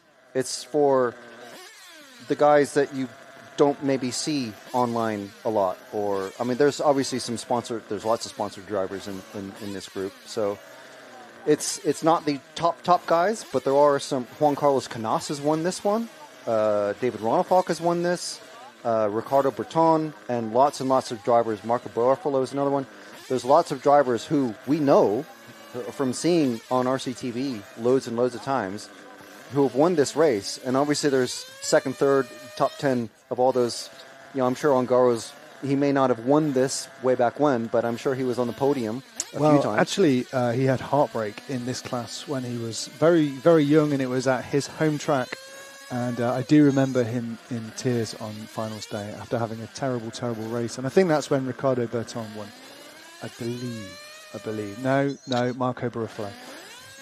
But anyway, yes. Ongaro doesn't tend to have good luck at his home track, which will be an interesting story when the Euros is at his home track, the A Euros that is, in just 2 to 3 weeks' time. That's in Sacile, Italy, at the Ongaro Ring. At the Ongaro Ring, there's very rarely home advantage. Well, there was in the warm-up, but that didn't count for anything. And no one wants to win the warm-up, do they? No. Yeah. And they're going to change the design in Sacile as well. I was told, not completely, but they changed pretty much the hill track. But they're going to make a few different, maybe a different surface too. I heard they glued the surface for the warm ups, but the rain washed a lot of it away. Just want to answer some of the chats. Kevin Castle, everyone in America seems to have full factory support. I'm not talking about being sponsored, because sponsorship does not equate to skill level. I'm talking about having Ongaro is here at this race. probably helping out the Matrix guys, probably helping out the Associated guys, not racing. He's there, showing support. That's what I'm talking about. It's like a stepping stone, but then the argument can be that America kind of has that because they have an intermediate class at most of these races, or expert, or that middle class, which can be. But I mean, having a driver there that doesn't have to worry about his racing, he can fully focus on you and helping out a team. I think it's a great thing. I mean, we saw great results from this at the RC GP Loves RC2 concept that we had going at RCGP. So it could be. And you'll see. We will see indeed. I'm just muting the ambient audio because we're having a couple of glitches coming over in our feed from Spain, but we're here, don't worry. And we can still see the racing action in the screen. Cars will be released soon. I think they're watering the track a little bit more. Yeah, there still are, yeah. Here we go. Cars are off. Let's have a listen to that sound. Do we have 3 seating practices or just 2? 2. Okay. That is the last round right now? Yes. Well, according to the yes. schedule that we have, which, yeah. Yes. Yeah. So we're running till 6:44 p.m. local time, which is 5:44 where we are in the UK. I have no idea what time that is in Dominican Republic, but it's we have another hour or so to go. 12:44, I'm hearing in my ear. So Keenan's lunchtime, our tea time. Cars are on track now. Yeah, it's ready here, so. Another hour, 11:30. Yeah, about lunchtime. Crunchy says, Matt, how come I haven't seen you on RT Racing TV for a while? How come you haven't seen me? I'm not sure. You've seen his work. He's busy and making sure they're steering the ship. Yeah, I'm a behind the scenes guy usually, but this is fun. I'm enjoying doing this because it's new. So yeah, I like to do new fun things. Yeah, once this gets old hat, he's like, I'm out. I'll be over there somewhere trying to work out the next crazy thing that we can try and do. But there we go. iCar, as you're seeing there. Here are our colleagues over in Spain who are hosting the live stream for our Spanish viewers. And if Spanish is your native tongue or you prefer to hear it in Spanish, then by all means go over to the iCar YouTube channel and you can watch that coverage there. It's the same pictures, it's just different audio. So, yeah, they are probably talking about the facts. And do we have any kind of overall after that first control practice? Just about to post that into the EFRA broadcast. Bit of a seeding that we can see maybe. I'll make Keenan full screen. I'll let him know. I'm looking for it. Iker Tellez out front, it looks like. Iker Tellez, David Todd, Matisse Peri, Hugo Taveron, Hugo Ibanez, Manuel Iniesta, Ivan Navarro in 7th, Eric Leike in 8th, Eric Rodriguez in 9th, Tristan Rayner 10th, Gabriel Astorino 11th. Let's go through the top 16. I guess top 6 will go through to the semis. I always think that way. Tristan Rayner, Gabriel Astorino, Mark Dizawart, Nacho Jimenez, Alex Kamba, Julius Skidalodi, Maximin Noble is your top 16 after the first seeding practice. Absolutely. I'm just putting that a link to that info and the list of the top 10 drivers in the EFRA broadcast channel. So if you check that out on the EFRA Facebook page, you can get a full link and the top 10. Scan the QR code to the left of your screen there. You can join the 1/8 Buggy broadcast channel and get all of the info sent directly to your phone in the form of a Facebook message. It comes through Messenger. And we did this for the 1/10 Nitro track Euros, and it was a great success. We had many people join the group, and you were out and about over the weekend, and you can see... Just pops up on your phone. It just pops up. Yeah. Oh, someone's TQ, etc., etc. I finally got it. Just to explain, yeah, I finally got it after that time. So just to explain to people how this is working, I know I have people message me and say, "Hey, so you going to Spain this weekend?" I really wish I was. I really wish I was. I am in somewhat of Spanish type of play. I am in a Spanish country, but I am home in the Dominican Republic. The A car have their own film crew who've done a great job of filming all the nationals. Had a national tour at this exact track about 2 months ago. That's on YouTube as well. So they're doing the filming. Matt, Frank, and Mr. Perry are doing all the production there in their studio there. You can see Matt and Frank. And of course, I'm in the NNRC studio here where you guys have seen me talk continuously about RC for too many hours. So that's just one podcast. That's how it's working. And then we have other people we have Stefan in Sweden. We have this person over here. So it's a multinational production there. Multi-continent production. To a global audience, which is amazing. Yes. It's always amazing how that our dedicated viewers and listeners, or however you're consuming the feed here, people chiming in from all over, from, like I said, from Minnesota and California and Philadelphia and Australia, and of course all over Europe. So yeah, great stuff. Fantastic stuff. Thank you very much for watching. Thank you again to our sponsors, X-Ray, Hot Race, Meebo Sport, S-Works, T-Works, Techno, RC, and of course to EFRA, who allow us to bring you this. We are the EFRA official media partner for EFRA, and you'll be able to see this and many more EFRA championships during the rest of the year. Absolutely. You can see they just watered the track, so that groove is now gone. And it's going to have to be all made up all over again. But I guess the track crew knows what they're doing with it. And it shouldn't take too long to come back. It seems to be pretty hot there, so 90 in Fahrenheit, 90 plus degrees there in Spain. They have quite a breeze, and this is the last heat this is the last round of the day. It'd be interesting to see how they do it during qualifying tomorrow with the watering. I guess we'll find out. Exactly. We are currently following this yellowish car, which is car number 2. That is Oscar Martinez from Spain.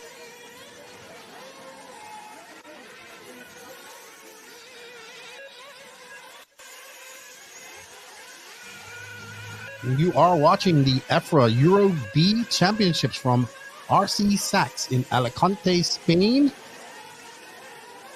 And this is just practice day. Tomorrow is qualifying and some lower mains. So a full day of RC racing for all you RC fanatics out there.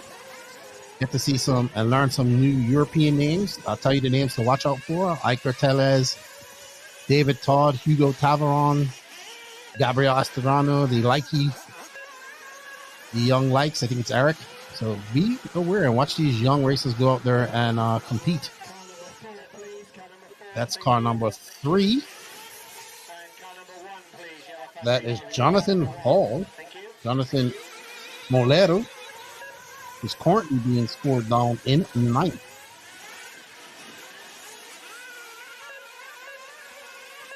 I'm told that the Hot Race guys are using the Miami Hards. Really? That must be. It seems to be quite a variation at this early stage, really, with the still the changeable track conditions. So some drivers liking the bigger pins, some liking the smaller pins. So it hasn't really condensed down to a single type of tire, really. So it's a bit of a mix still. Well, it looks like the car we was following had a Carson. He flamed out and back into pits, but he still has time. They have 9-minute runs. He only has 1 minute left, so he doesn't have much time left. No, you're not going to get in 3 laps in 1 minute. So I just looked at that. Unfortunate.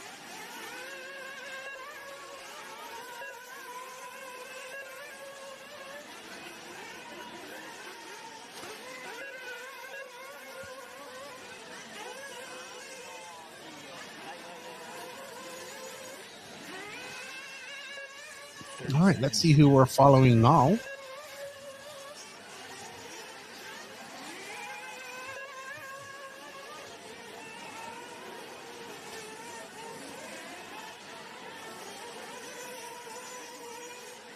You can see that the track has definitely lost some traction with that watering. So the track is probably,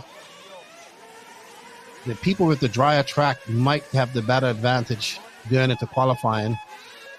But if they do it fair and they water things, everybody will get a watered track or somewhat of a watered track for a qualifying round. So we'll see how they organize things tomorrow.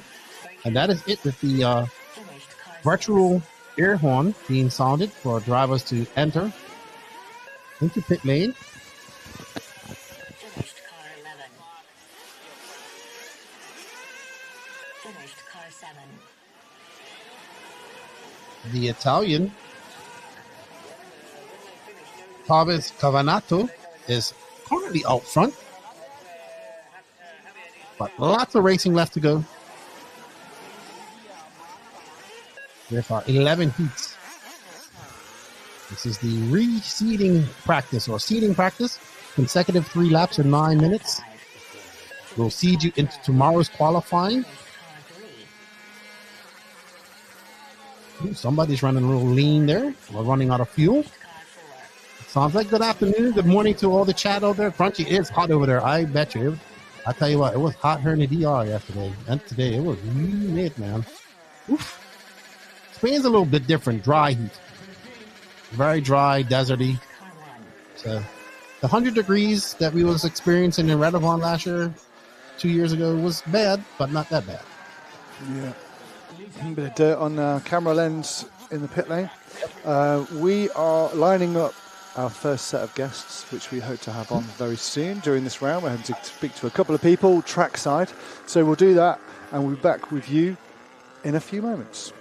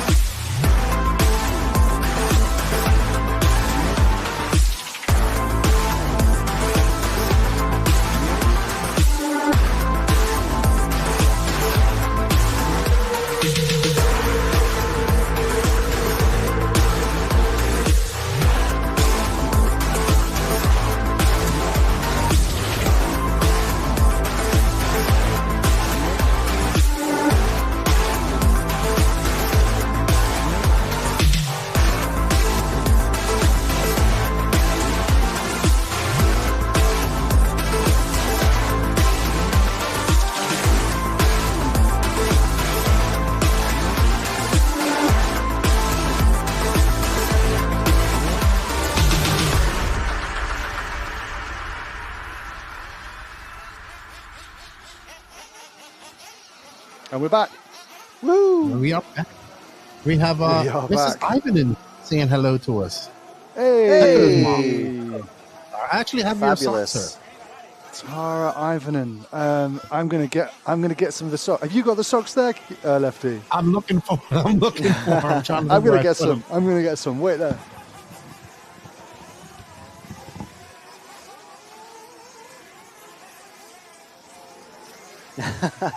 I was just reading the comments here while everyone's looking for socks. So Crunchy D8 is saying, if Spain is playing today, they could time it so that the racing is finished so the Spanish can go and watch it. Well, I don't know. There is quite a lot of crossover between, well, all sports. Obviously, most of these guys are F1 fans. A lot are MotoGP fans. Obviously, loads and loads of football fans. And here we go with, here's the socks. Here's some of the socks. And these are just... They're just how much of a legend Tara is. This is Pekko Ivanen's mom, who has made these by hand, not just this pair, multiple pairs of socks, which is just amazing. I think almost all of us have a pair now. Yep, these are the studio pair that we use. How the communal pair that live in the studio.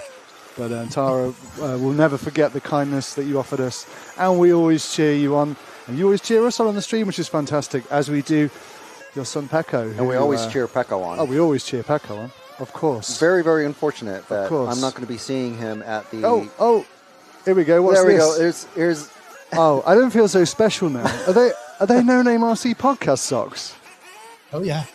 Oh, yeah. Oh, there we go. They're inside out. Trying to get them. There So we look, are. let me see. Hang on. Let me. Awesome. Let me. Oh, What there am we I go. doing? There. Lefty. Here we go. Look at those bad boys. Oh, that's fantastic. That's fabulous. And a mic. With the logo and everything. Thank you, That's Mrs. Ivan. Yeah, that is fantastic. So probably I won't never be wore seeing. those. I'm not going to be seeing Pecco at the large scale off road Euros because you're going to be seeing him at the 1/8 Buggy Euros in Secule. Yeah, really interesting situation. EFRA have a very busy schedule, a very busy season, and sometimes events clash, and we don't like it when that happens. But bizarrely, large-scale off-road Euros and the 1/8 Nitro Buggy Euros clashed. Yeah. And but for both events, that's a bit of a catastrophe, in my opinion. But particularly for large-scale off-road, they're losing a lot of their top drivers because they're off to do Nitro Buggy. Yeah. But Anyway, Pecco came about that close to winning it 2 years ago in fairing. Large scale. Yeah. Did he lose a wheel? Ran out of gas. No, that was last year. Ah, okay. He ran out of gas. Ran out of fuel in fairing. 2 years ago, and then lost a wheel in the semis. So yeah. We're back on again. It's Group 2. Let's take a closer look at Group 2. Ooh, we got a gaggle of cars right there. Yeah. As Nick would call it, a clumping.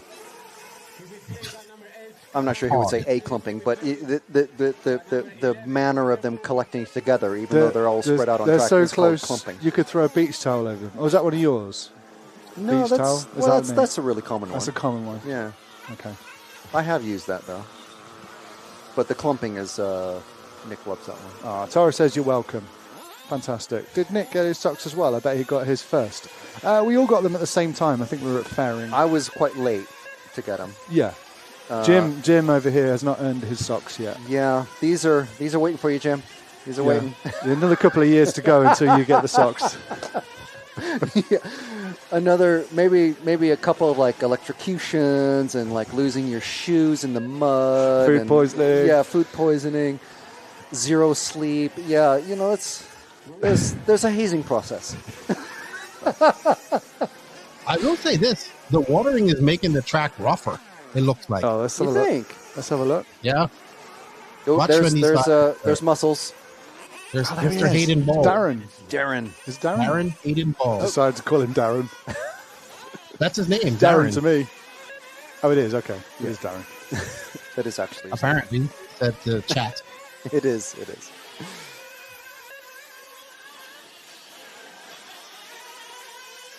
Jonathan Wolf, one of our heroes again, saying he's a cheerleader for Harry Weymouth in this heat. Harry. Sorry about that. I'm not sure what happened with the sound there, but it just clicked off, but came back very quickly. Harry Weymouth running 11th out of 12 so far. Got Antoine Brulé running, 48-second lap. And it looks like a consistent 48 seconds. Jeez, that's very good. It looks like the timing is taking the fastest 3 consecutive laps and then just kind of doing an average, maybe? Because Antoine doing, looks like, consecutive, multiple 48-second laps. And you can see on the timing result there on top right of the screen, just underneath the elapsed time remaining. Well, the time remaining, I should say. Too oxymoron sort of phrase there, but 48.3, and he's just done at 48.077, which is, nothing nothing bad about anybody else in the group, but that's a very fast time for this group. Yeah, we'll see how it stacks up against some of the faster times coming up as we go. Maybe the water track is faster for these guys, but We'll see if it puts him up in the upper echelons of. It's more than one lap, but there's Propeller Hat guy. Yeah, Propeller Head's back out. Yeah, it's Group 2, isn't it? So yeah, he's back out. What is the actual name for that hat? I wonder. I don't know. 1950s cartoon. Car number 4. We are currently following Danielle Lopez.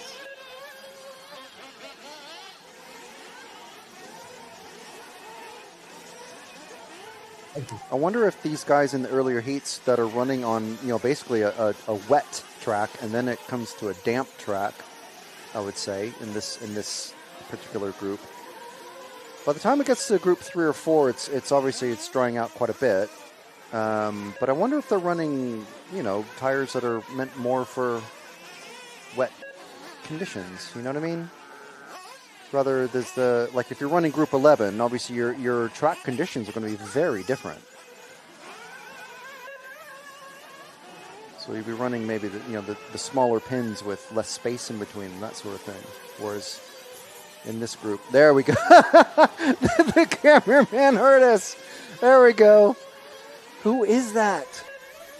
Here is Propeller Hat, man. That is amazing.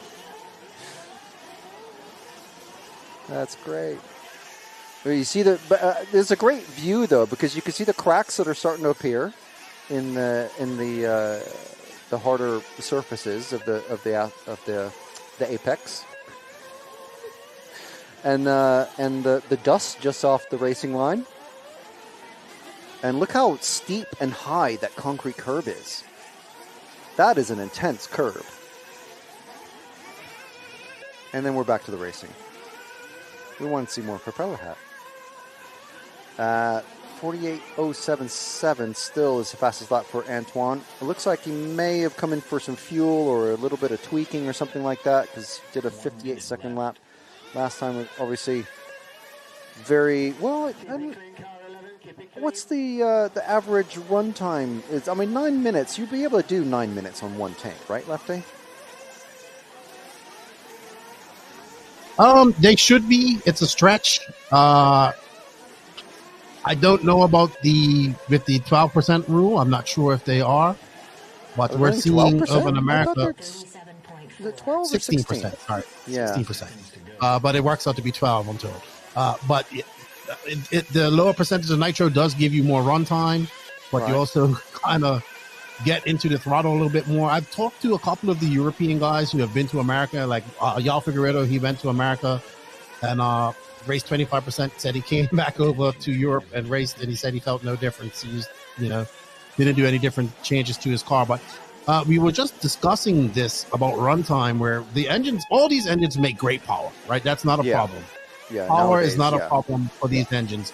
I think now what we're seeing with these engine manufacturers is runtime and longevity, like trying to get stronger parts, longer runtime, because the pit game is becoming the fuel strategy thing is becoming a serious thing in RC right now. Yeah. And in on road, you have with the foam tires, you have tire change strategy as well. 6, 7, 5, and 10. You go to the pit lane, please. I wonder who Lefty's talking to. Do you reckon that he's talking to JQ? I always secretly imagine it probably is. Yeah. Lefty and JQ live together. So, yeah, like Bert and Ernie. the opposite couple. Lefty's like, is it your turn to cook tonight?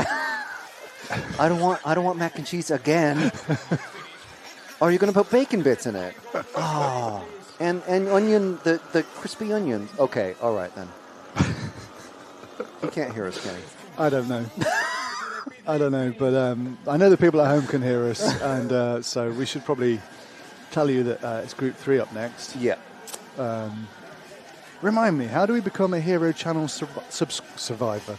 You have to be a survivor to First, be a you hero. have to subscribe and survive that. And then, well, no, you can join the channel without being a subscriber. But if you click the join button on the RC, there's Peter Harder in the gray hat. Ultimate Racing. I'm not sure. Well, they need to. Well, I shouldn't have even said the name the because they're man, not sponsoring us. Peter Harder, he ages incredibly well, doesn't he? For a 40-plus Danish gentleman racer, he ages very well. Does the Harder? And no, I do not live with JQ. My wife bought me some coffee, so I was just. And then she was inspecting my studio to see what new things I've bought that I haven't spent money on her. So, I've been hiding a 5 foot. I've been hiding. I have about 4 or 5 foot RC boats, and I have a new one. Oh my goodness! That I've been hiding from her for about a year. And, I have seen those on your Facebook. How could she possibly miss it? No, those ones are the old ones. I have a couple new ones. And then, of course, I have my extensive action figure collection that I'm very proud of. But Peter Harder, don't know him, but he said he ages very well. And there's a guy I haven't seen in a long time in the Mayako shirt. That's Liam Galvin, who used to be the JQ team manager and also used to be the mechanic for Elliott Boots back in the day. Yeah. So it's good to see him back out helping out the Mayako team. And they're probably also Bradley Baird is there. He's a very fast Irish racer. I'm expecting good things out of him. I think we're going to have a great bunch of finals coming up on Sunday from quarterfinals down. I just love ladder style racing as it is. It makes for such good racing. As the 8-car guys are getting ready, and Carlos is back on the mic. Carlos is taking up a new job. On the mic. So I'm going to. What am I going to do? Let's hear from our friends at Amiibo Sport.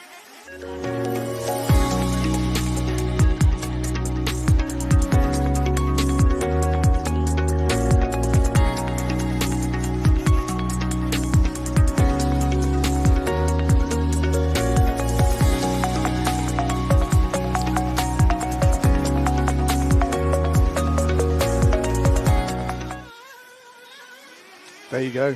Amiibo Sport is your all-in-one place e-shop to get all of your RC needs. If you're based in Europe, go check them out.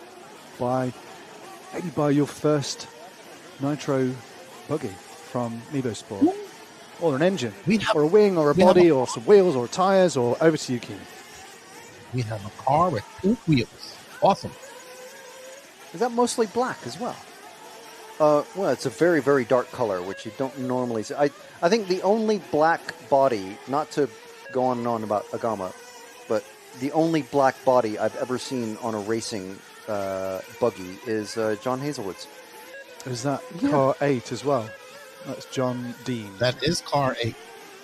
That's John Dean. That's John Dean. British driver.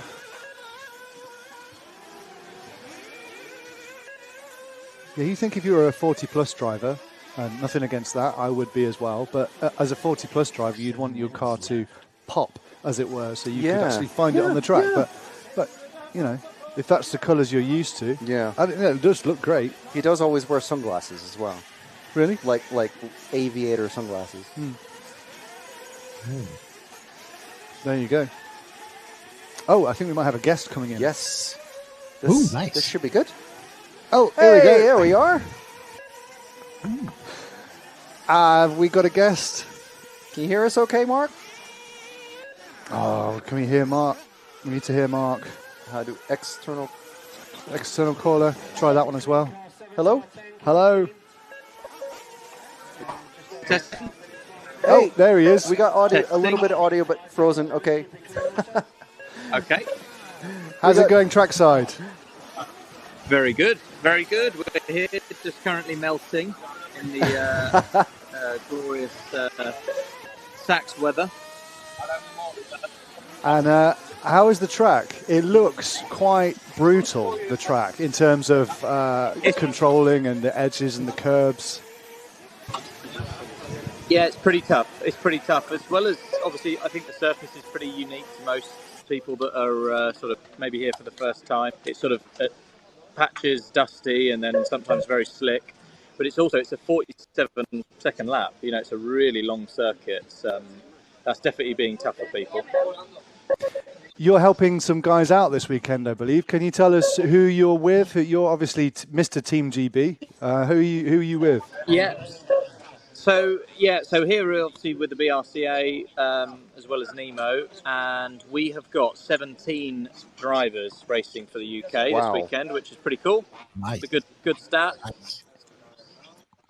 That's fantastic. And some highlights, drivers. Who should we watch out for in particular? Not that you have any favourites, Well, of course, obviously, but yes, of course. I'm going to sort of try to put on my impartial hat, but it's normally worn out. But obviously, at the minute, our junior guys are all looking fast, like the junior Team GB. So Billy Grindley, Eric, Holger, Caden, sort of our younger guys are all looking pretty fast. In fact, I have, as per Frank's request, I have grouped together 3 pretty fast juniors to sort of put them on the spot. I've done some serious media training with them to ensure that they are up to spec. And if you want and you've got time, we can do a little brief overview with some of our BRCA juniors, if you'd like. take it away. We'd love that. Please. We'd love that. So we'll go from youngest first. Is that probably how we should do it? So we've got Holger Light here. How's it going, Holger? Good. So I'll let you guys give some questions, or I can take it away. It's up to you. Holger, is this your first race abroad? I've been to quite, but definitely not my first. Okay, an experienced man. Yeah. Hey, Holger, what do you think about the watering of the track? I mean, it helps in the long term, but if you have to go on the track that's already wet, it's tough. Are the guys that are running early in the heats, early in the group, are you guys running a little bit wider spaced pin tires, or a different tire choice than the guys who are running later in the groups? Yeah, I think definitely.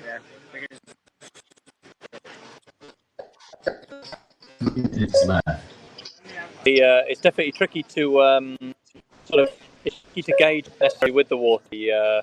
Such a big difference. We're talking multiple seconds lap slower after it's been watered.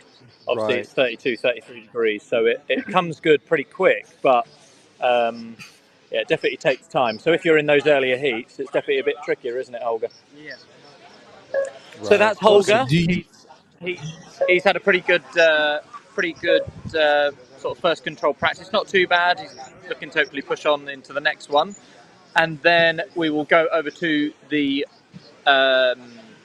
WIRC driver of Billy Grindley. I'm just going to spin around. It's quite interesting doing it in this sort of orientation. It's sort of complete selfie mode. But I think that's probably a little bit better, and I can sort of walk you through if need be, and hopefully we can hear what you're saying. So how's it going, Billy? Yeah, it's going good. You enjoying your race? Yeah. Good. Look, it'll shine on camera. All right. You'll soon get used to it. If you keep being as quick as you are, you'll probably have to do a few more video calls and bits and bobs like that. Yeah. But you having a fun time? Absolutely. You enjoying the track? Yeah, it's good. It's just boring out here, obviously, but the track's really good experience. Nice. I haven't drive on anything kind of like this before in the UK, but yeah, it's really good. And it's long old lap time, isn't it, compared to the UK? You know, we're sort of normally sat around sort of 35 seconds at a push, and then we're here nearly knocking on the door of 50 seconds. It's a lot of concentration, especially with the control practice. You know, doing those 3 consecutive laps with only 9 minutes to do it, it's pretty tough. So it's definitely getting used to and not cooking to death in the process. So that's Billy, another young Brit, and then last but not least is Eric, who's obviously just going to make sure his hair's okay for the camera. Eric's had a really good first control practice. He's currently sat 8th overall. Oh wow! Should be pretty pleased with that. He's, I believe, the second fastest non-Spanish driver. And then it's Hugo Tavernon from France is 4th. So you're the second fastest non-Spanish at the minute after the first control practice, which is pretty good going. I'll take it. You pleased? Yeah, you would take that. Yeah, exactly. The track's one of them easy tracks where it's super hard to get that really good line and be quick. it's the difference between the drivers is quite minimal. Yeah. So it's It's fun, and they've done some changes to the track, because you have been here one time, I believe, haven't you? Probably a couple of years ago, or maybe a year ago or so. But Eric and obviously Eric and his brother Holger have done quite a chunk of international racing, so it's it's a little bit more familiar, which obviously helps out in early doors in these events. And how do you guys? How does the team see the track evolving over the weekend potentially? Yeah, I mean it's pretty.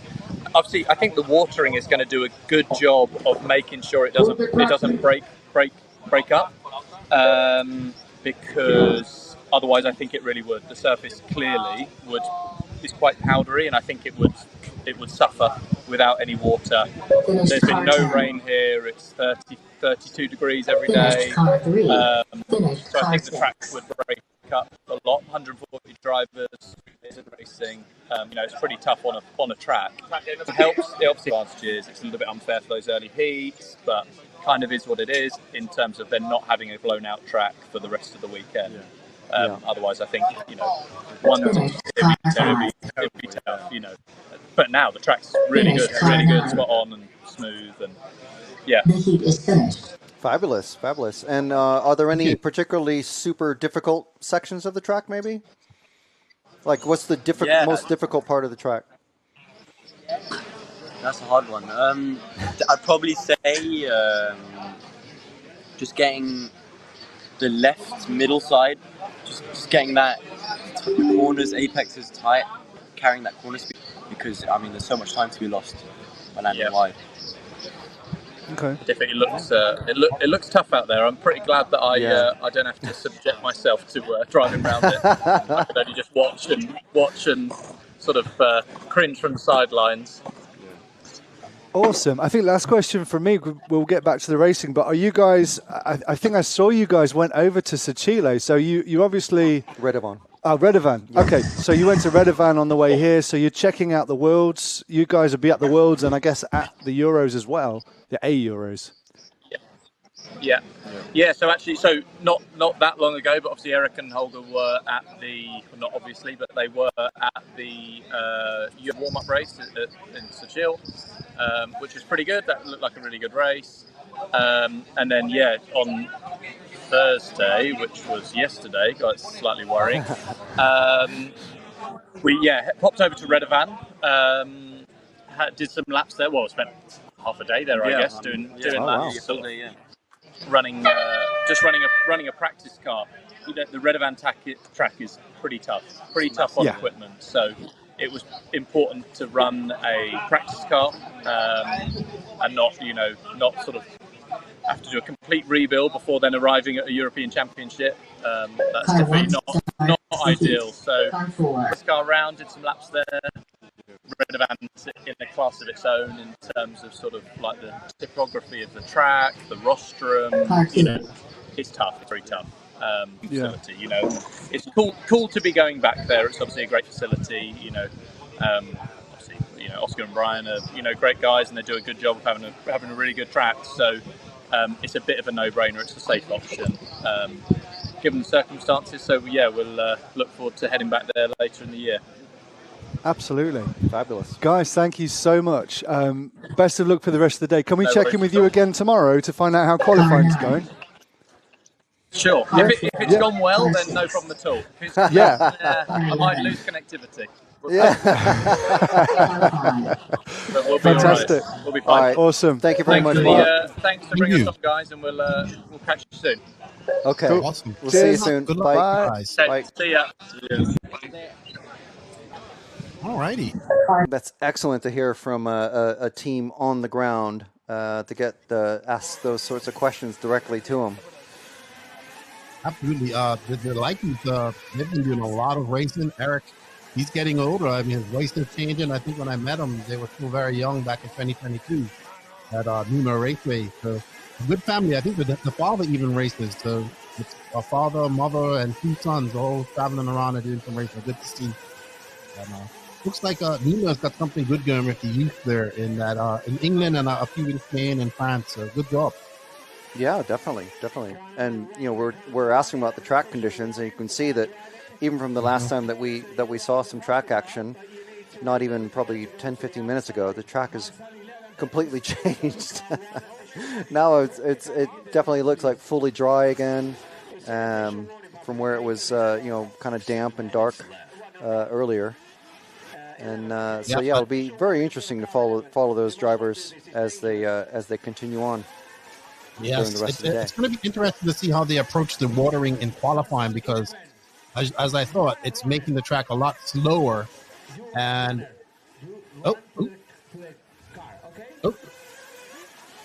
somebody got a drive getting it telling off. Yeah. I'm just going to have a look at the schedule tomorrow to see where the watering is supposed to be happening. Of course, we're down one group from original numbering of 12. We now have 11, but let's see. So just before the racing starts, then after the first, basically it's the slowest groups. The first groups of qualifiers are the ones going to be getting the wet track. So that seems to be what they're before qualifying starts, and then before each round of qualifying, basically. Okay. We are just following Lewis Trafford from the UK. Let's see what this car is, who doesn't have any ring numbers. Looks like car number 1. Did you get that number, Frank? No, I didn't. I was looking. He's not running his numbers correctly. Actually, he is on one side, but not on this side that we can see now. I think they should just run them on both sides. They're supposed to. Yes, there's supposed to be 3 numbers. One on the windscreen. Yeah, one on the windscreen or windshield. Nicolas Lanency from France. And this, I do like his color choices. They're like flow yellow, flow orange. Nice and bright, yeah. Definitely what I would need. Looking at this facility, it is a beautiful facility. Yeah. This reminds me of the type of dirt, I tell you, that you would see in Las Vegas, like old school Silver State races. Yeah. Maybe Las Vegas, where they had the 2016 World Championships. Mm-hmm. So when I was listening to how they were describing the dirt, it sounds very similar. It has to be kind of similar to maybe even Redovon too, but Redovon treats their surface a little bit different. This looks to be more of a natural. I'm not sure what surface they do. And Redovon also has a mixed surface as well. So they've got the paving slab, or what we call the patio area, and then they have that sort of like that wavy rumble strip that's all concrete or concrete blocks or something like that. And then they have a brick section where this is just all dirt. So it's quite an interesting. Well, I mean, you want to have something a little bit different, but you can see in some areas with that last apex that they just hit before that rumble strip section, the apex is just starting to break up, and fewer drivers than we saw even in the first group, the first round of control practice, or fewer drivers are going off the track, so they're getting used to it. Looks like David Shetty is out front from the UK. David Shed, sorry. And it looks like now looks like Scoring's fixed where we're getting their lap times for 3 laps average. So that's good. Okay, yes, we certainly are. So that's our total lap. Yeah. Mm-hmm. Total time over 3 laps.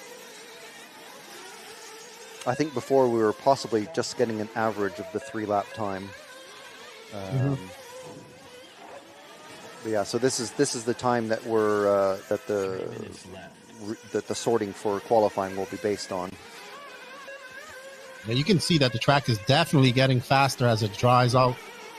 And like I was saying earlier, if I'm the track crew, from tomorrow on, I'm just watering the outsides, letting that light sprinkle on the outside to keep dust on, and let that line form up and let those ruts and bumps form. I know they cannot fix the track, but I'm not sure if they will fix it.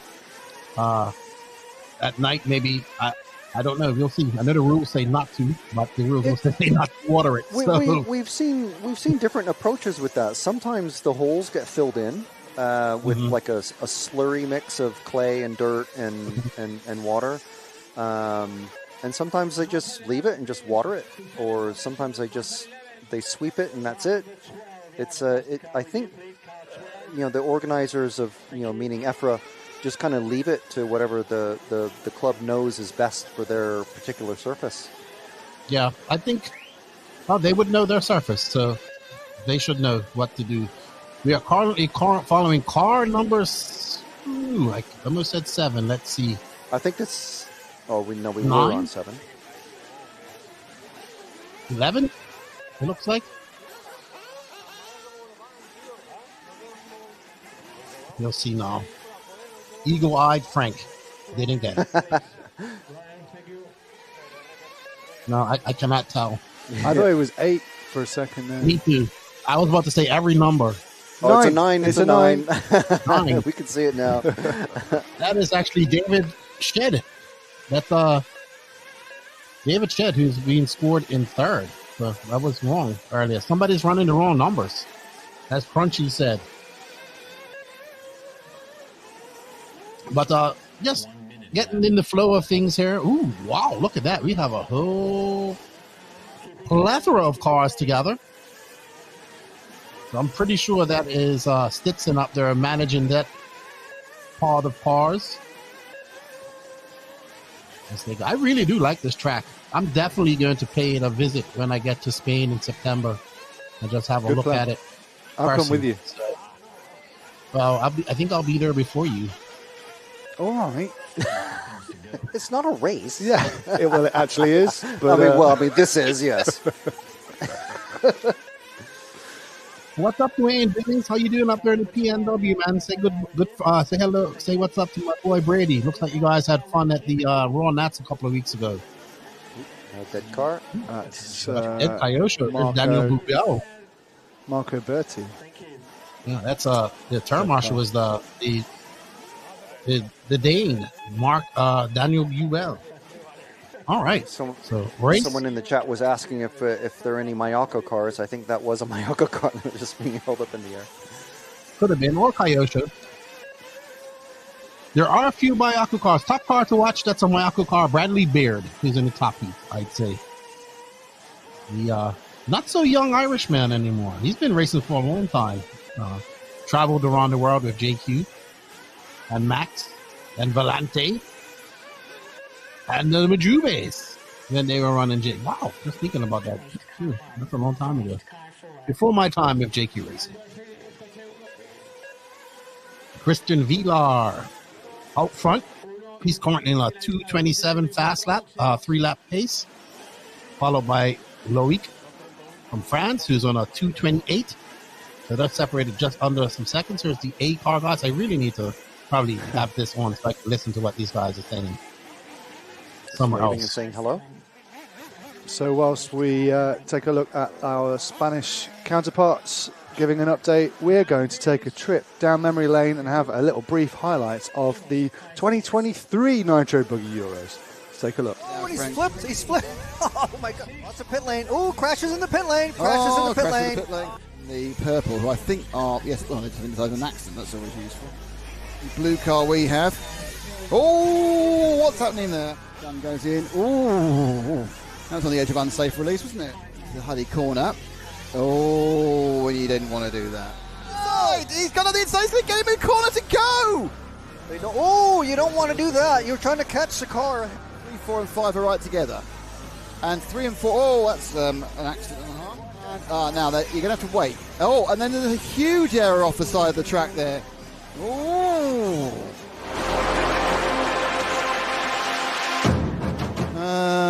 It's an accident. Old bloke deserves a bit of oh, perhaps not that then. Oh, there we are. He's made a mistake just for us. He's got 2 corners to go. He's got to go over the one more odd section across the finishing line. And Juan Carlos Canas is your European champion with a superb performance.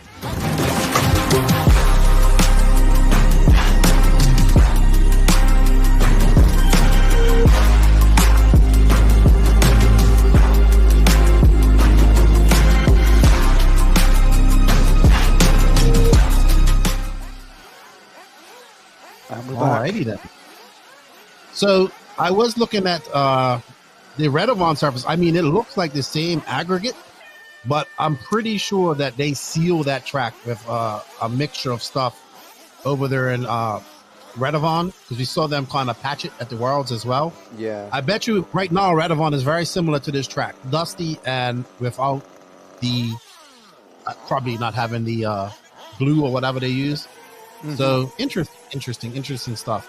Crunchy asks, what is JQ doing now? He is still with Mayako. He actually was in Ireland this past weekend with Bradley Beard for a Green Day concert, and he did a little bit of racing on the side with a borrowed car. And he went to the Kyosho Masters a couple of weeks ago. Did he? To race a Kyosho. So it was his dream. He ran a Kyosho there? Yeah, you cannot run anything but a Kyosho. Yeah, he's always wanted to do Kyosho Masters. That's cool. Very nice. Yeah, he's always wanted to do that. Few things. Good stuff. So we are going into, let's take a look at track. Group 5 just number started. 5. So we've got 6 more heats left. Don't go anywhere, everybody, because we're starting to see some of the faster guys come. You're going to see those lap times drop. Can Iker Teles, who took he took round 1, can he back that up, take round 2, and get in that, I guess TQ seat practice, because we TQ practice nowadays. So it's a big thing. Absolutely. So we hope you guys are. Sorry. We hope you guys are enjoying. Don't forget to hit that like notification button in the YouTube channel. Look at Matt and these guys. They're like, this guy going, shut up. All good. I'm just happy to be calling a race with you guys. It's been a long time. So yeah, happy to be back with you. No, it's all good. It's all good. Like I said, we're it's amazing that the technology is able to just bring us all together like this. We're commentating on a race in Spain while we're sat in England and you're sat at home in Dominican Republic. And like I said, there's people all over the world, from Pacific Northwest all the way around to Australia, giving us a watch. I think maybe our Australian friends are maybe asleep now, but yes, it's quite late for them. But yeah, it's just fantastic that James and Matt can bring this all together, and we can have people join us on video calls from trackside. It's just awesome. That was cool.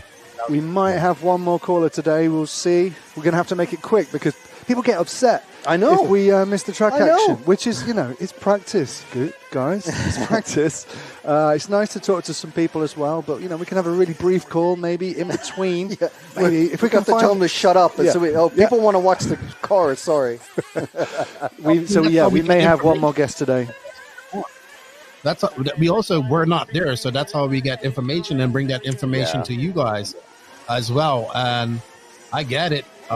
People want to see there's somebody driving, but we have no control of that either. We're at the mercy of the cameraman who are following car number 3, who is actually a Parente. Let's see. Yeah. Daniel Parente, who must be the older relative of the Parente brothers. Could be their father. I mean, they're pretty young. So, or he could not be related to them at all. Well, there's always that possibility. And Stetson is, I've never heard Stetson talk so much. He is, no, that wasn't Stetson, that was somebody else. Yeah. It sounds like he's the only ref as well. There's usually 2 at an EFRA event. Occasionally you hear Javier as well over the mic. But the other thing about Stetson is he'd be absolutely lathered in sun cream as well at this point. Yes. He'd be like half man, half sun cream. Which is the safe thing to do, so we applaud him. Sayskew actually agrees with me. He says, well, we know Redovon's not too far away. It's about 70 kilometers. You can guess. Yeah, it looks very similar. It's just that they aren't treating the track. Whereas you can look at that last video that we just played. Redovon really, they sealed it. Sorry, that's the word I'm looking for. They sealed it. Yeah. But it's all right. Hey, we don't have to always have sealed tracks. I'm cool with it getting rough and blowing out and loamy. So Montpellier did the same thing. Yeah, Montpellier did the same thing for the e-buggy Euros. At certain corners, you could as you're doing a track walk, you can see sort of. I mean, I don't know if it was, but it looked like just watered down PVA glue, wood glue, and that you could see like rivulets of it coming off where it had dried off. But like I said, that particular club, they didn't do anything to the track. They didn't fill holes or anything each night, which I think Radovan tends to do. They just left it. They just had the sweeping, and that was it. No water. They did do, I think, end of day, they did major track repairs, like fixing pipes and adding berms and stuff like that. We actually had there was one off-camber hairpin that was it was like sort of cone shaped, and we could see them adding barriers and things to it as the track went on, and so sometimes we'd see, they've added a layer of pipe, they added a cone, they put a second cone, or they put like heavy concrete blocks there, and then they would take them away and just whatever the EFRA referees decided that they needed, so that people wouldn't cut the track at that point. But yeah, no major repairs basically to the actual surface, though. Okay.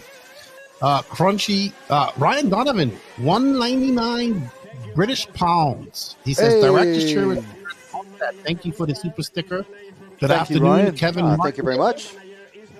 Kevin Martindale, good morning, good afternoon, good morning, good evening to you. Harry Willits, can we watch Jack Willits in the next heat, please? Unfortunately, we cannot do that because we don't have control of the camera, so we're not in communication with them. So we do apologize for that.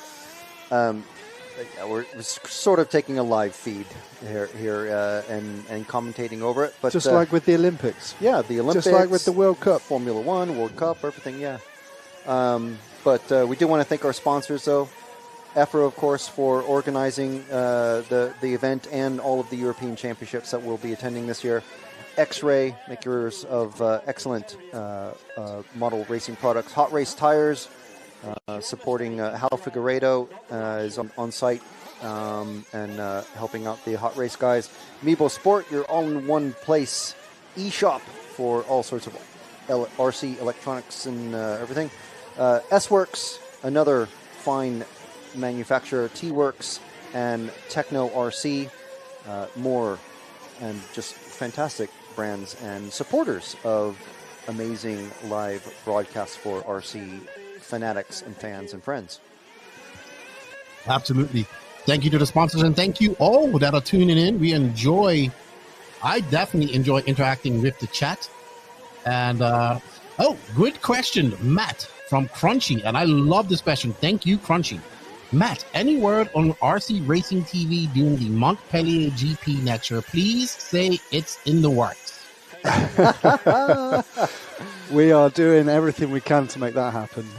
The guys had a fantastic time with the Montpellier organisers. Yes. Truly, truly fantastic hosts. They were hosts. really, really good for us. And they did everything, and Frank came back half a stone heavier.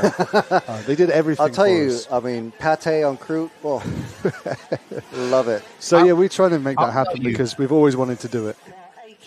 I'll tell you what, I would, if you guys get it, I would not like to do that virtually. I'd actually like to be at the race. So, hint, just saying. Let's make it happen. We need a few more super chats. We're £1.99, exactly. £1.99 of the way into paying for Keenan's airfare to Montpellier. So, let's start a fundraiser now. Let's do a GoFundMe super chat. GoFundMe for Keenan to join us at Montpellier. I like the sound of that. I like that. About a year, just under a year to do that. We got just under a year to do that. But you know what else can help? Just hit that like and notification button, and let's get this YouTube channel up to 100,000 subs. Let's do it. Let's do it. Great. What are we at? 80 something? 80 something. Yes. Yes, we're at like 83,000. 83,000 subscribers. I know how hard it is. I'm happy with my 5,100 subs on. I'm happy with it. I want more, but you know. Do you know what? As well is interesting is that less than half of the people watching this right now are subscribers. So less than half of the people subscribe. They watch regularly, but they don't subscribe. It's very hard to get people to subscribe, and we implore you, please hit subscribe, because it really helps us do cooler things like this, and like getting Keenan to Montpellier, and like all sorts of things we want to make happen. But a big subscriber number would really help us. And I tell you what helps. Sponsors help. And thank you to all the guys you can see at the bottom of the screen. And also thank you to EFRA and their associate members. Let's take a quick look at them now.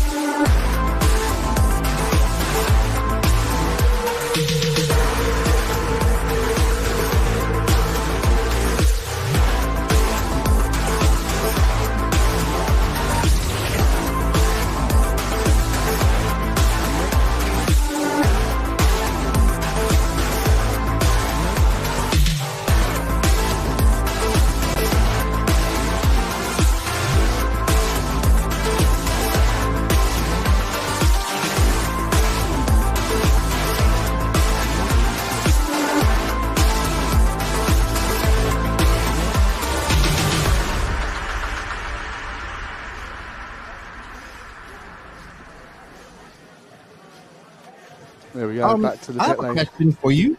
I have a question. So what does it mean to be an associate member of EFRA? Can you explain that to me, please?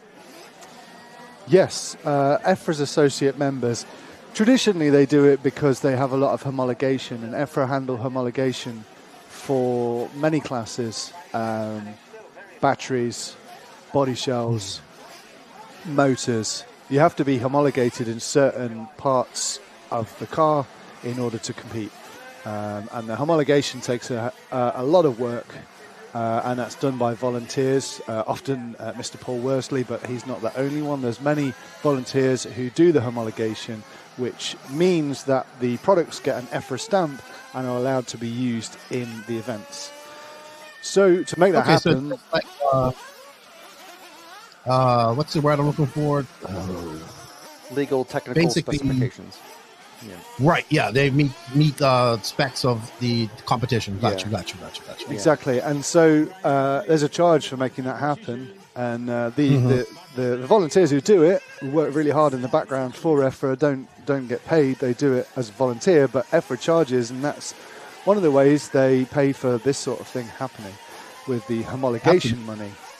And associate members are organisations who have paid to become an associate member, and then they get a discount for their homologation. But also, it's other brands who pay just to support EFRA. So there are many associate members this year. I think it's one of the record-breaking years. There's been many new ones added this year, which is fantastic news.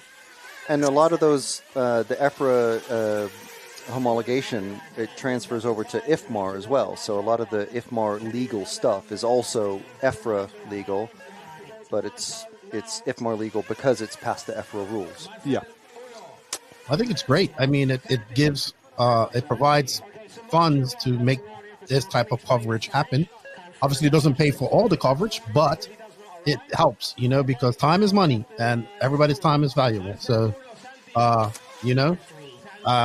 it's great. But, we always need help. This is RC, and we are not it is a multi-million-dollar industry, but it doesn't filter on that much. It doesn't filter through a real downhill that much. So it's great that we get this. We got another 79 pence. Is that pence, right? You say pence? Thank you, Ryan Donovan. Thank you, Ryan. I'm trying to find. I will post the link to the actual. You can only see it from the channel page. You can't see it from the view page. I believe that's the case. So. I think you sent me a message. I have no idea how you do it either, Ryan. If you go to a different video, you'll see the join button as well. But if you find the join button, that will be there. I will put the link in the chat. Group 6, hit the track. Peter Harder's out in car number 6 of Group 6. Who else do we know that's out there? Jack Willits is out there.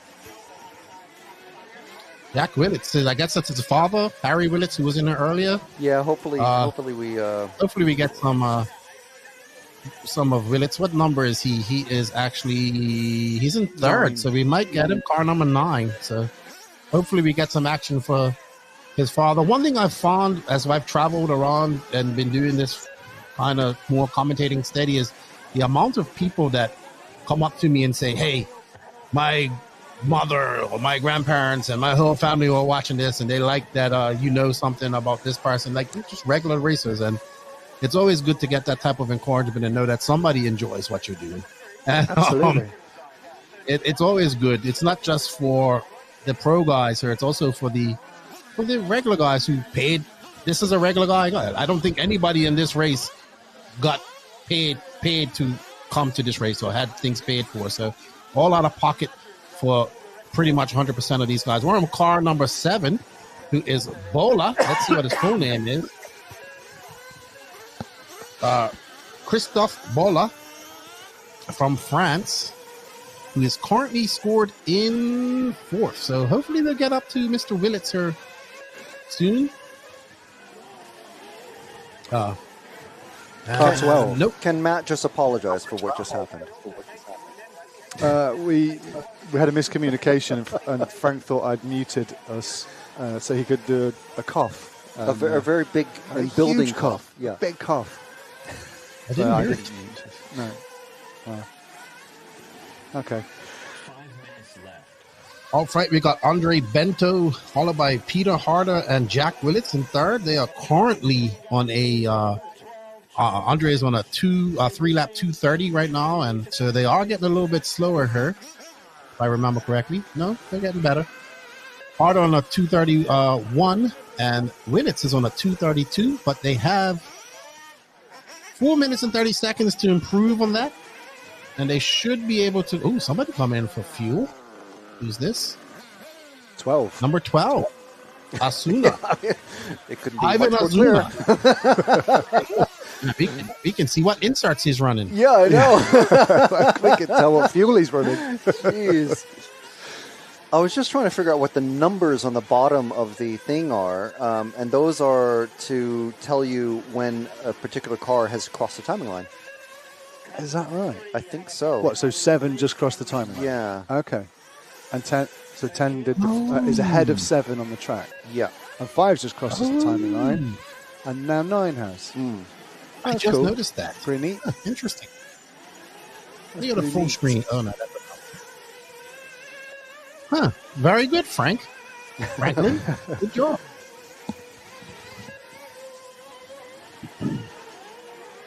We got Philip Kim in this race. He's currently in 10th. From Sweden, one of our female racers here. Well, that's a good thing. I'm starting to see a lot more female racers getting into RC, which is great. Because RC, buddy. It's one of those like really super accessible things. We see lots of. I think most tracks or most major tracks in the U.S. have wheelchair access, and we're starting to see that a lot more across Europe, the European tracks as well. There we go. I posted the link for Ryan, and he's just become our latest RCTV hero. So thank you very much, Ryan. We already loved you, but now we just love you just that much more. That much more. Yeah, it's on a scary level now. Yeah, you don't have to bring us any more muffins, unless you want to. I mean, I'm a little hungry right now. I'm a bit hungry. But yeah, no, that's awesome. Thank you very much, Ryan. What a legend.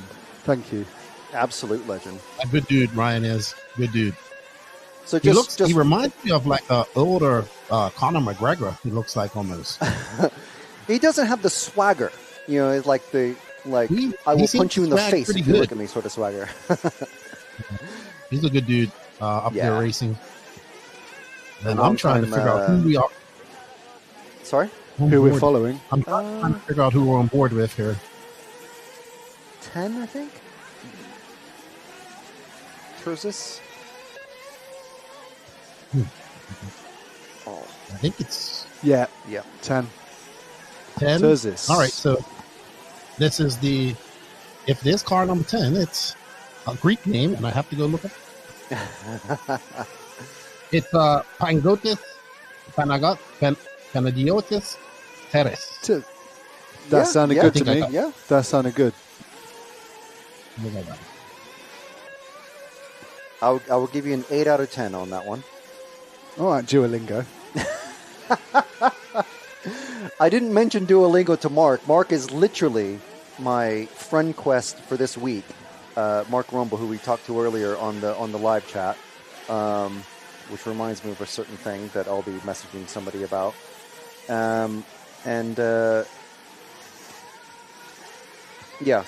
Mark is my Duolingo buddy for the week, and we're working on a friend quest. Not literally as we speak, but during the week. I hope not.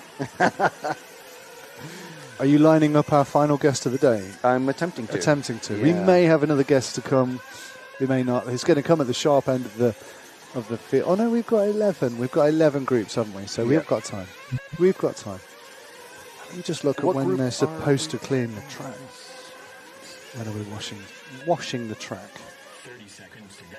It's after every group is complete. Even if because I looked for tomorrow as well, it's the same thing. They water the track about 20 minutes before qualifying, and then basically immediately after the fastest group of qualifiers. Attention to individual finishing. Okay. Do you guys not have leaf blowers in Europe? Yeah. Well, we do, but they're not really. Some popular. RC tracks use them. I have a leaf. Okay. I have a garden hoover because I want to suck the leaves. I don't want to just blow them somewhere else. I want to, Yeah, but in America, hoover them up. You just blow them off your property onto someone else's. I'm kidding. But... Oh, hello. There's some drivers. Hey. There's Philippa. Philippa. I mean, her name is like literally on the boom boom right thing. there. So yeah. There's Andre Bento, who's currently in first. Right next to her. I don't know who that is with those cool 1980 shades. 1980s? You mean 2020s? Like everybody's wearing those. They do resemble the old baseball Oakleys. Pekko Ivanen loves a pair of Pit Vipers. He's also wearing an old style. What's those hats called? Those oh man, I used to wear them in the 90s. Floppy hats. Floppy hat. Like a the bucket hat. Yeah. That is his thing. It's like when Mark Reinhardt used to wear the blue beanie all the time. All the time.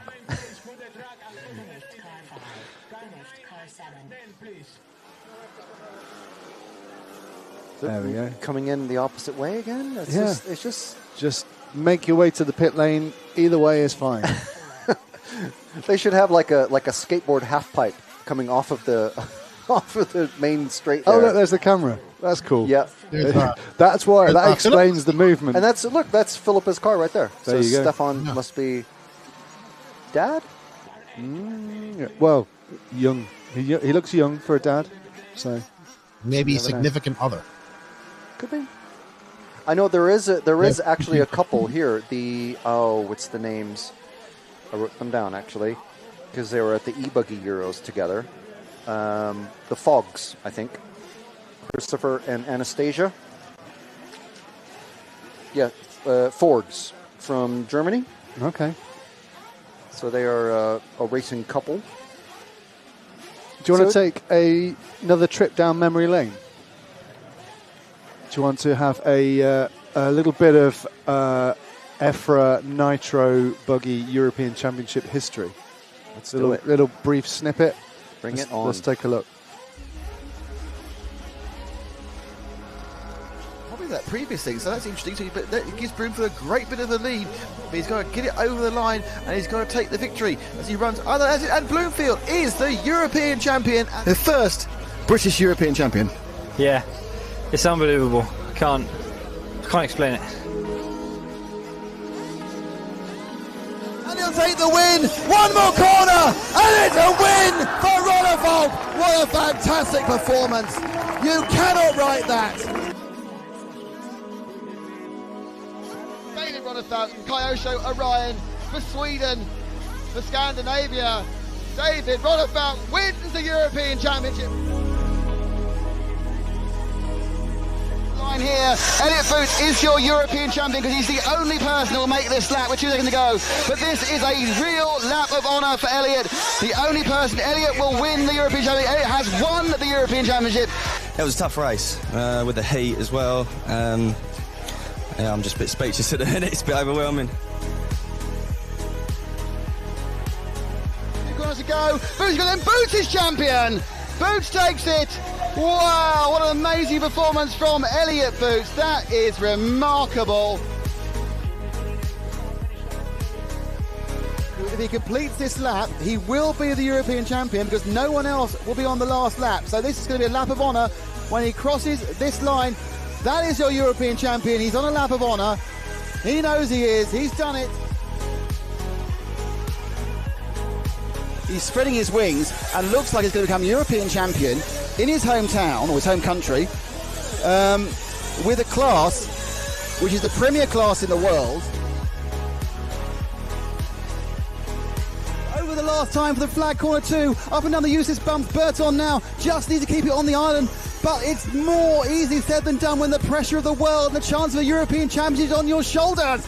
Ronnefalk coming up behind him. Can he do it? Can Ronnefalk just throw it? Caution to the wind. He's getting so close. They are right behind each other. Ronnefalk's got 2 corners to do it. Can he do it? The step up, step down. It's going to be difficult. Burton turns around. Burton's going to get it. Burton comes around. Burton is good. Burton is the European champion. What a result. What a race. You will never see a better race than that in mixed conditions.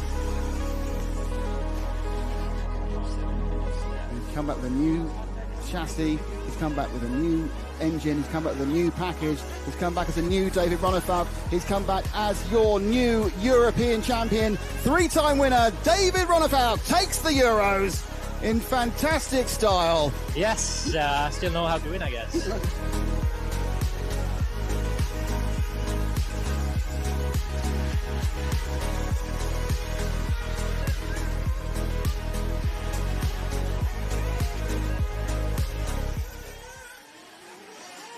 Some excellent racing there. Lots of memories. I think I watched from 2012 until 2023 all of those races live. Well, I mean, through you guys. Very happy to be a camera operator on a bunch of those finals. There's some really good moments. Bloomfield, Crunchy asked, Bloomfield kind of retired, got back into just casual racing for a little bit, and I think he got back out. Shameless plug, I have a great interview with him too on the No Name RC podcast, an older one. So absolutely shameless. I can't believe you. Bloomfield was in Barcelos, so that was only 2022. Yeah, he was at the Euros. Yeah, we have seen him at some of the events, but not racing. I think need to make a. Sorry, go ahead. No, I think it just comes down to.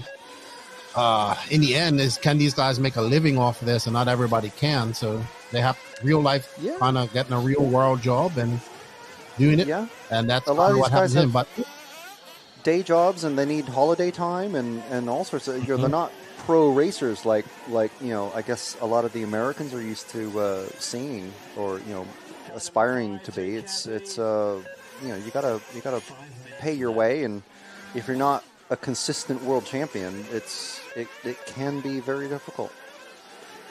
But I do want to say, just Frank Lemke has corrected me that the Forgs are actually brother and sister. So they're not a couple. I mean, they are a couple in the sense that they are 2 people, but they are not a couple. Thanks for clearing that up. Hello, Andrew Bowman. How are you? We got Andre Duarte in the top, and Ryan Donovan says no muffins, just frosty beverages in September. I'm good with that. Yeah. All right, so we are on heat number 7, and out front is Martin Roca, followed by Erwin Labaroff from Switzerland, and Haro Sandro. Wow, Haro getting his there's Haro right there actually. Car number 6, Mugen car. Making a trip from Israel to race. He I'll see him in the USA later on this month as well. But very nice young man with his father. Good to see him making the trip to come race the Euro Bs. He was at the Euro World Cup. Oh, sorry. E-Buggy World Cup in Guarda, which I saw pictures of you there, Matt, when you had a lot less gray hair in your hair. Yeah, hanging out the window. A lot more color in his hair, you mean? A young whippersnapper. My beard used to be so much more gray. So much more dark than I met JQ. But there's Harold, there's his father giving him some fuel. And good stuff. I really, very nice young man. Very nice young man. Running a Muget. All right. He is currently on a 3-lap. He has a 3-lap 227. So we'll see. And Roka's on a 3-lap 225. Let's see. Are we following car 8 now? Car number 8. That is Laurent from France. Virgil Laurent. Oh, he just jumped onto that concrete curbing, and that got him all types of out of shape. Oh, we have a replay. Woohoo! Just I'll try to be faster next time. Oh, okay. All right. So, still on board with the man from France, who's a junior. And out in the lead now is the man from Austria, Philip Zwart. Philip de Zwart, I guess that's how you say it. Ooh, man, that person's getting all types of throttle happy. Ooh.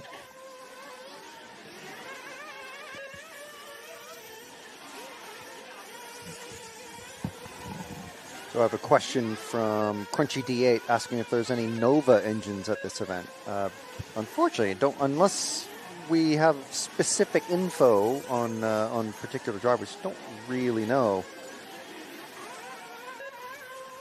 There's some drivers like Ongaro and Boots and others that we know that they're just like, sort of like contract drivers that always will be running a particular engine, but these drivers don't necessarily know. But there might be someone in comments if you have a specific driver in mind, or someone I'm might sure there in the is. comments might be able to. Yeah, I mean it's a pretty well known engine brand. So I'm sure there's some.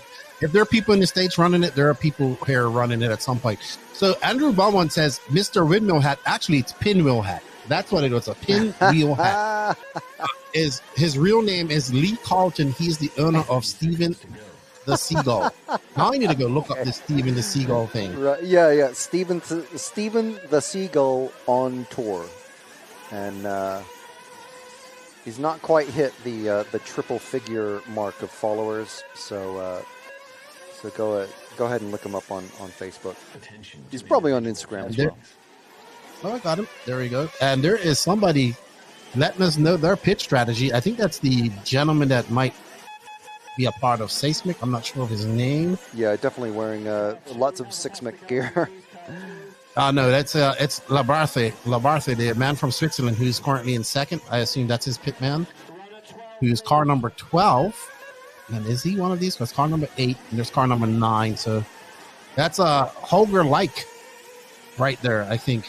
Yep, that is Holger, who we talked to earlier, the younger of the Likey brothers. So we know that car now. Will be the first driver that we spoke with, I believe. Yes.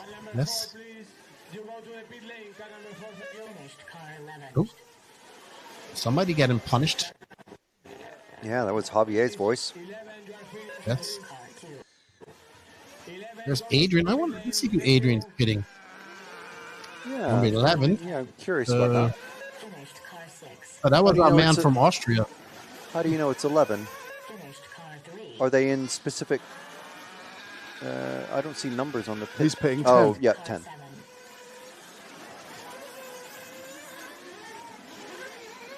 Finished car 12.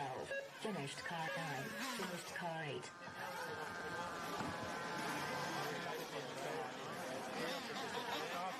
8. All right.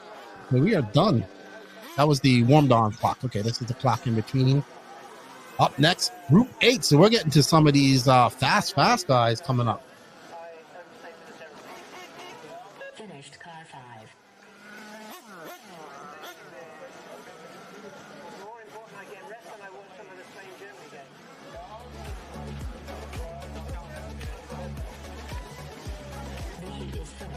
So we're working our way through. We're going all the way up to Group 11 today. Just control practice, but it counts for a lot because it is the seeding, or it's called reseeding in the Everlap system. So this will determine who is in which qualifying group and where in each qualifying heat they sit. So there's a lot at stake. There's always something at stake. Yeah, you want to always win qualifying, top qualifier, top practicer. All these things you want to be. All of these things. Carlos Gomez is in the chat. He says, I sent all the material data from all the drivers. He says several Nova engines in her. And Okay, Martin cool. Olenka is in her. What's up, Martin? Oh, yeah. Martin, a very fast Martin. driver in his day as well. Indeed. We'll have to have a look for this material data. Do we have material data we can reference? But yeah, good to see.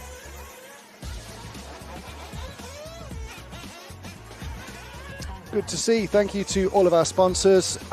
This is the EFRA Nitro Buggy European Championship B. European Championship A is coming up very soon, in a matter of weeks, over in Chile at the Ongaro Ring. But for now, this is the Euros B, which has given us many fantastic races over the years. And so we'll be with you right through till Sunday, finals day, qualifying tomorrow. This is seeding day today. So don't go anywhere. We are with you for about a bit less than an hour. And so don't go anywhere. Thank you to X-Ray, to Techno, to Hot Race, Mebo Sport. You're all in one place. RC Shop, S-Works and T-Works. Couldn't do it without you guys. Go to EFRA.ws if you want to find out more about this kind of racing and find your national federation. That's the best way for you to get involved. If you're watching this wondering how can you take part, well, you need to find your national federation. The best way to do that is to go to EFRA.ws and through them find your local club and get started.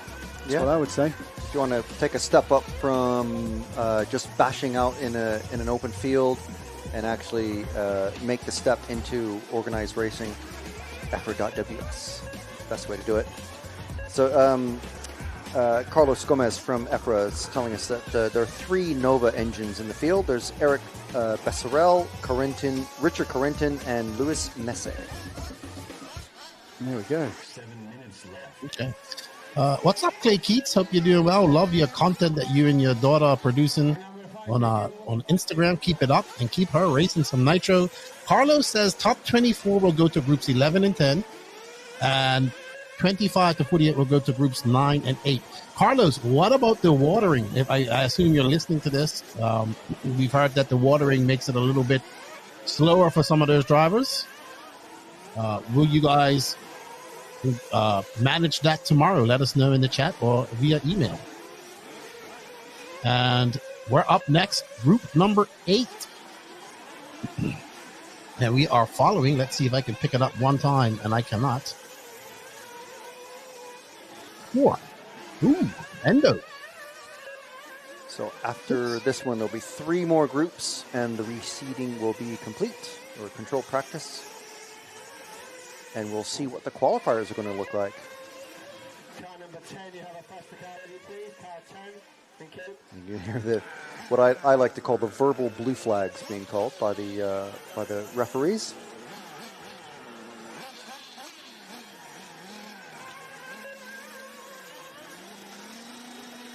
All right, I think this is car number 6. If I'm correct, that is Jan Ribaga from Spain, who's currently in 11th. If this is car number 6, nope, we just switched to car number 11. Yep. Which is actually Peter Pirot from Austria, one of our juniors. But currently being scored on in 12th. But we have 5 minutes left to go to put in his 3 consecutive laps. Right now we have Zacharias Villalba, who's currently in the lead right now with a 3-lap 2:25. Right behind him, Tom Sartell for 3-lap 2:28. And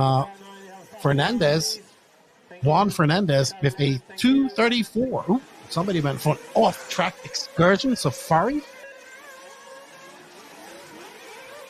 And he is on it. He is like, there is no in-between brakes and full throttle.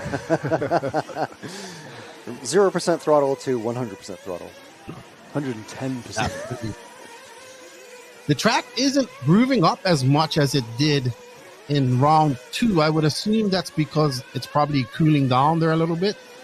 But we saw, I think, if I remember correctly, in Group 2 and nearly this stage of the first round of seeding, we saw the track starting to groove up a little bit more. It's taking a little bit longer, so I wonder how that's going to affect these top guys going into their heats in the next 3 heats. So we shall see. But currently following car number 11, who is being scored in 12th. Now Peter here needs to get some good laps in. He should be able to improve his score if he's just do some consistent laps. But it's getting those 3 laps in a row, all at in a row basically.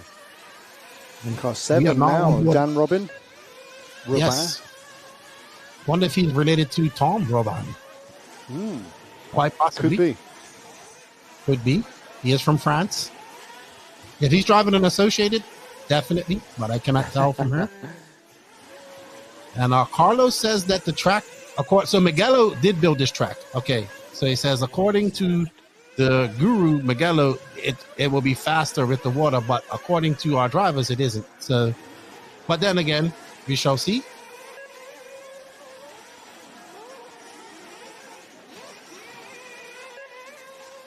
He has an all purple Barney colored car out there. For those of you that know who Barney is, it's past my time, but I know all about him. Is Barney not around anymore?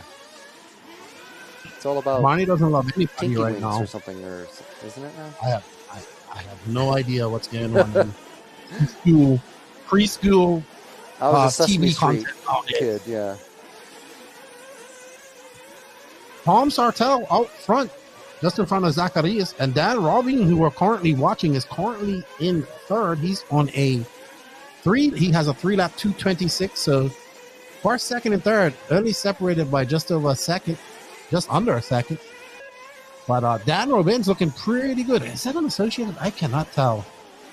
I'm looking for those concrete curbings are causing a lot of mayhem for these drivers.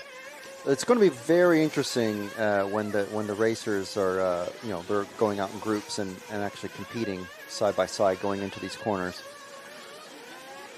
It's going to be pretty rough. Because if you get stuck on the inside, you just get launched, or you break. Yeah. The inside curbs are just even more brutal.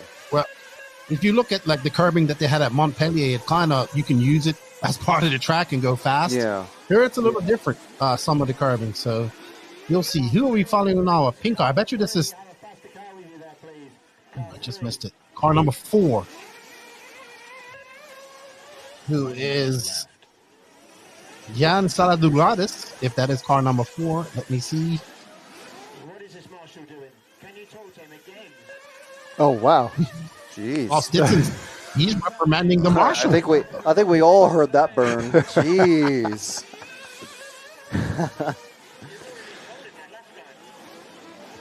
That's car number 4.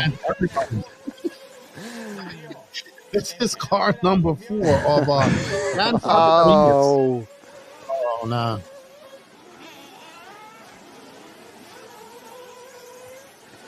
Oh, just wheel spin, not in the line.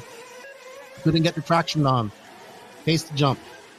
Are we shaming marshals now? Surely not. Oh no. Surely we're not shaming the marshal that Stitson was just shouting about. I don't think so. Maybe this is just an example of good marshalship. Ready to leap out of the chair. Arms ready to launch him out of the chair at a moment's notice. He's enjoying himself. Look. Yeah. Young Harold from Israel. There we go. He's alert. He remains alert. When I first saw him at the E-Buggy World Cup, and he had the shades on, I sent a picture to Alexander Hagberg, and I said, "Look at your doppelganger." He looked very similar to Alex Hagberg with the shades on. He's off-road Hagberg. Yeah, but he laughed at me. Shout out to the doctor if he's watching this. Absolutely. He's probably watching. Yeah, I don't think he's got time for off-road. Yeah, he's home this week, I think. So he had some family visit. I was just talking to him earlier this week. So Tom Sartell. What relation is he to John Perrick Sartell, who won the Euro E-Buggy in like 2018 or something? I think they're like cousins. Okay. The Sartell dynasty. Isn't Jerome and Tom brothers or cousins? Nephew, maybe? Tom? Jerome was the John Perrick. One. I don't know. We get these things mixed up, don't we? We've already confused brother and sister. Yeah. So, yeah, we don't know. But we're asking now. We're asking Jerome. We're asking Jerome to tell us what's happening. So we'll let you know on the family update there.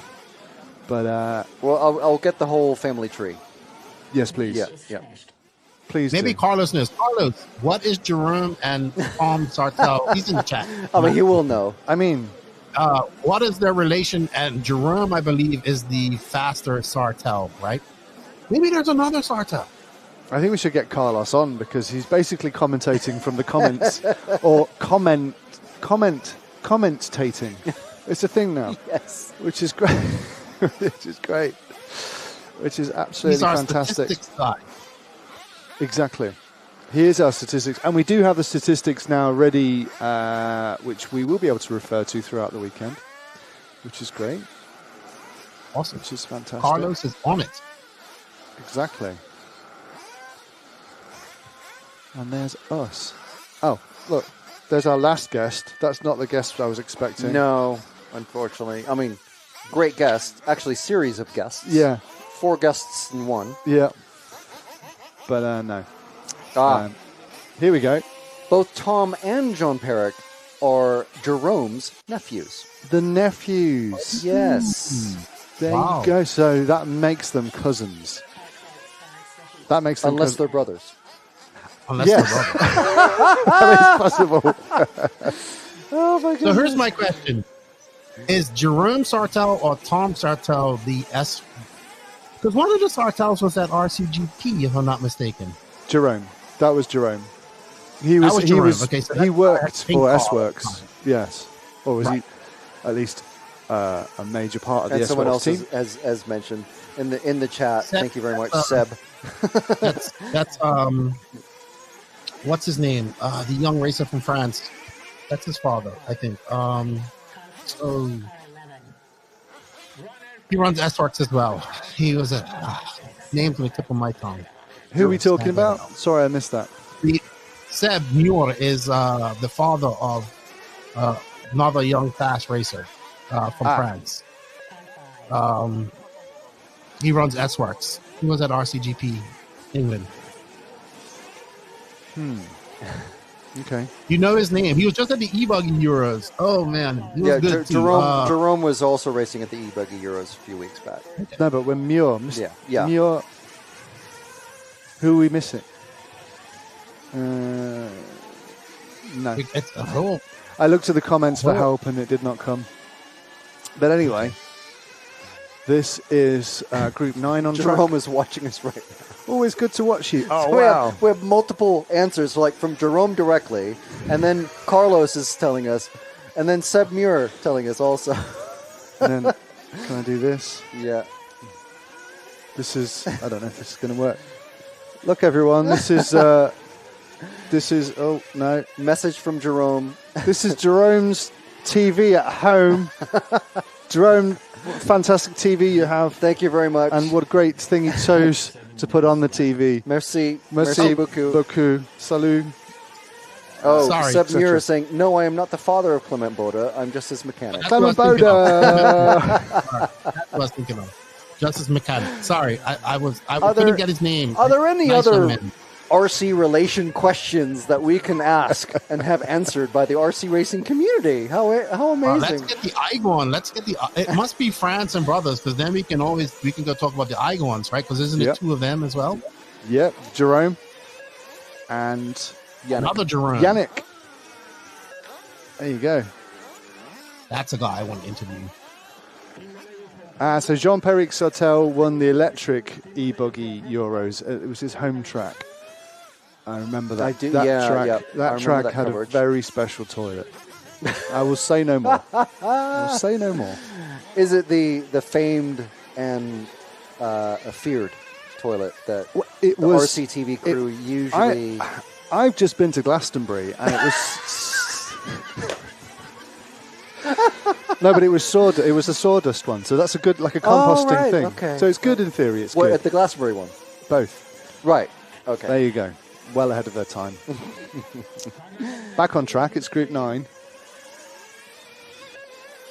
We can always start talking about libraries. That's always a great topic. No. What? No. See what I mean? I knew you was going to get triggered by that. We're following car number 1. Now we're on car 6. Car 6 is car 6. Carrasco. Let's see. That is Juan Guillermo Carrasco. There you go. Maybe related to Juan Carlos Carrasco. I mean, he looks very similar. I guess everybody we're going to think is related now because they have the same names. But it's a big world, and I'm sure that's a very popular name. Is his full name Carrasco, the last name? Yeah, but you don't usually have two Juans that are related that often, do you? We like the name Juan so much, we called both of our children Juan.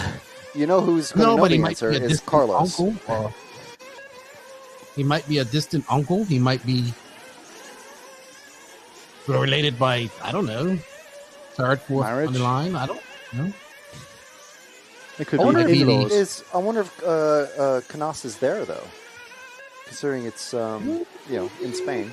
We need a A-lister roll call. We know Angaro's there. We know Joao, Figueiredo's there. Top driver spotter. Yeah. Who else have we got there? And how useful are they in the pits? Because obviously a lot of these top drivers have mechanics to do the work for them anyway. So, surely but I think that's more just relaxing between races and take stress off them. So, but I think that I'm not gonna. I just think it's a cool thing, like having that. Like I saw Angaro in the pits earlier. He was with Bertin, pitting one of those guys. It looked like so. I think it's cool.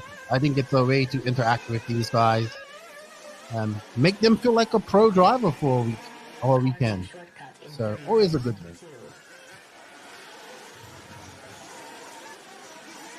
But right now we have Iago de la Iglesia out front from Spain, followed by Corentin Richard, who's running a Nova engine, according to Carlos.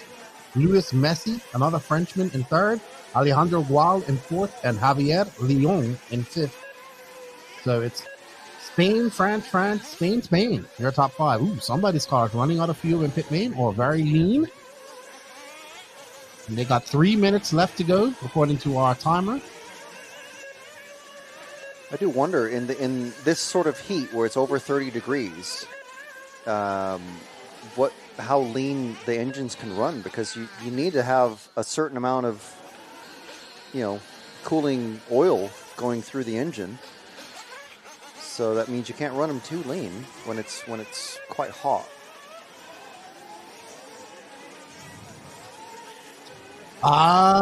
Okay. So Carlos says, no, they are not related. I think I know who you're talking about, Carlos. I think I saw him at IBC. And he says, no, they are not related. He says, Jose Zales, that kid, father and mother, both RC racers from 8-scale off-road. He's also a large-scale driver, so Jose Zales, but confirmed that the Carrasco is not related to JC3. By the way, that's his new nickname, JC3. Yep. An officially ordained lefty nickname. Anyone who's anyone has got one. Wow, thanks for that that nice spreadsheet you sent me, Matt, that I need my glasses for today. Yeah. Well, this is the spreadsheet from Carlos, so you have it from the horse's mouth now. You have everything you need. Oh, that's good. We have all the information. Perfect. Thank you, Carlos. I appreciate that. Okay, so we have Adrian Bertin, Yannick Igon, Elias is there, both Parente kids, Ongaro. Nice. Nicola's getting married this weekend. What? Yeah. He didn't mention that. I messaged them earlier today. I'm like, no, I'm not there. Not telling me why. Did you expect an invite? Nicola, and thank you, Hot Race, for the support. Absolutely. I talked to Nicola this week. He didn't think he was getting married. Yeah, we're all, Maybe it's like a surprise elopement. I would not want to be surprised and married.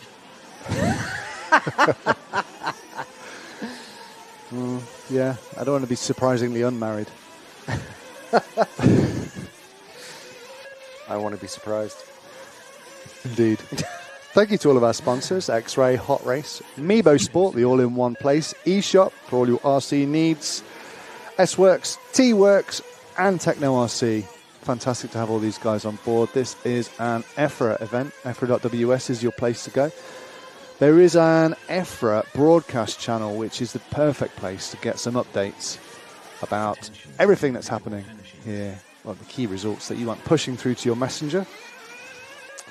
You need to join that broadcast channel, and you'll find it in the description of this live stream. And yeah, it'd be great to have you following that, and you'll stay a member of that group, and then you'll get more information about the A Euros in just a couple of weeks' time. So you'll be perfectly poised to be fully informed. Yeah, you get information about not just the B Euros and these future top racers and the current top young racers, I would say. Because like I was saying before, we've got many current world and European racers in this category, or previous winners of the B Euros, which we're watching. Issues there for the Mark Deswat, car number 10, retiring. Just over a minute to go. So the reason why Robert Battier isn't here is because he's the best man for Mr. Nicola Morone. Wow. This weekend. Oh my goodness. I mean, Nicola could have just been messaging us this information himself, but no. Maybe we could live stream. Yeah, we could get to Robert. His event. Robert Battier could join us, as he has done before, as a guest with his phone from the wedding. Can you imagine? Amazing. Maybe we can make it happen. Maybe. We'll see. That would be very special. Alrighty. Oh, Group 10. Woohoo! Super fast guys coming up now. Yeah. There's Ongaro right there. Where? Right there, number one speed. Is that him? Oh, yeah. That is Ongaro. I like his shirt. Who is he pitting for? Let's find a green car. clear wing. Looks to be an associated. Could be wrong. Yeah. Yep. You wouldn't find someone in an associated shirt fueling a non-associated. Well, car. he might be helping Matrix. We can't. Okay. So remember, green car, clear wing. Okay. Green and clear. A little bit of stuttering there on the stream coming to us from Spain, but I'm sure it will clear up momentarily as we get into the action. This is the penultimate group, guys. There are 11 groups. This is the penultimate one. The fastest guys are out next after this one. Let's find that green car. Let's find out who has the world champion, the two-time world champion, pitting for them.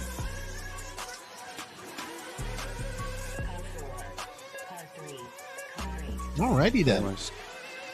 Car 1. Car 11. Car 9.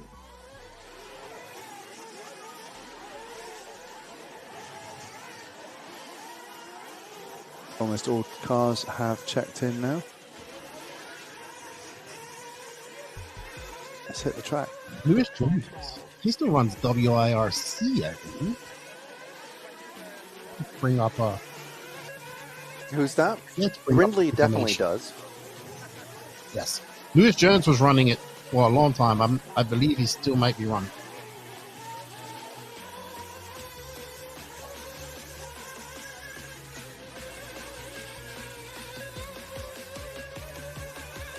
There we go.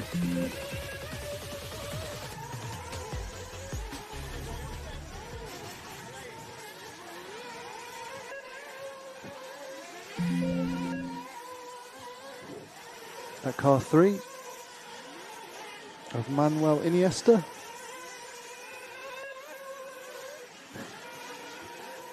Manuel Iniesta.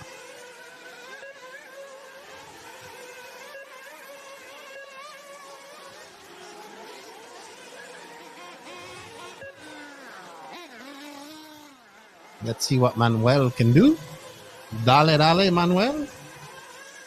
What was that? Vale, vale. It's a Spanish thing. Go. Vale, vale. And he is going. He is currently on a 2-lap 133. So let's see what he can do with this. Coming onto his third lap. He is sending it over those big jumps out the back. Yeah, now that I knew this was a Mugello track, I can just tell his style of track from anywhere. Like, these track builders have their signatures, and this has Mugello written all over it. Definitely see that dark line. It's coming along right there in that corner, Frank. Yeah. Like on these corners, you can see it's starting to groove up a bit more. And the little tiny pits and potholes starting to appear as well. Be curious if we can get any information from Carlos if they're going to be patching those holes or just let them be.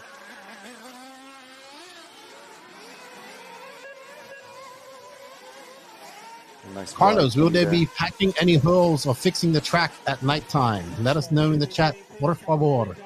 We are following car number 7? 9 now, I think. 9? They've just swapped, yeah. Oh, not good. Oh, stuck in the fence, it looks like, or out of view of the driver. Where's the marshal? Where's that green car with the clear wing? Haven't seen it.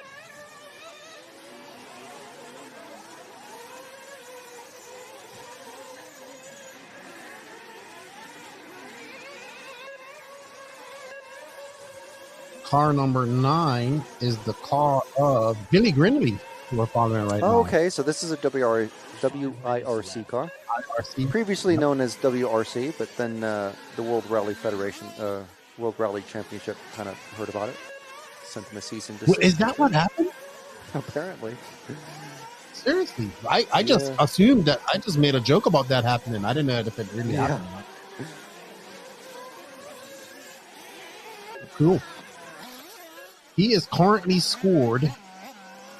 And Lewis Jones taking up that top spot. Let's see where Billy Grindley is. He's on a 3 lap 2:30. They got 4 minutes and 26 seconds. So, yeah, he's got time to better that after his pit stop. Let's see. So, group number 10. Let's see. You'll see which of these guys will bump up into that qualifying spot. But right now, we're following young Billy Grindley from the UK. We just had an interview with him. He was quite shy. Yeah, he didn't really want to say all that much on camera. Yeah, he was blushing and red as a cooked lobster when you were talking to him. Well, that could be from the sun as well, because I know there is that. The English don't do too well in the sun. Okay, so some love it. Carlos says they can patch, and the rules allow it tomorrow night as well. Yeah. Okay, awesome. Yeah, so, not surprised at that. Bad. No, I mean it's they may just leave it for today, but and then see what it looks like tomorrow. But to be fair, I mean, like I said, all of these tracks they've been around for years and years, and in many cases decades at the same location. They know exactly how their dirt surface is going to wear over extended periods and stuff like that. So, yeah. Carlos, how long has this track been here? Because honestly, I did not know about it till this week. So I'm just asking because he's in the chat, so he would know. Yeah, he is answering like as we speak. So he's saying, we're following per my knowledge, I think Carlos says there's only 2 or 3 small holes that might need to be patched. So yeah, there's not much work, but usually we'll see a team of guys from the club go out and fix, nail down the pipe work that surrounds the track and marks out the racing surface, and do things like add cones where it's needed or concrete barriers or anything. But it looks like I don't think we're going to need much of anything done after this. To be honest, I only think they should patch like face of the jumps or something that's going to cause damage. If it's like, I hate blowing out. I don't mind a rough track. I just dislike blowing out faces of jumps because I like people to jump. I think that's the only thing I would fix. But otherwise, I think the track's holding up pretty good. We have 144 cars constantly running on it all day. And they've had what? It'd be interesting to see how it develops over qualifying. Yeah. After this, they've had 5 runs each. So 144 cars, 5 runs, however many minutes and laps and everything. So it's doing pretty good. They know what they're doing. Absolutely. And we are on board with Iniesta, I believe, that green car. Not the green car we was looking for, but I think we just swapped over to the 12. Okay, that's number 12. That is Carlos Fonseca from Portugal. Yeah, a very familiar name to our coverage. We've seen him quite a lot. This isn't a clear wing, though, is it? So it's not this one. No. But the director or whoever is deciding the cars that are being covered is they're doing a pretty good job of swapping around and showing us different cars. Ooh, he went in a little bit too hot just now and got sideways. Cost him quite a speedway pass going past him. Is this that might be a clear wing. I don't think it's a green body behind. That might be him. It might be, but it's... No. It's got blue not. Yeah. That's car number 7 of... 2. Yeah, I think it was a 2. That's Lewis Jones. Nope, sorry. That is Ivan Navarro. So Carlos is saying the track has been here for 10 years. That's pretty good. Okay, nice. Spain's got so many tracks right now. So many tracks. Attention to individual finishes. If I think I want to Spain and Portugal. 2 of the countries I want to live in. All right. The virtual air horn has sounded. Beep, beep, beep, beep. And this is going to be the last bit of laps. And right now, Manuel Iniesta is out front. He had a 3-lap 2:20 on the board. Lewis Jones right behind him for 3-lap 2:21. And Navarro not too far behind him. Just just under 5/10 behind, just under 6/10 behind Lewis Jones. So Luca Lombardi thank you very much for popping into the chat, saying the green car with the clear wing is car number 11. So that is okay, so that was Cairoli. Andrea we should have guessed. It's the one Italian driver. Yes, of course. we are not great detectives. We really should have known that. And the reason why we're looking for that one, if you missed it earlier before the race started, is because that is the car that David Ongaro, who is right there in that number 1 speed OS engine shirt, that's the one that he is helping mechanic for. And that is not David's reigning dad. world That is, champion right there. Yeah. Davide Ongaro. 3-time Probably world champion. 2-time. Well, in 2-time Nitro Buggy. scale, 1-time. Yeah. Quite possibly could make it 3-time 8-scale champion here in September. One of the favorites going on. Thank you, Luca, for the information. Cool. We will be back in a few moments for the final group.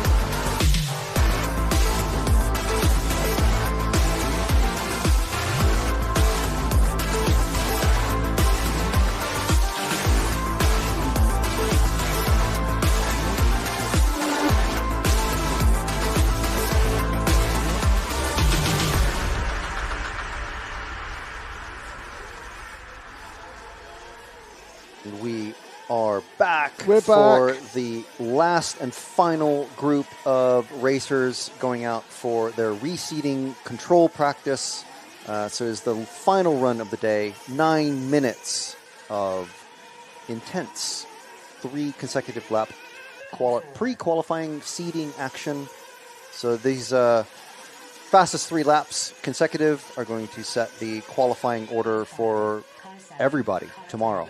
So we got some big names and some potential future big names in this one. But David Todd is one of the ones that we talk about quite a bit. Iker Tellez, Bradley Baird, Eric Leike, Hugo Tabernon, Hugo Ibanez. So quite a few there. And many juniors. It looks like half the group are juniors. So as we were talking about earlier, many of the previous winners of the Euro Bs have gone on to become European and world champions in the Euro A's.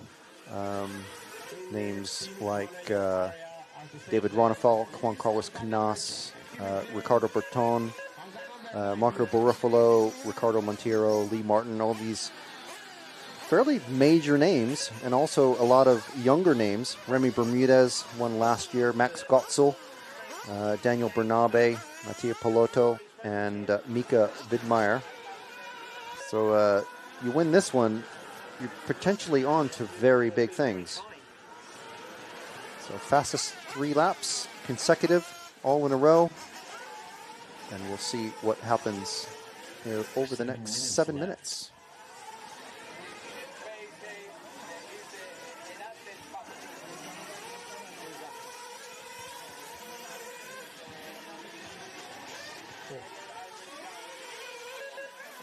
And you check your mute button, Lefty. Sorry. So was just looking at the score. Iker, who no, I do that on the podcast as it is. We are currently on board with car number 3, who is I thought that was David Todd, but it's Hugo Ibanez, and this is that's Bradley Baird. I can tell that already. He has an antenna.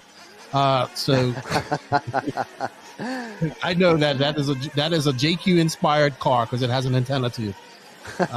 And I recognize his paint job. But Bradley, right there, the young man from Ireland, has his own track there in RCN, the RCN I believe it's called. That's awesome. And he's been working on it very hard. And he's looking to get into the semis as well. But right now we have young Hugo Ibanez, I believe that's his first name, who's a junior, who's out front. And the time to beat is Eicher's 3 laps 2:20 from the first round, if somebody wants to take TQ of reseeding practice, so to say. So let's see what happens with 5 minutes and 30 seconds left to go. They do have to come in for some fuel as we're back on board with Bradley Baird, who is currently scored in ninth. He's on a 3-lap 2:38 pace. And nobody really going faster right now than Eicher's first time in round one. Eicher himself is having not a very good start to this race, but they have 5 minutes left to go to gather themselves and throw in their 3 consecutive laps. As we see somebody getting it all types of wrong right behind Bradley Baird, car number 9. That might be the person who got it all wrong, who is car number 6, which is Julius. Oh boy, Julius Scarui whoa. Ciclodi, I think that's not how you say his name. Good effort. Good get it out in the end. It's like you just powered down while saying that. All right.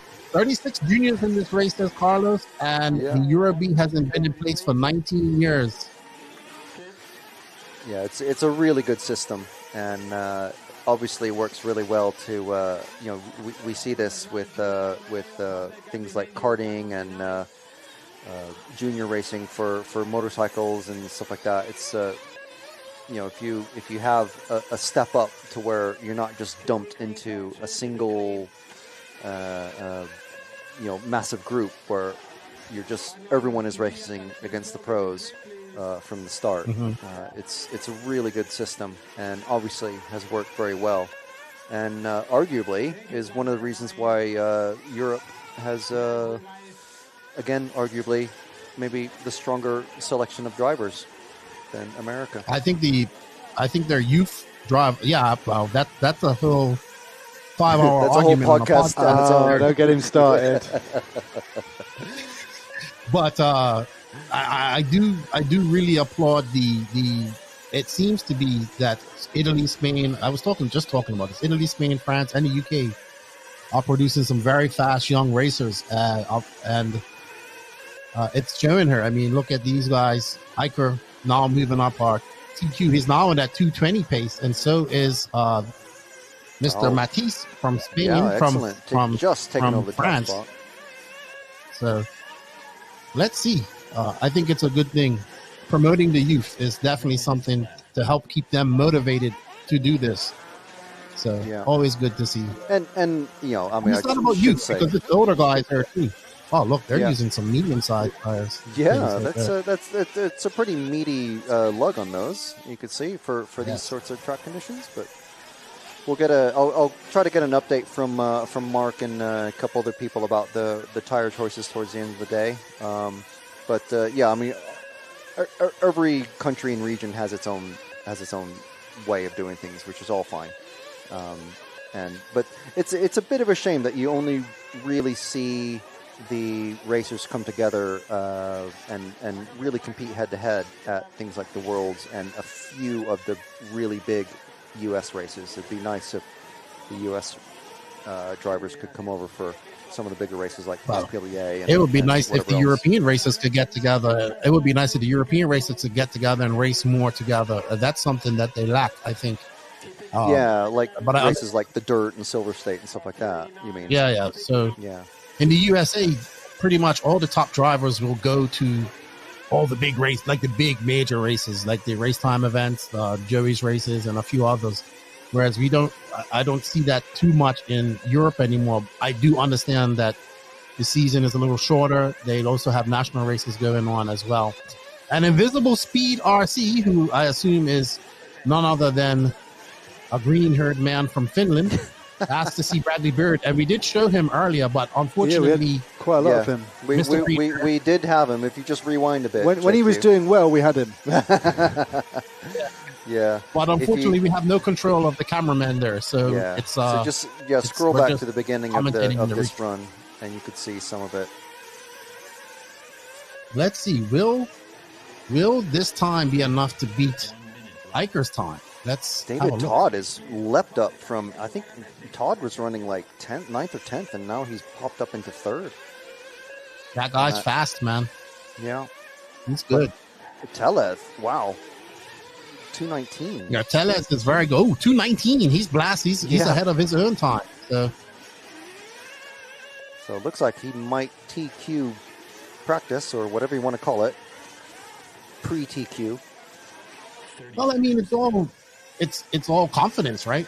Yeah. Can you build on this confidence of doing well in practice and have it carry on to qualifying, right? So, and just for anyone, I was just going to say, for anyone in the chat that might be talking about home field advantage, the track, I believe, has been closed for the previous 2 weeks before the Euros, which is a standard EFRA rule. So probably there is, I mean, there's lots of Spaniards here, so there probably is some home track knowledge, but yeah.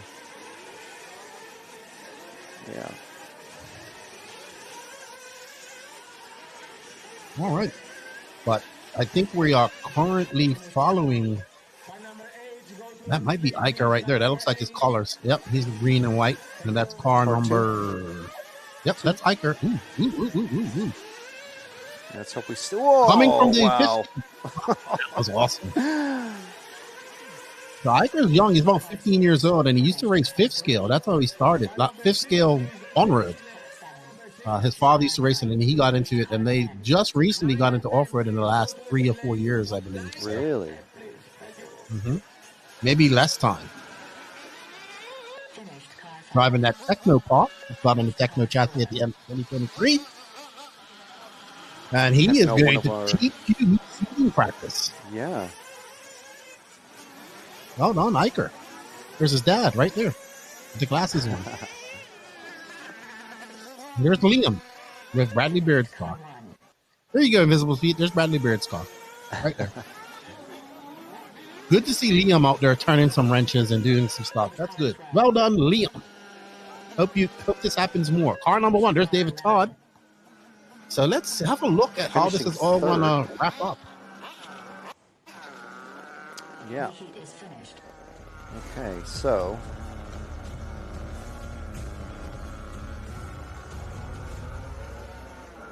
if we refresh the reseating, so everyone went faster except for Hugo Tavernon. Everyone went faster in the top 10 at least. Everyone went faster in the round 2 than round 1, except for Hugo Tavernon. There's 2 different Hugos. So yeah, overall top qualifying seed, I suppose, is Iker Telez, and then we have Matisse Payer, Manuel Iniesta Hernandez, David Todd, Luis Jones, Hugo Ibanez, Ivan Navarro, Hugo Tavernon, Julius Ciclodi, Gabriel Astorino, and that's the top 10. Wow. So very good. Excellent results for everyone there. Absolutely. The track is closed for the day. How did you enjoy day 1, Keenan? Good. Besides being 2 hours too early, it was great. You think this was early? Yeah. Wow. Well, no, he was getting ready for tomorrow. So tomorrow we kick off 8 a.m. Spanish time, 7 a.m. UK time. God knows what time, Dominican Republic time, but very early, incredibly early. And it's going to be a great day, I think. It's qualifying all day. How many rounds of qualifying? 4. 4 rounds of qualifying with 2 to count. Let's have a look. Unless I get corrected by Carlos in the chat. But I believe that from my reading of the rules that it seems to be what it is. Yep. 4 rounds of qualifying. They start at 8, 10:23. Then there's a lunch break, and then 1:15, and then 20 to 4. Finishing the day tomorrow. We finish the day tomorrow with some finals. So we'll have 4 rounds of qualifying, plus we'll have we have one 5-12 final, and then we kick into A and B finals for. Oh no, we don't. We have a 5-12 final, A and B, a 2-5-6 final A and B, and a 1-2-8 final A and B. And then Sunday it's a busy one with 64 all the way down to main, plus junior, a 40 plus, and Lefty's favourite, our last chance, which we'll be also having on Sunday. LCQ. It will be good. It will be good. Any final thoughts, Lefty? Will we leave these good people? I want to thank everybody for joining us in the chat. It's been entertaining. Thank you, Carlos, for giving us the information. Thank you, ACAR, for their hard work, putting the film crew there, doing what they got to do. And we look forward to bringing you guys some more English narrated coverage tomorrow. So I look forward to that. Indeed, you can. If you prefer it in Spanish, you can get it on the ACAR YouTube channel. And we're doing the English feed. It's like the Olympics. We're doing the English feed over here on RC Racing TV. We are broadcasting also to EFRA.ws, and it's been our pleasure to broadcast to you all day today. Thank you so much for being with us. Thank you to X-Ray, Hot Race, Meebo Sports, your all-in-one place eShop, S-Works, T-Works, Techno RC. I've been Matt McCallum, Frank McKinney to my side. Thank you to Keenan. We'll see you very, very, very, very, very early tomorrow morning.